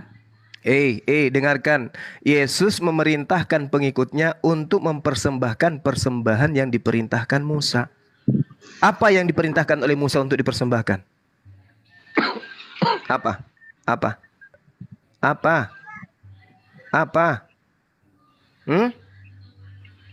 Kamera ada di sebelah kiri, Bung. Bisa langsung itu tanda silang tinggal diketik, konfirmasi, Anda langsung lenyap di sini daripada tebal muka hilang.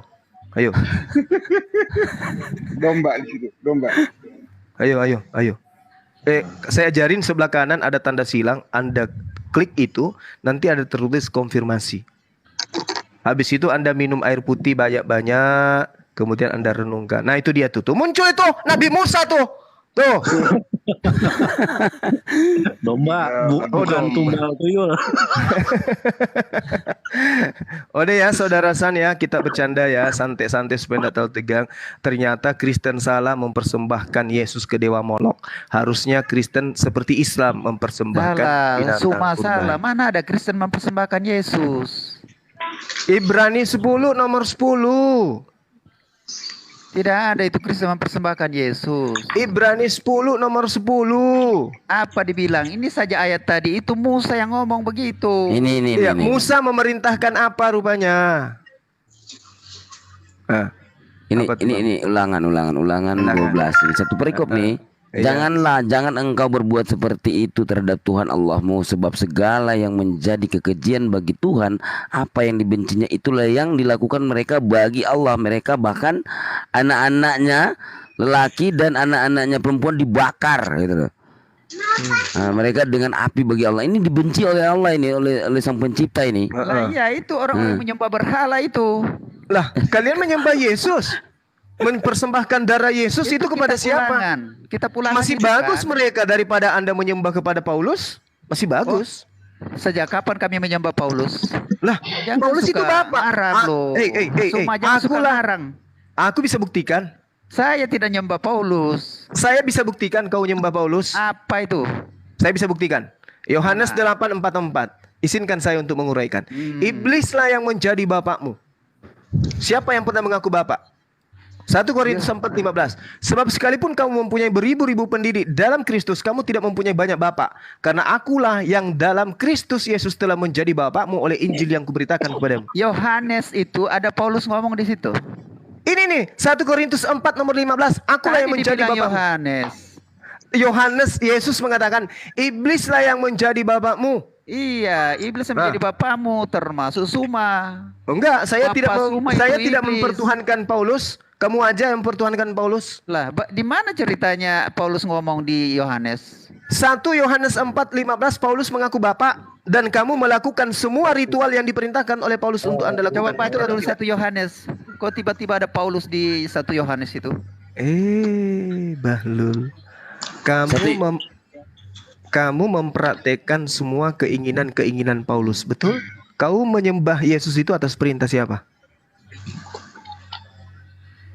Menyembah Yesus atas perintah siapa? Tidak ada yang perintah Yesus. Oh, kamu salah.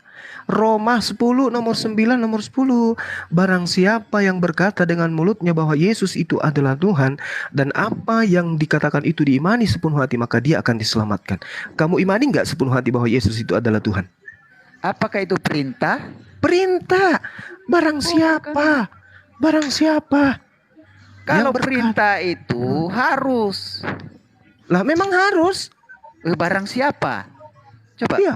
Memang harus kau itu menuhankan Yesus. Roma 14 barang 9. Siapa buktinya kalau dia harus pasti Suma menyembah Yesus.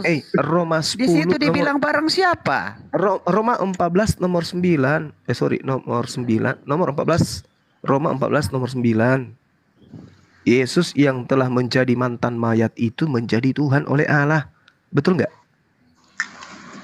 Ini kutip-kutip ayat yang apa tidak paham teksnya itu. Saya kutip ayat daripada kamu kutip kutu. Gak ada ilmu. Mendingan kutip kutu daripada salah quote. Ya makanya kau kayak begini. Endingnya dia bilang palsu. Kau kayak begini. Makanya kau kayak gini. Akhirnya dibilang palsu. Padahal ajarannya yang palsu. Orang para nabi termasuk setan. Yesus. Sekarang begini. Tadi kamu sudah akui nggak Yesus itu meminta untuk mempersembahkan persembahan seperti dengan perintah Musa? Kau akui nggak? Apa yang diperintahkan Musa? Apa? Mempersembahkan apa? Mempersembahkan apa? Binatang atau manusia? Coba jelasin dulu apa yang diperintahkan Musa. Enggak usah. Lah iya, jangan hanya kutip. Apa yang diperintahkan Musa? Apa yang diperintahkan Musa rupanya apa? Imamat 1 nomor 2 coba kau baca. Tunjukkan Imamat 1 bang. Dia nggak paham ini bang. Agak berat ini. Imamat 1. Kasian ini. Berat dia. Imamat 1 berapa Grona? Imamat 1 nomor 2.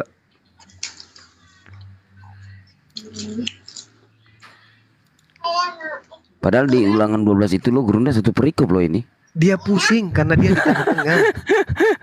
Pusing karena dia tidak di awal di ayat pertama. Iya.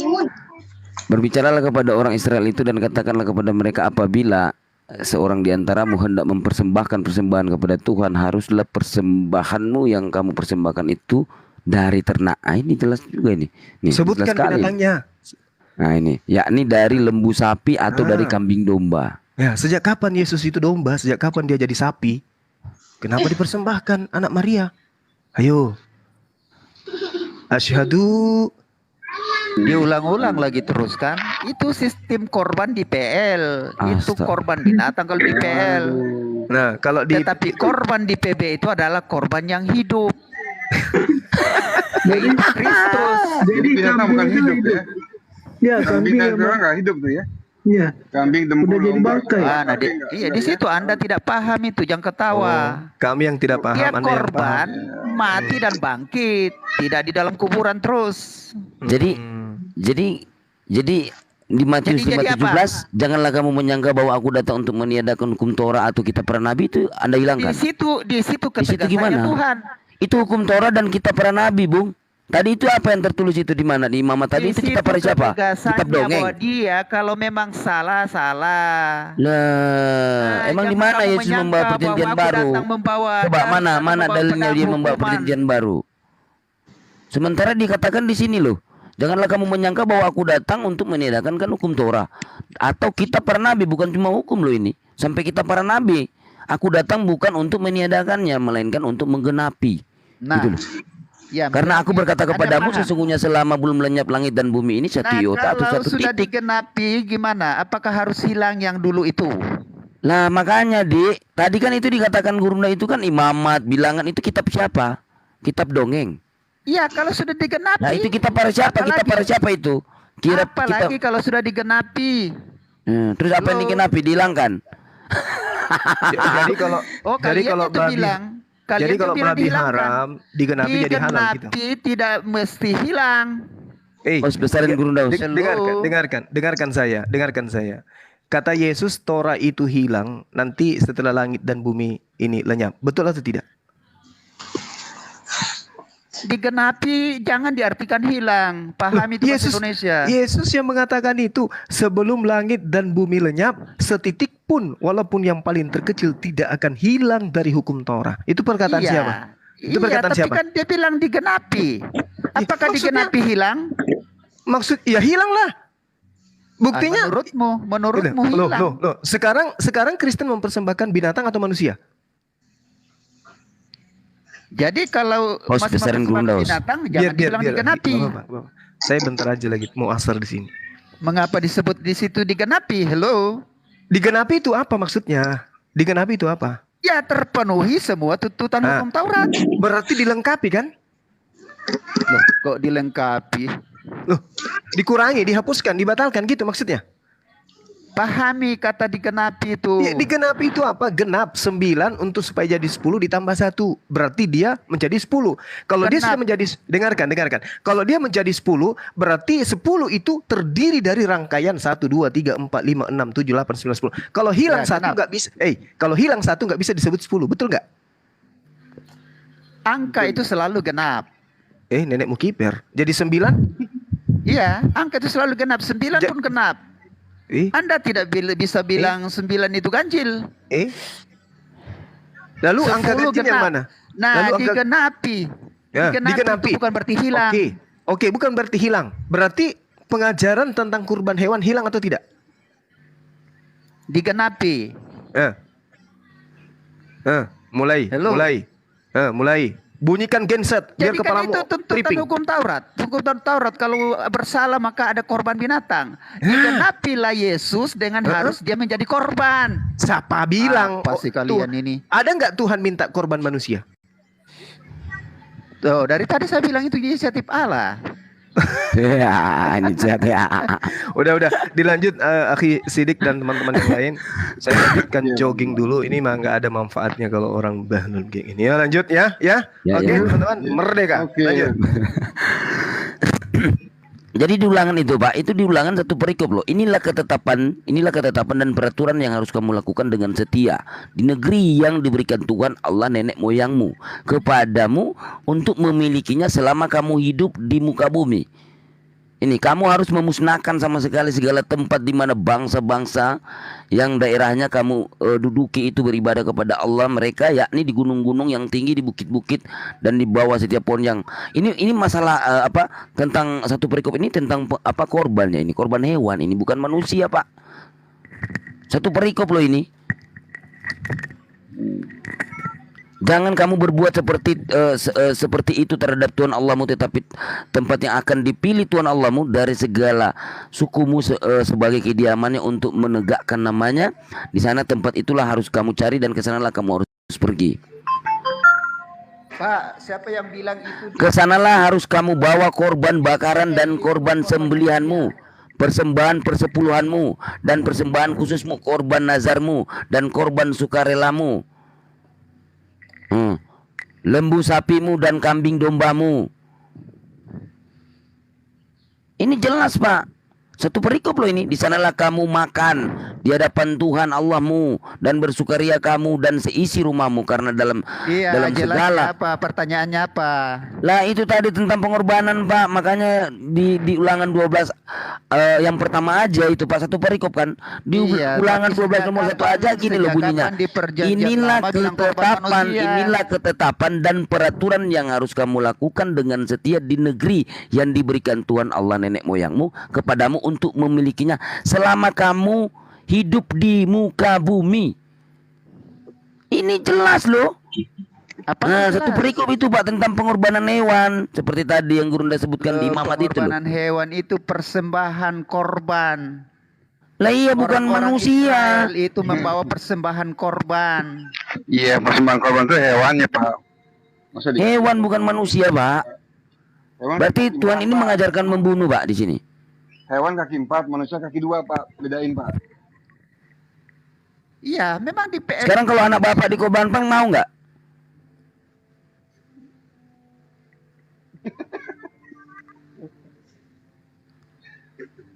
Tidak ada lagi korban. Tidak ada lagi korban. Ini Tuhan mengajarkan korban manusia gimana? Tuhan bilang jangan. Di mana Tuhan bilang? 2 kali. Hanya di mana Tuhan bilang korban manusia? Ayo. Di mana? Yesus sudah jadi korban. Di mana Sang Pencipta mengatakan korban manusia? Ayo. Sementara di dalam kejadian waktu Abraham sama Ishak itu emang Ishak dikorbankan?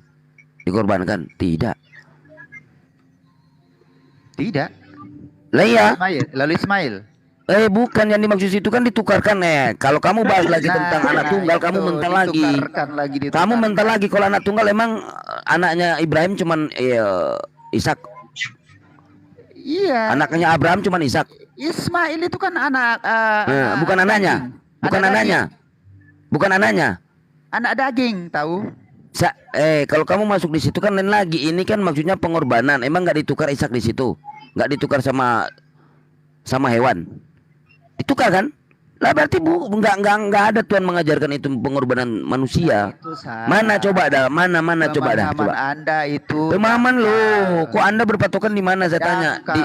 Dangkal. Lu dangkal. Saking dangkalnya oke. Saking dangkalnya saya minta mana dalil tertulis. Diam dulu. Gantian. Di situ Tuhan menguji keimanan Abraham. Ternyata Abraham itu taat. Makanya bagi kami Abraham itu adalah bapa segala orang beriman. Ketika dia diminta untuk mengorbankan anaknya, maka dia patuh dan taat.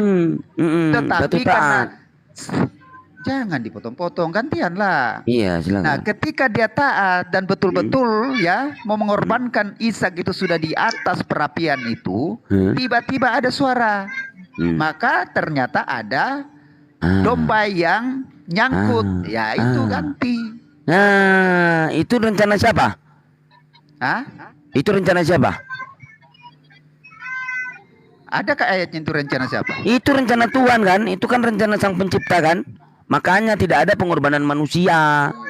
Begitu Pak. Itu bukan sekarang kalau ada pengorbanan manusia, mau bapak anakmu, anak bapak itu gini aja, dikorbankan mau nggak? Fakta bahwa Yesus disalib Tidak ada lagi pengorbanan kedua kali. Titik.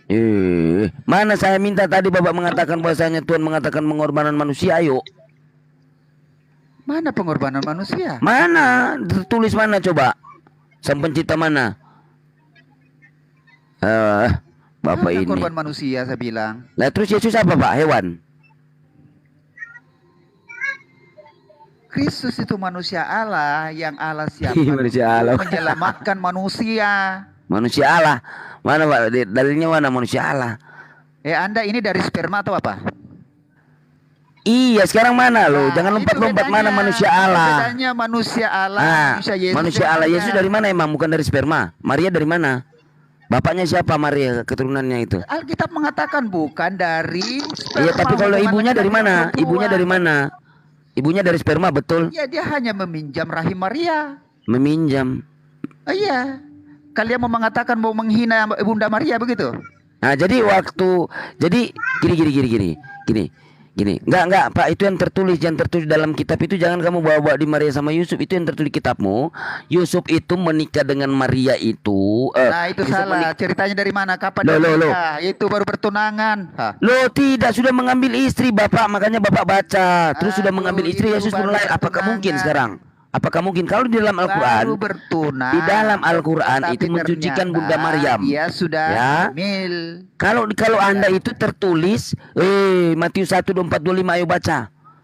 Sudah mengambil istri Maria tapi Yesus belum lahir. Apakah sekarang kalau kita berpikir ya analogi sebagai manusia ya, sebagai laki-laki, saya sudah punya istri loh. Apakah tidak harus berhubungan suami istri? Saya tanya ke Bapak. Itukah kalian mencucikan Maria di situ? Mana buktinya kalian mencucikan Maria? Mana? Kalau di dalam Al-Quran tidak, Pak. Bunda Maryam, Siti Maryam itu, Bunda Maryam tidak pernah bertunangan, tidak pernah disebutkan dengan laki-laki, tidak ada. Berpikir, Pak, berpikir. Ya itu di Al-Quran. Lah, sekarang di kitabmu mana kesucian Maria itu? Kesucian Maria? Iya, kesucian Maria mana? Yusuf sudah memperistrikan, Yesus belum lahir. Sekarang kalau tidur malam sama Yusuf sama Maria gimana? Bilang sudah memperistri, itu baru bertunang. Kamu buka Matius 1:24-25, buka. Parah ini, saya telah dibawakan nggak ngerti juga. Parah ini. Assalamualaikum warahmatullahi wabarakatuh. Lanjut. Matius 1 ini Bang Sadik. Matius 1, 22, 23, 24, 25 nih. Nah ini. Silakan Pak. Sesudah bangun dari tidurnya Yusuf berbuat seperti yang diperintahkan malaikat Tuhan itu kepadanya. Ia mengambil Maria sebagai istrinya. Baca sebelumnya. Gini. Sampai melahirkan anaknya laki-laki dan Yusuf menamakan dia apa? Itu namanya di quote-quote itu memperkosa, ayat orang memperkosa itu dosa dan neraka. 24-25 gini, katanya kan gini. Tadi dulu. Baca dari ayat sebelumnya. Sesudah bangun dari tidurnya Yusuf berbuat seperti yang diperintahkan mulai. Tadi dulu. Tuhan itu ia mengambil Maria sebagai istrinya. Tetapi ini menurut yang tertulis gini. Tetapi tidak bersetubuh dengan dia. Dengar. Tetapi tidak bersetubuh dengan dia. Tadi dulu. Tetapi tidak bersetubuh dengan dia. Dengan dia sampai, tetapi tidak bersetubuh dengan dia sampai ia melahirkan anaknya laki-laki dan Yusuf menamakan dia Yesus. Nah sekarang ini kan tertulis. Itu manusia sperma. Lah ini yang tertulis, Pak. Ini yang tertulis. Sekarang saya tanya ke Bapak. Sesudah mengambil istri ini, kalau saya sebagai laki-laki ya. Jangan diperkosa di situ. Mundur. Itu yang tertulis. Kok perkosa? Mundur. Itu yang udah tertulis. Kalau mundur jadi rancu, Pak, nanti bertunangan, udah mengambil bercerai, itu jadi rancu. Udah masuk aja jadi pemerkosa aja. Pemerkosa gimana? Itu yang tertulis. Ini udah jelas. Sesudah bangun dari tidurnya, Yusuf berbuat seperti yang diperintahkan malaikat Tuhan itu kepadanya. Ia mengambil Maria sebagai istrinya. Dalam diri Yusuf, tetapi tidak, katanya gini. Dia mau menceraikan, mau meninggalkan Maria. Gini, karena malaikat ngomong sama dia, maka dengan dia mengambil dia sebagai istri. Iya, mengambil sebagai istri. Dengar dulu, makanya saya baca. Coba dengar baik-baik. Tapi kan sudah ada Maria sudah mengandung. Iya, makanya saya tanya di sini Bapak, sesudah bangun dari tidurnya Yusuf berbuat seperti yang diperintahkan malaikat Tuhan itu kepadanya kan. Ia mengambil Maria sebagai istrinya, tetapi tidak bersetubuh kan dengan dia sampai ia melahirkan anaknya. Ya ini yang jadi tanda tanya. Menurut yang tertulis tidak bersetubuh, tapi kan sudah mengambil istri Maria ini, sudah mengambil istri. Yesus belum lahir. Yesus belum lahir. Yang jadi pertanyaan saya Pak, kalau Maria di situ waktu kandungan 2 bulan dan saya sudah memperistrikan, misalnya saya Yusuf ya, apakah mungkin saya tidak akan berbuat demikian kepada istri saya? Nah, gimana lo? Gimana? Kalau di dalam Al-Quran Pak, di dalam Al-Quran tidak pernah mengenalkan tentang Maryam dengan laki-laki apapun. Itu kalau mau dibaca, mau bawa tentang kesucian begitu Pak. Begitu, makanya beda Al-Quran sama kitab kalian ini, kitab kanon kalian ini, kitab penyelidikan kalian, makanya beda Pak. Ngurusin selangkangan, ngurusin pesta itu yang tertulis kok lungkungan selangkangan gimana sih Bapak ini? Yang tertulis pesta seks. Loh, pesta seks yang gimana itu untuk Oke, tapi kan menikah. Mana dalilnya juga, mana hadisnya? Nah, sekarang kalau Bapak mulai buka itu, oke, saya buka ya. Host tolong bilang host tolong besarin. Host tolong besarin, host. Nah, ini kalau Bapak gini. Ah, oke, Bapak jangan kabur ya. Ah, ini. Yang 700 istri 300 gundik itu ya. Ah, bukan. Ini bilangan. Bapak harus bilangan 31 36 ya. Bapak yang duluan ya, bukan saya. Kalau untuk bidadari untuk hamba Pak ya. Tetapi itu pun dalilnya mana Pak? Bapak harus tunjukkan dulu dalilnya.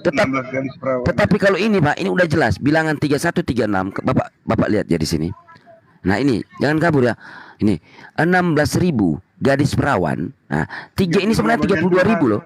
Ini sebenarnya 32.000 tapi ditulis cuma 32 orang. 32 orang perawan untuk pemberian khusus bagi Tuhan. Mau diapain ini Pak? Ini mau diapain? Mau dienjit-enjit ini? Itu mau ditaruh di apartemen. Mau diapain ini Pak? Dipersembahkan 32 perawan ini untuk Tuhan. Mau diapain? Kalau bidadari itu Pak untuk hamba. Di mana? Itu pun saya mau baca. Oh, silakan. Bilangan 3136. Silakan.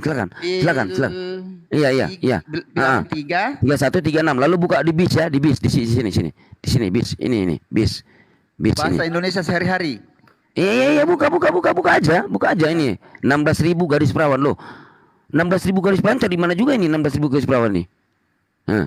Ya kalau dibaca satu perikop itu kira-kira endingnya gimana? Oh, endingnya 16.000 gadis perawan, 32 orang pemberian khusus. Sebenarnya 32.000 juga ini. Ini tapi nggak apa-apa, 32 orang aja. 32 orang perawan ini pemberian khusus bagi Tuhan, loh, dikhususkan bagi Tuhan, dikhusus. Berarti mau diapain? Hah? Mau diapain, Pak? Saya bilang mau diapain? Ayat sebelumnya jawab dulu dong. Lo tadi mulai kan? Kan kamu yang mulai. Kalau bidadari itu kan untuk hamba, awas. Tapi kalau ini 30 untuk bagi Tuhan. Nah, buat apa Tuhan ini? Buat apa? Buat apa? Kita bisa nggak kebagian Bang Sidik. Iya, nggak kebagian loh. Buat apa, Pak? Buat apa? Buat diapaan? Dienjot-enjot. Jadi jangan hati-hati kalau ngomong. Kalau mau diskusi baik. Jangan mulutmu jadi penghujat. Ya kalau memang di situ dikatakan mau dienjot. Setelah kamu diminta mana dalil 72 bidadari, apakah kamu mengetahui? Kalau mau dienjot silakan aja. Lah iya ini. Lah ini untuk pemberian khusus bagi Tuhan apa? Mau diapain coba? Mau diapain saya tanya. Ya sekarang kamu jawab mau diapain? Sekarang mau diapain? Mau diapain ini? Bawa perawan ini. Iya. Mana? 16.000 orang gadis perawan. Iya kan saya tanya 30. Iya sekarang saya tanya mau diapain? Mau dienjot-enjot? Kan saya tanya mau diapain? Itu kan ditanya mau diapain? Iya kan saya tanya mau diapain itu. Makanya kalau kamu ngomong mikir, sementara di kitabmu gabrol tertulis. Mau saya kasih lebih tajam. Baca keseluruhannya itu apa? Loh, udah sampai titik situ. Satu ayat ini pemerkosaan loh. Lah, terus kamu memperkosa 72 bidadari dari mana? Mana dalil? Ustaz yang bilang begitu. Lah iya lah, ini kamu dengar orang, tetapi mana yang lebih fair? Ini yang tertulis di dalam kitabmu. Mana yang lebih fair? Ini yang tertulis dalam kitabmu, tapi kamu kan menghujat cuma dengar orang, dengar sini, dengar sana. Di itu ada keenjot di situ. Lah, sekarang itu kan yang saya tanya. Yang saya tanya pemberian khusus bagi Tuhan buat apa? 32 orang perawan buat apa? Saya tanya buat apa? Kalau buat apa? Buat diapaan? Nah, saya buat diapain? Buat dikasih kue. Saya baca ayat keseluruhan itu. Udah keseluruhan apa? Udah titik. Yang jelas itu tidak dienjot toh. Loh. Itu saya tanya mau diapain? Pemberian khusus bagi Tuhan, mau diapain? Ya, yang jelas bukan enjot. Iya, yang saya tanya mau diapain? Nah, nanti itu 32 ribu itu pemberian khusus. Kamu tahu nggak berbicara khusus? Khusus bagi Tuhan, khusus loh.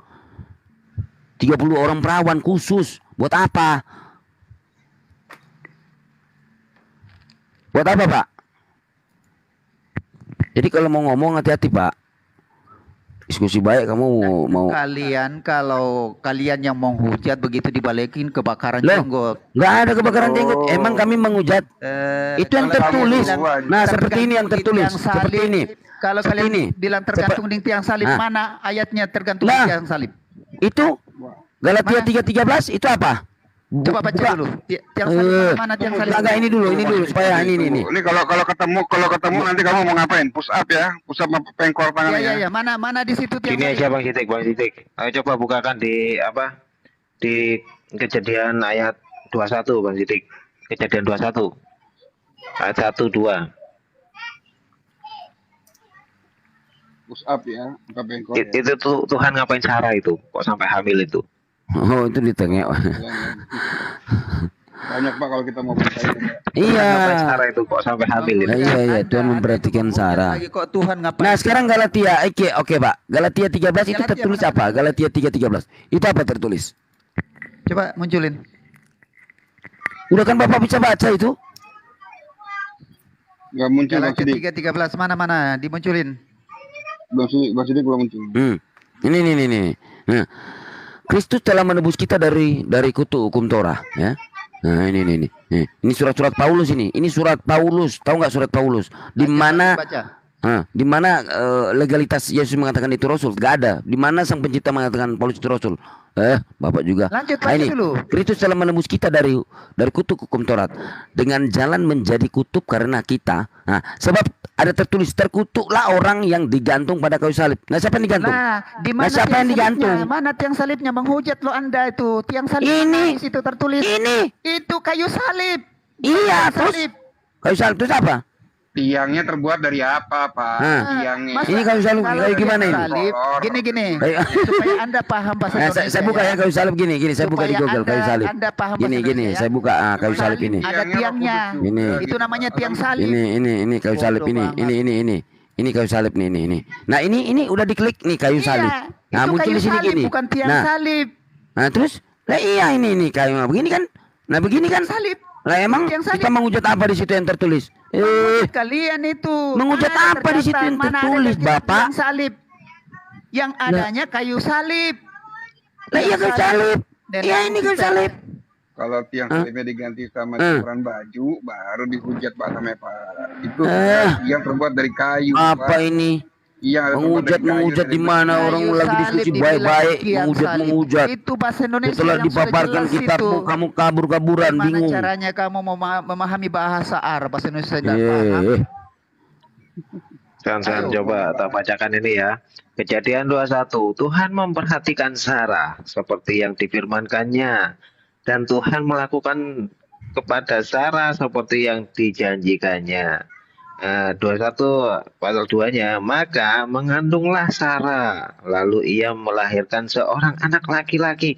Pertanyaannya, diapain tuh si Sarah itu? Nah, itu janji Tuhan kepada Sarah. Oh iya. Jadi di dalam otaknya sampai hamil gitu ya? Di dalam otakmu itu bahwa Tuhan ngapa-ngapain Sarah. Itu yang ada di otakmu kan?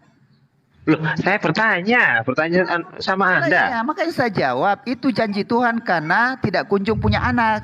Makanya karena Sarah, diam dulu saya jelasin. Makanya karena Sarah tidak sabar, maka berikanlah hambanya si Hagar itu kepada suaminya, sehingga dia apa-apain, maka lahirlah Ismail.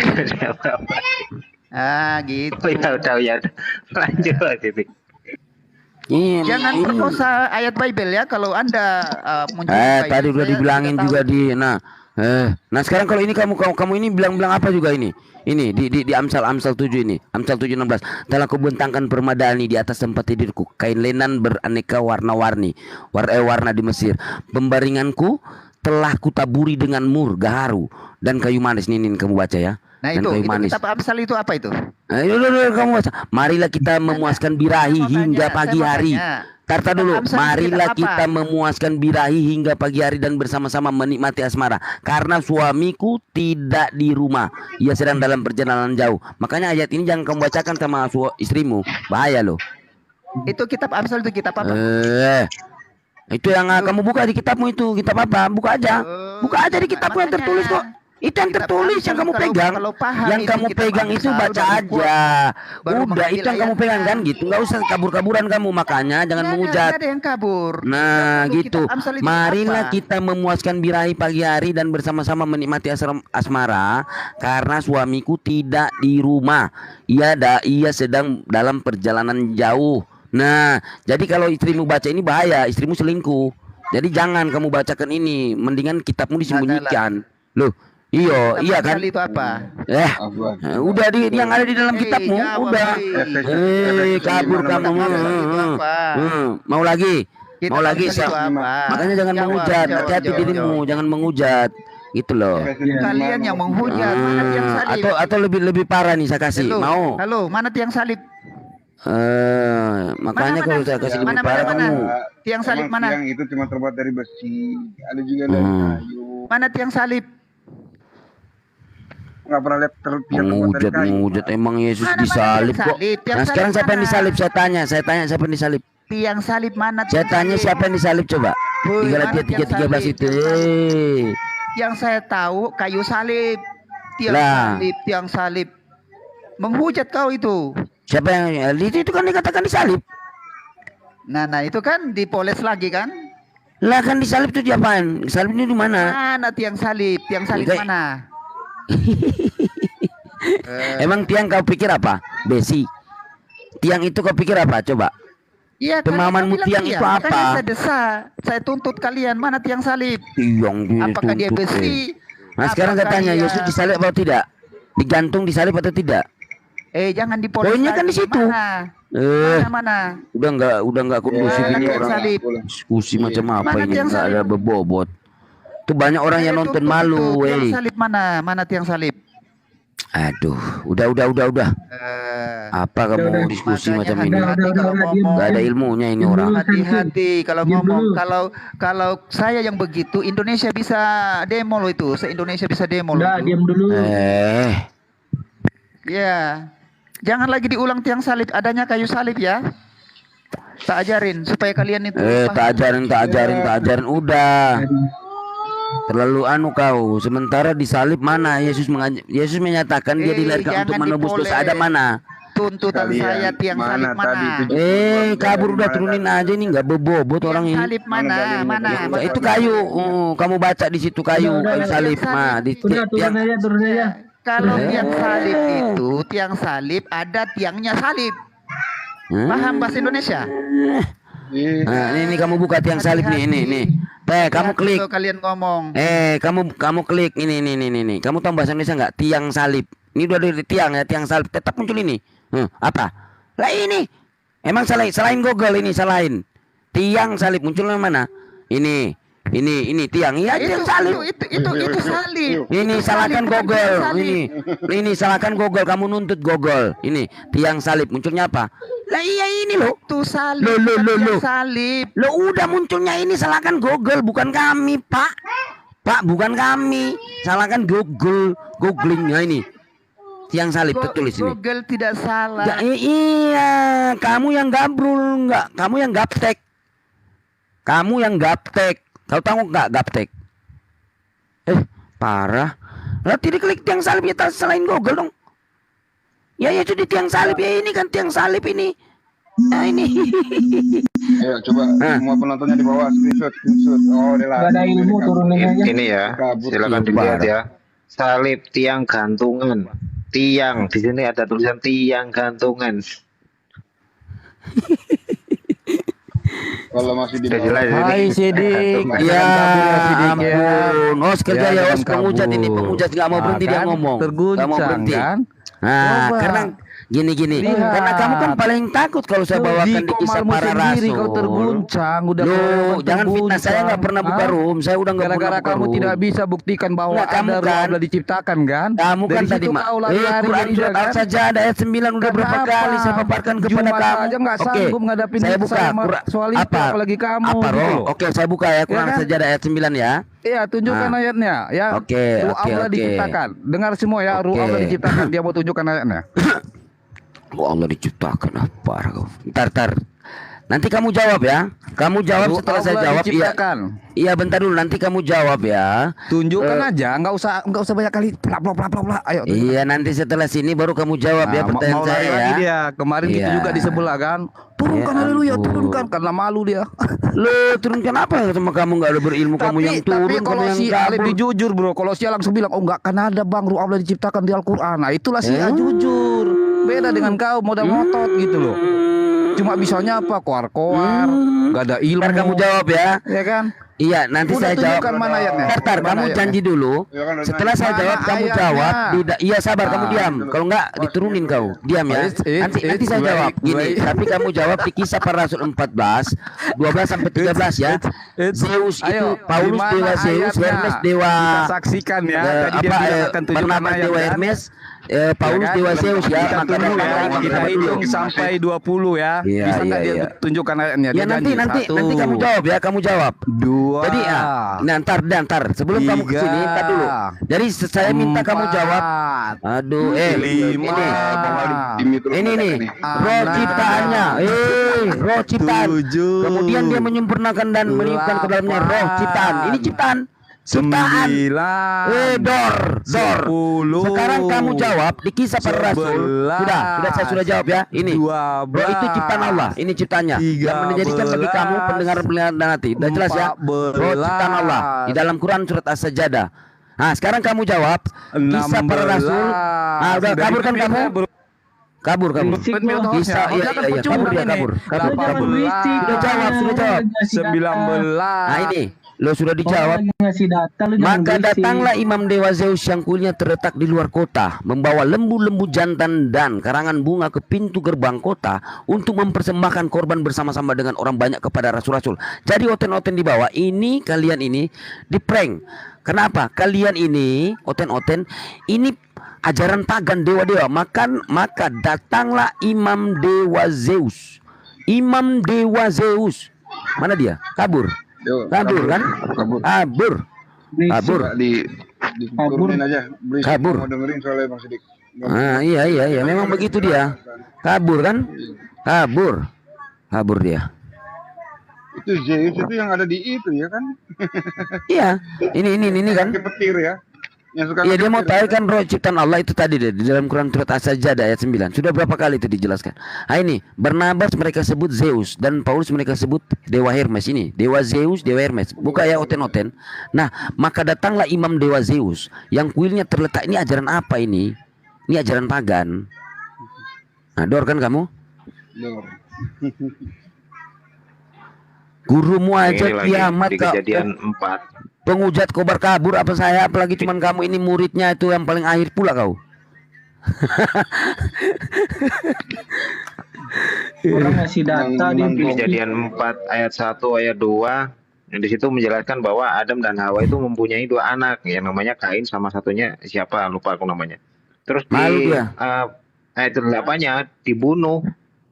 Si adiknya ini dibunuh, tinggal si anak laki-laki. Sementara di ayat 17 Kain menghamili siapa itu pertanyaannya. Yang dinamakan istrinya itu siapa? Padahal di situ cuma 3 orang, Adam, Hawa, dan si Kain. Nah, Kain ini menghamili siapa?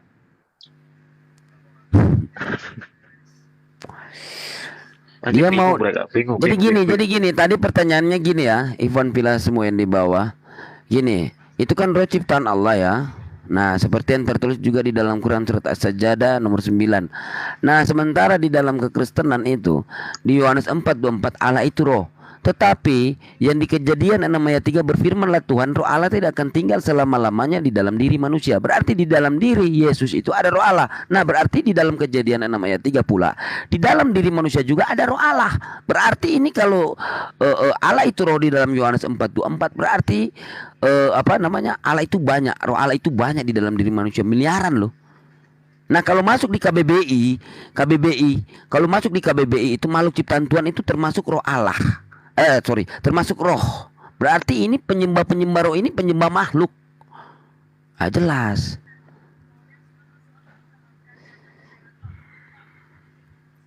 Martua singgurang gens apa ini? Martua siring nyong.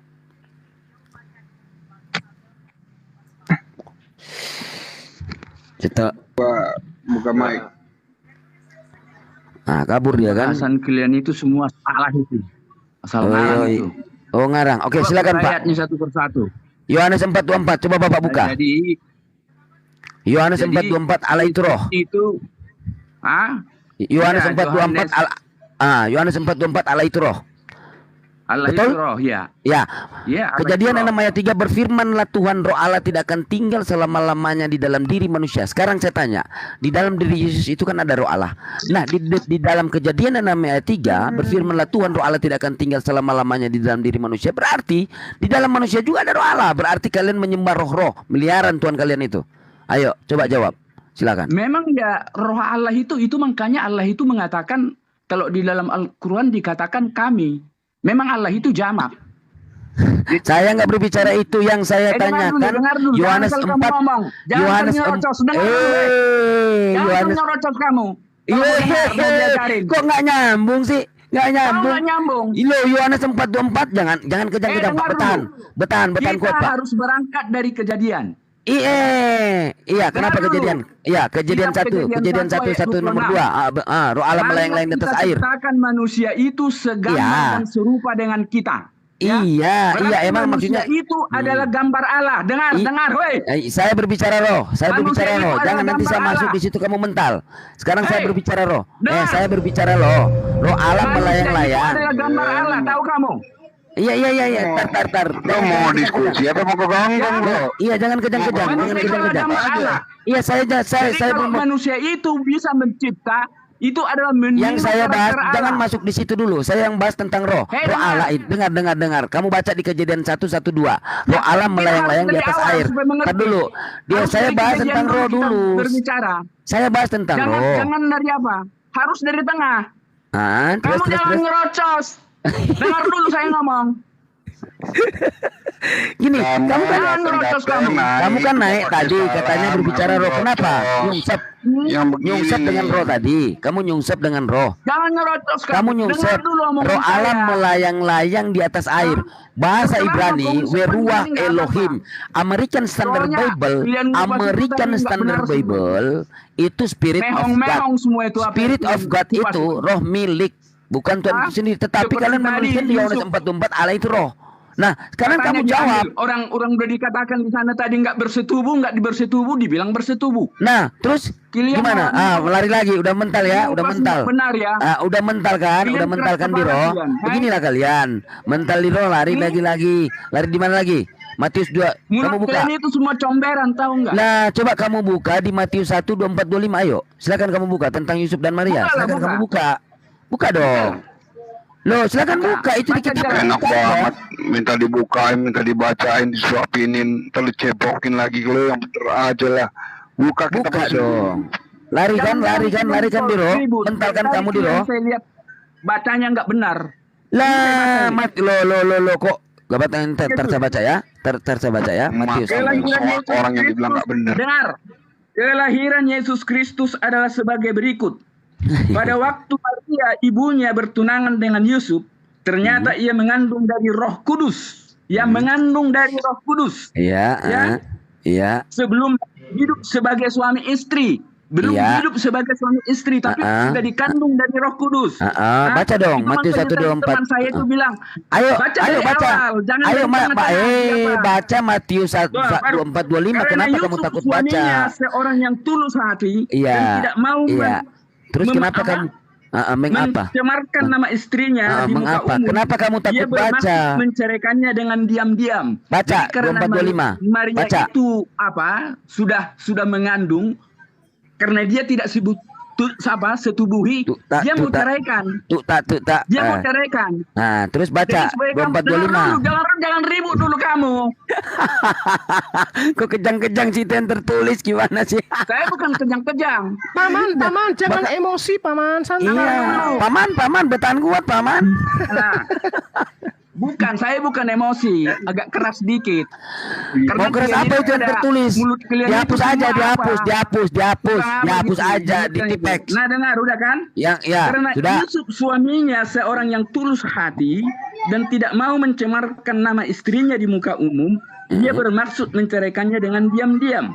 Tetapi ketika ia mempertimbangkan maksud itu, malaikat Tuhan nampak kepadanya dalam mimpi dan berkata, Yusuf anak Daud, janganlah engkau takut mengambil Maria sebagai istrimu, sebab anak yang di dalam kandungannya itu adalah dari Roh Kudus. Kenapa nggak baca di Matius 24:25? Kenapa nggak baca? Dia Gini. akan melahirkan anak laki-laki. Oke, saya baca ya. Saya baca. Apa sih yang kamu komentarin lagi? Iya, saya baca. Bentar, nanti saya open game. Saya baca supaya kamu udah tidak emosi, Paman. Saja saya dari nggak usah ngelawan kamu. Iya, Paman, jangan emosi ya, Paman. Kenapa takut, Paman? Paman, kenapa takut, Paman? Ada nggak? Bukan saya. Mertua Siri Ngorin, ada nggak Kristen yang menguasai Bible yang bisa dialog dengan saya? Ada nggak? Gitu, kayak orang-orang bebal gitu, jadi nggak suka. Ada nggak orang Kristen ini yang bisa hadapi saya untuk dialog? Ada nggak? Jangan yang dulu. Jangan yang kesurupan kayak Anda gitu. Ada nggak yang bisa hadapi? Sudah langka Bang Zuma, sudah yang jadi kalau baca Alkitab, besarin dulu. Itu tidak boleh satu ayat ayat. Minimal satu perikop, karena ada di situ ayat yang menjelaskan, ada yang menjelaskan. Gini. Martua, gini. Tolong tunjukkan original teks dari kata Roh Kudus itu supaya Anda tahu apa itu Roh, apa itu Kudus. Silakan. Ya, itu originalnya yang nggak usah kamu tanya-tanya ke situ. Kamu pun kalau ditanya nanti kamu nggak bakalan bisa jawab. Kenapa nggak boleh ditahu original teks Roh Kudus di dalam kitab itu? Soalnya kamu cuman mulidan kamu comberan. Monyet tuh anak-anak aja orang loh. Jangan terpancing. Mereka ini hanya binatang-binatang yang berwujud manusia. Jangan terpancing. Santai aja. Mereka ini hewan yang berwujud manusia. Bilang saya hewan nggak apa-apa. Ya memang kamu hewan. Saya hewan. Memang kamu kalau manusia aja biasa itu. Kamu domba atau bukan? Kamu domba atau bukan? Kesurupan setan. Kamu domba atau bukan? Dia bilang. Bukan, aku anjing. Jadi orang-orang kesurupan setan. Gini, Bung. Bung, original teks kitab kami mengatakan gini. Bismillahirrahmanirrahim. Kamu nggak ngerti Alkitab. Kamu orang tolol. Nggak usah kau apa. Karena pembahasan kau tentang Alkitab nggak ada yang benar satupun. 2 Korintus 4 nomor 10. Kristen tolol karena Yesus. Iya. 2 Korintus 4 nomor 10. Satu pun pembahasan tentang Alkitab nggak ada. Tolol semua. Udah saya turun. Percuma ngelawan kalian. Ya, karena kamu nggak tahu original teks kitab percuma juga kamu begini ngotor-ngotor ngomong orang aja. Roh Kudus original teksnya dalam kitabmu apa? Hantu suci. Betul nggak? Ya. Betul nggak? Original teks kitabmu itu ketika diterjemahkan dengan data yang akurat itu adalah hantu suci. Mertua tolol. Mertua tolol. Jadi yang tadi di dalam pemahaman si Halilintar itu memang sudah sering, saya pun pernah gitu ya. Al-Quran menerangkan inna kulla syai'in khalaqnahu biqadar. Sungguh kami menciptakan segala sesuatu menurut kadar. Segala sesuatu berarti dicipta. Di luar daripada Allah itu hukumnya ciptaan, makhluk. Makanya roh itu adalah makhluk. Meskipun kemudian tidak dikatakan bahwa roh diciptakan, tetapi jelas sekali wa nafakhtu fihi min ruhi. Aku tiupkan ke dalamnya dari rohku. Rohku, airku, tanahku, udaraku, malaikatku. Apakah kemudian benda-benda yang disandarkan kepada Allah ini adalah Allah itu sendiri? Tidak. Tapi susah bagi mereka. Karena kenapa? Dia minta mana dalilnya Allah menciptakan roh? Allah sudah menjawabnya, segala sesuatu di luar aku itu adalah ciptaan. Menciptakan langit dan bumi dan apa yang ada di antara keduanya. Nah, apakah roh ini berada di antara kedua langit dan bumi? Yes, berarti dia adalah ciptaan. Memang Al-Quran menerangkan di dalam surah Al-Isra ayat 85. Bismillahirrahmanirrahim. Wa yas'alunaka 'anir ruh. Qulir ruh min amri rabbi wa ma utitum minal ilmi illa qalila. Jadi cuma sedikit. Mereka bertanya kepadamu tentang ruh. Katakan wahai Nabi Muhammad, ruh itu termasuk urusan Tuhanku, sedangkan kamu diberi pengetahuan hanya sedikit. Nah, ini biasa ditertawakan oleh teman-teman Kristen. Oh, kalian diberikan pengetahuan cuma sedikit tentang ruh. Berarti dengan kata lain, kami Kristen banyak. Oke, coba tanya, apa perbedaannya antara roh yang kamu sembah dengan roh iblis? Bisa enggak mereka membedakan itu? Gak akan bisa. Berarti Al-Quran betul. Pengetahuan manusia tentang ruh apapun agamanya cuman sedikit. Itu bukti tuh. Kecuali kalau orang Kristen mengatakan, oh kami tahu tentang roh itu banyak. Contoh, roh itu wujudnya seperti ini, roh itu begini. Tapi sampai hari ini kita tanya, Tuhanmu itu roh wujudnya seperti apa? Oh, gak ada yang bisa menggambarkan wujud roh itu seperti apa, Suma. Berarti Al-Quran betul. Illa qalila. Pengetahuan kita Islam Kristen tentang roh itu sedikit. Jadi jangan sombong ketika membahas roh. Kalau di Islam berbicara mengenai roh, paparan roh di Islam itu sangat-sangat sempurna. Pemahaman Islam manusia terkait dengan roh itu sangat sempurna. Di dalam Al-Quranul Karim surah An-Nahl, roh dalam pengertian wahyu ada dijelaskan. Al-Quran Asy-Syura 52, roh dalam pengertian Al-Quran ada dijelaskan. Roh dalam pengertian makhluk langit dan malaikat dijelaskan dalam surah Al-Qadar ayat 4, An-Naba ayat 38. Roh dalam artian utusan Allah berupa malaikat yaitu Jibril alaihissalam diterangkan dalam surah Maryam 17, Al-Mu'min ayat 19, An-Nahl ayat 102, Al-Baqarah ayat 97. Itu banyak. Roh dalam pengertian makhluk yang diberikan di dalam diri manusia sebagai ciptaan. Shad 72, Al-Hijr ayat 29, termasuk yang tadi yang guru saya sampaikan, As-Sajdah ayat 9. Itu sangat jelas itu. Lalu kemudian roh dalam pengertian pertolongan Allah atau kekuatan Allah atau semangat, spirit dari Allah. Itu di surah Al-Mujadilah ayat 22. Islam itu sempurna membahas tentang roh. Namun kesempurnaan pengetahuan tentang roh, kata Allah, cuman sikit. Sikit, cilek. Nah, coba kita tanya sama orang-orang Kristen yang bangga menyembah Tuhan ini. Jangankan wujud Tuhan.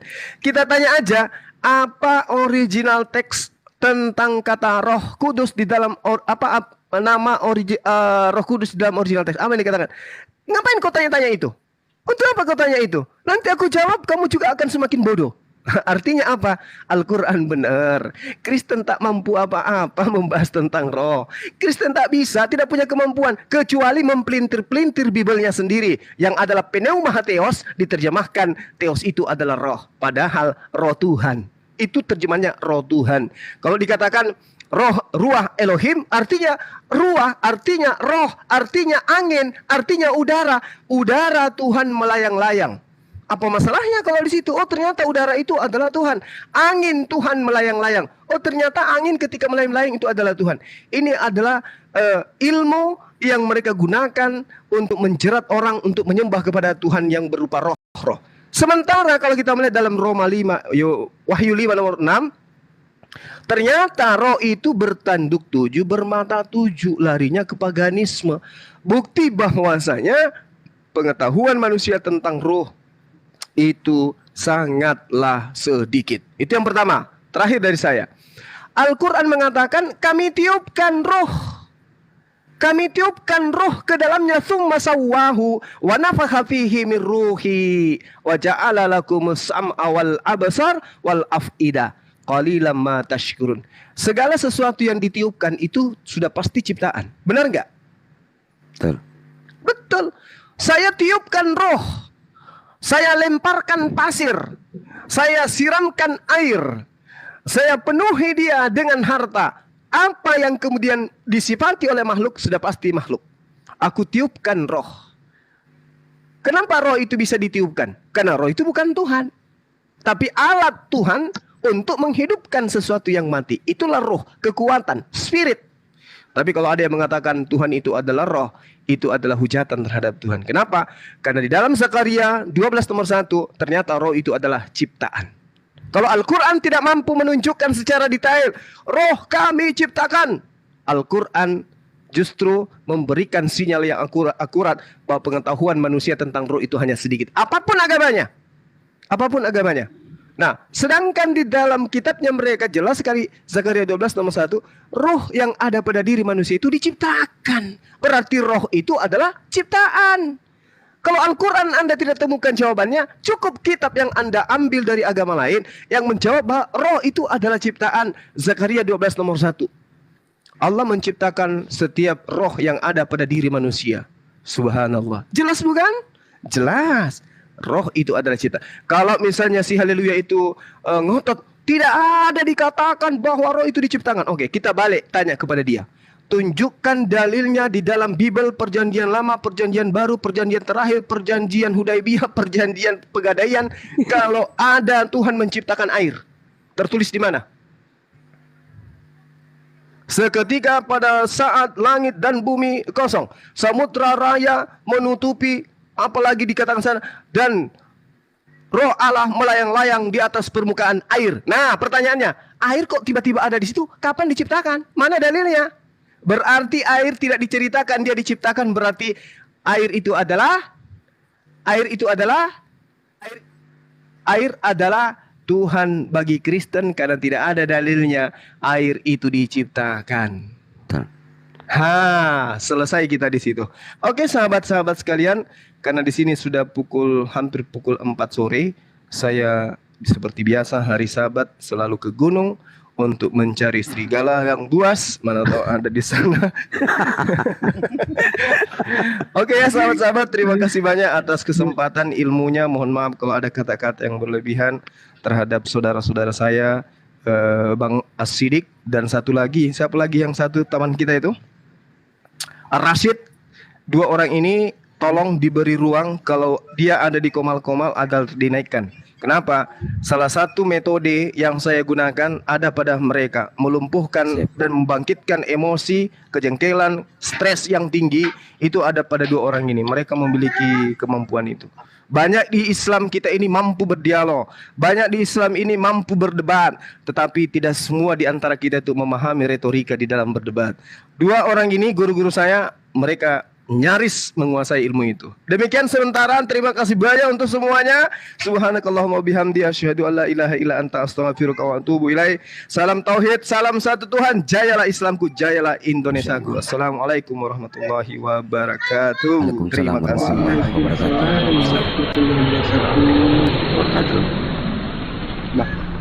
Ayo Upten yang mulai.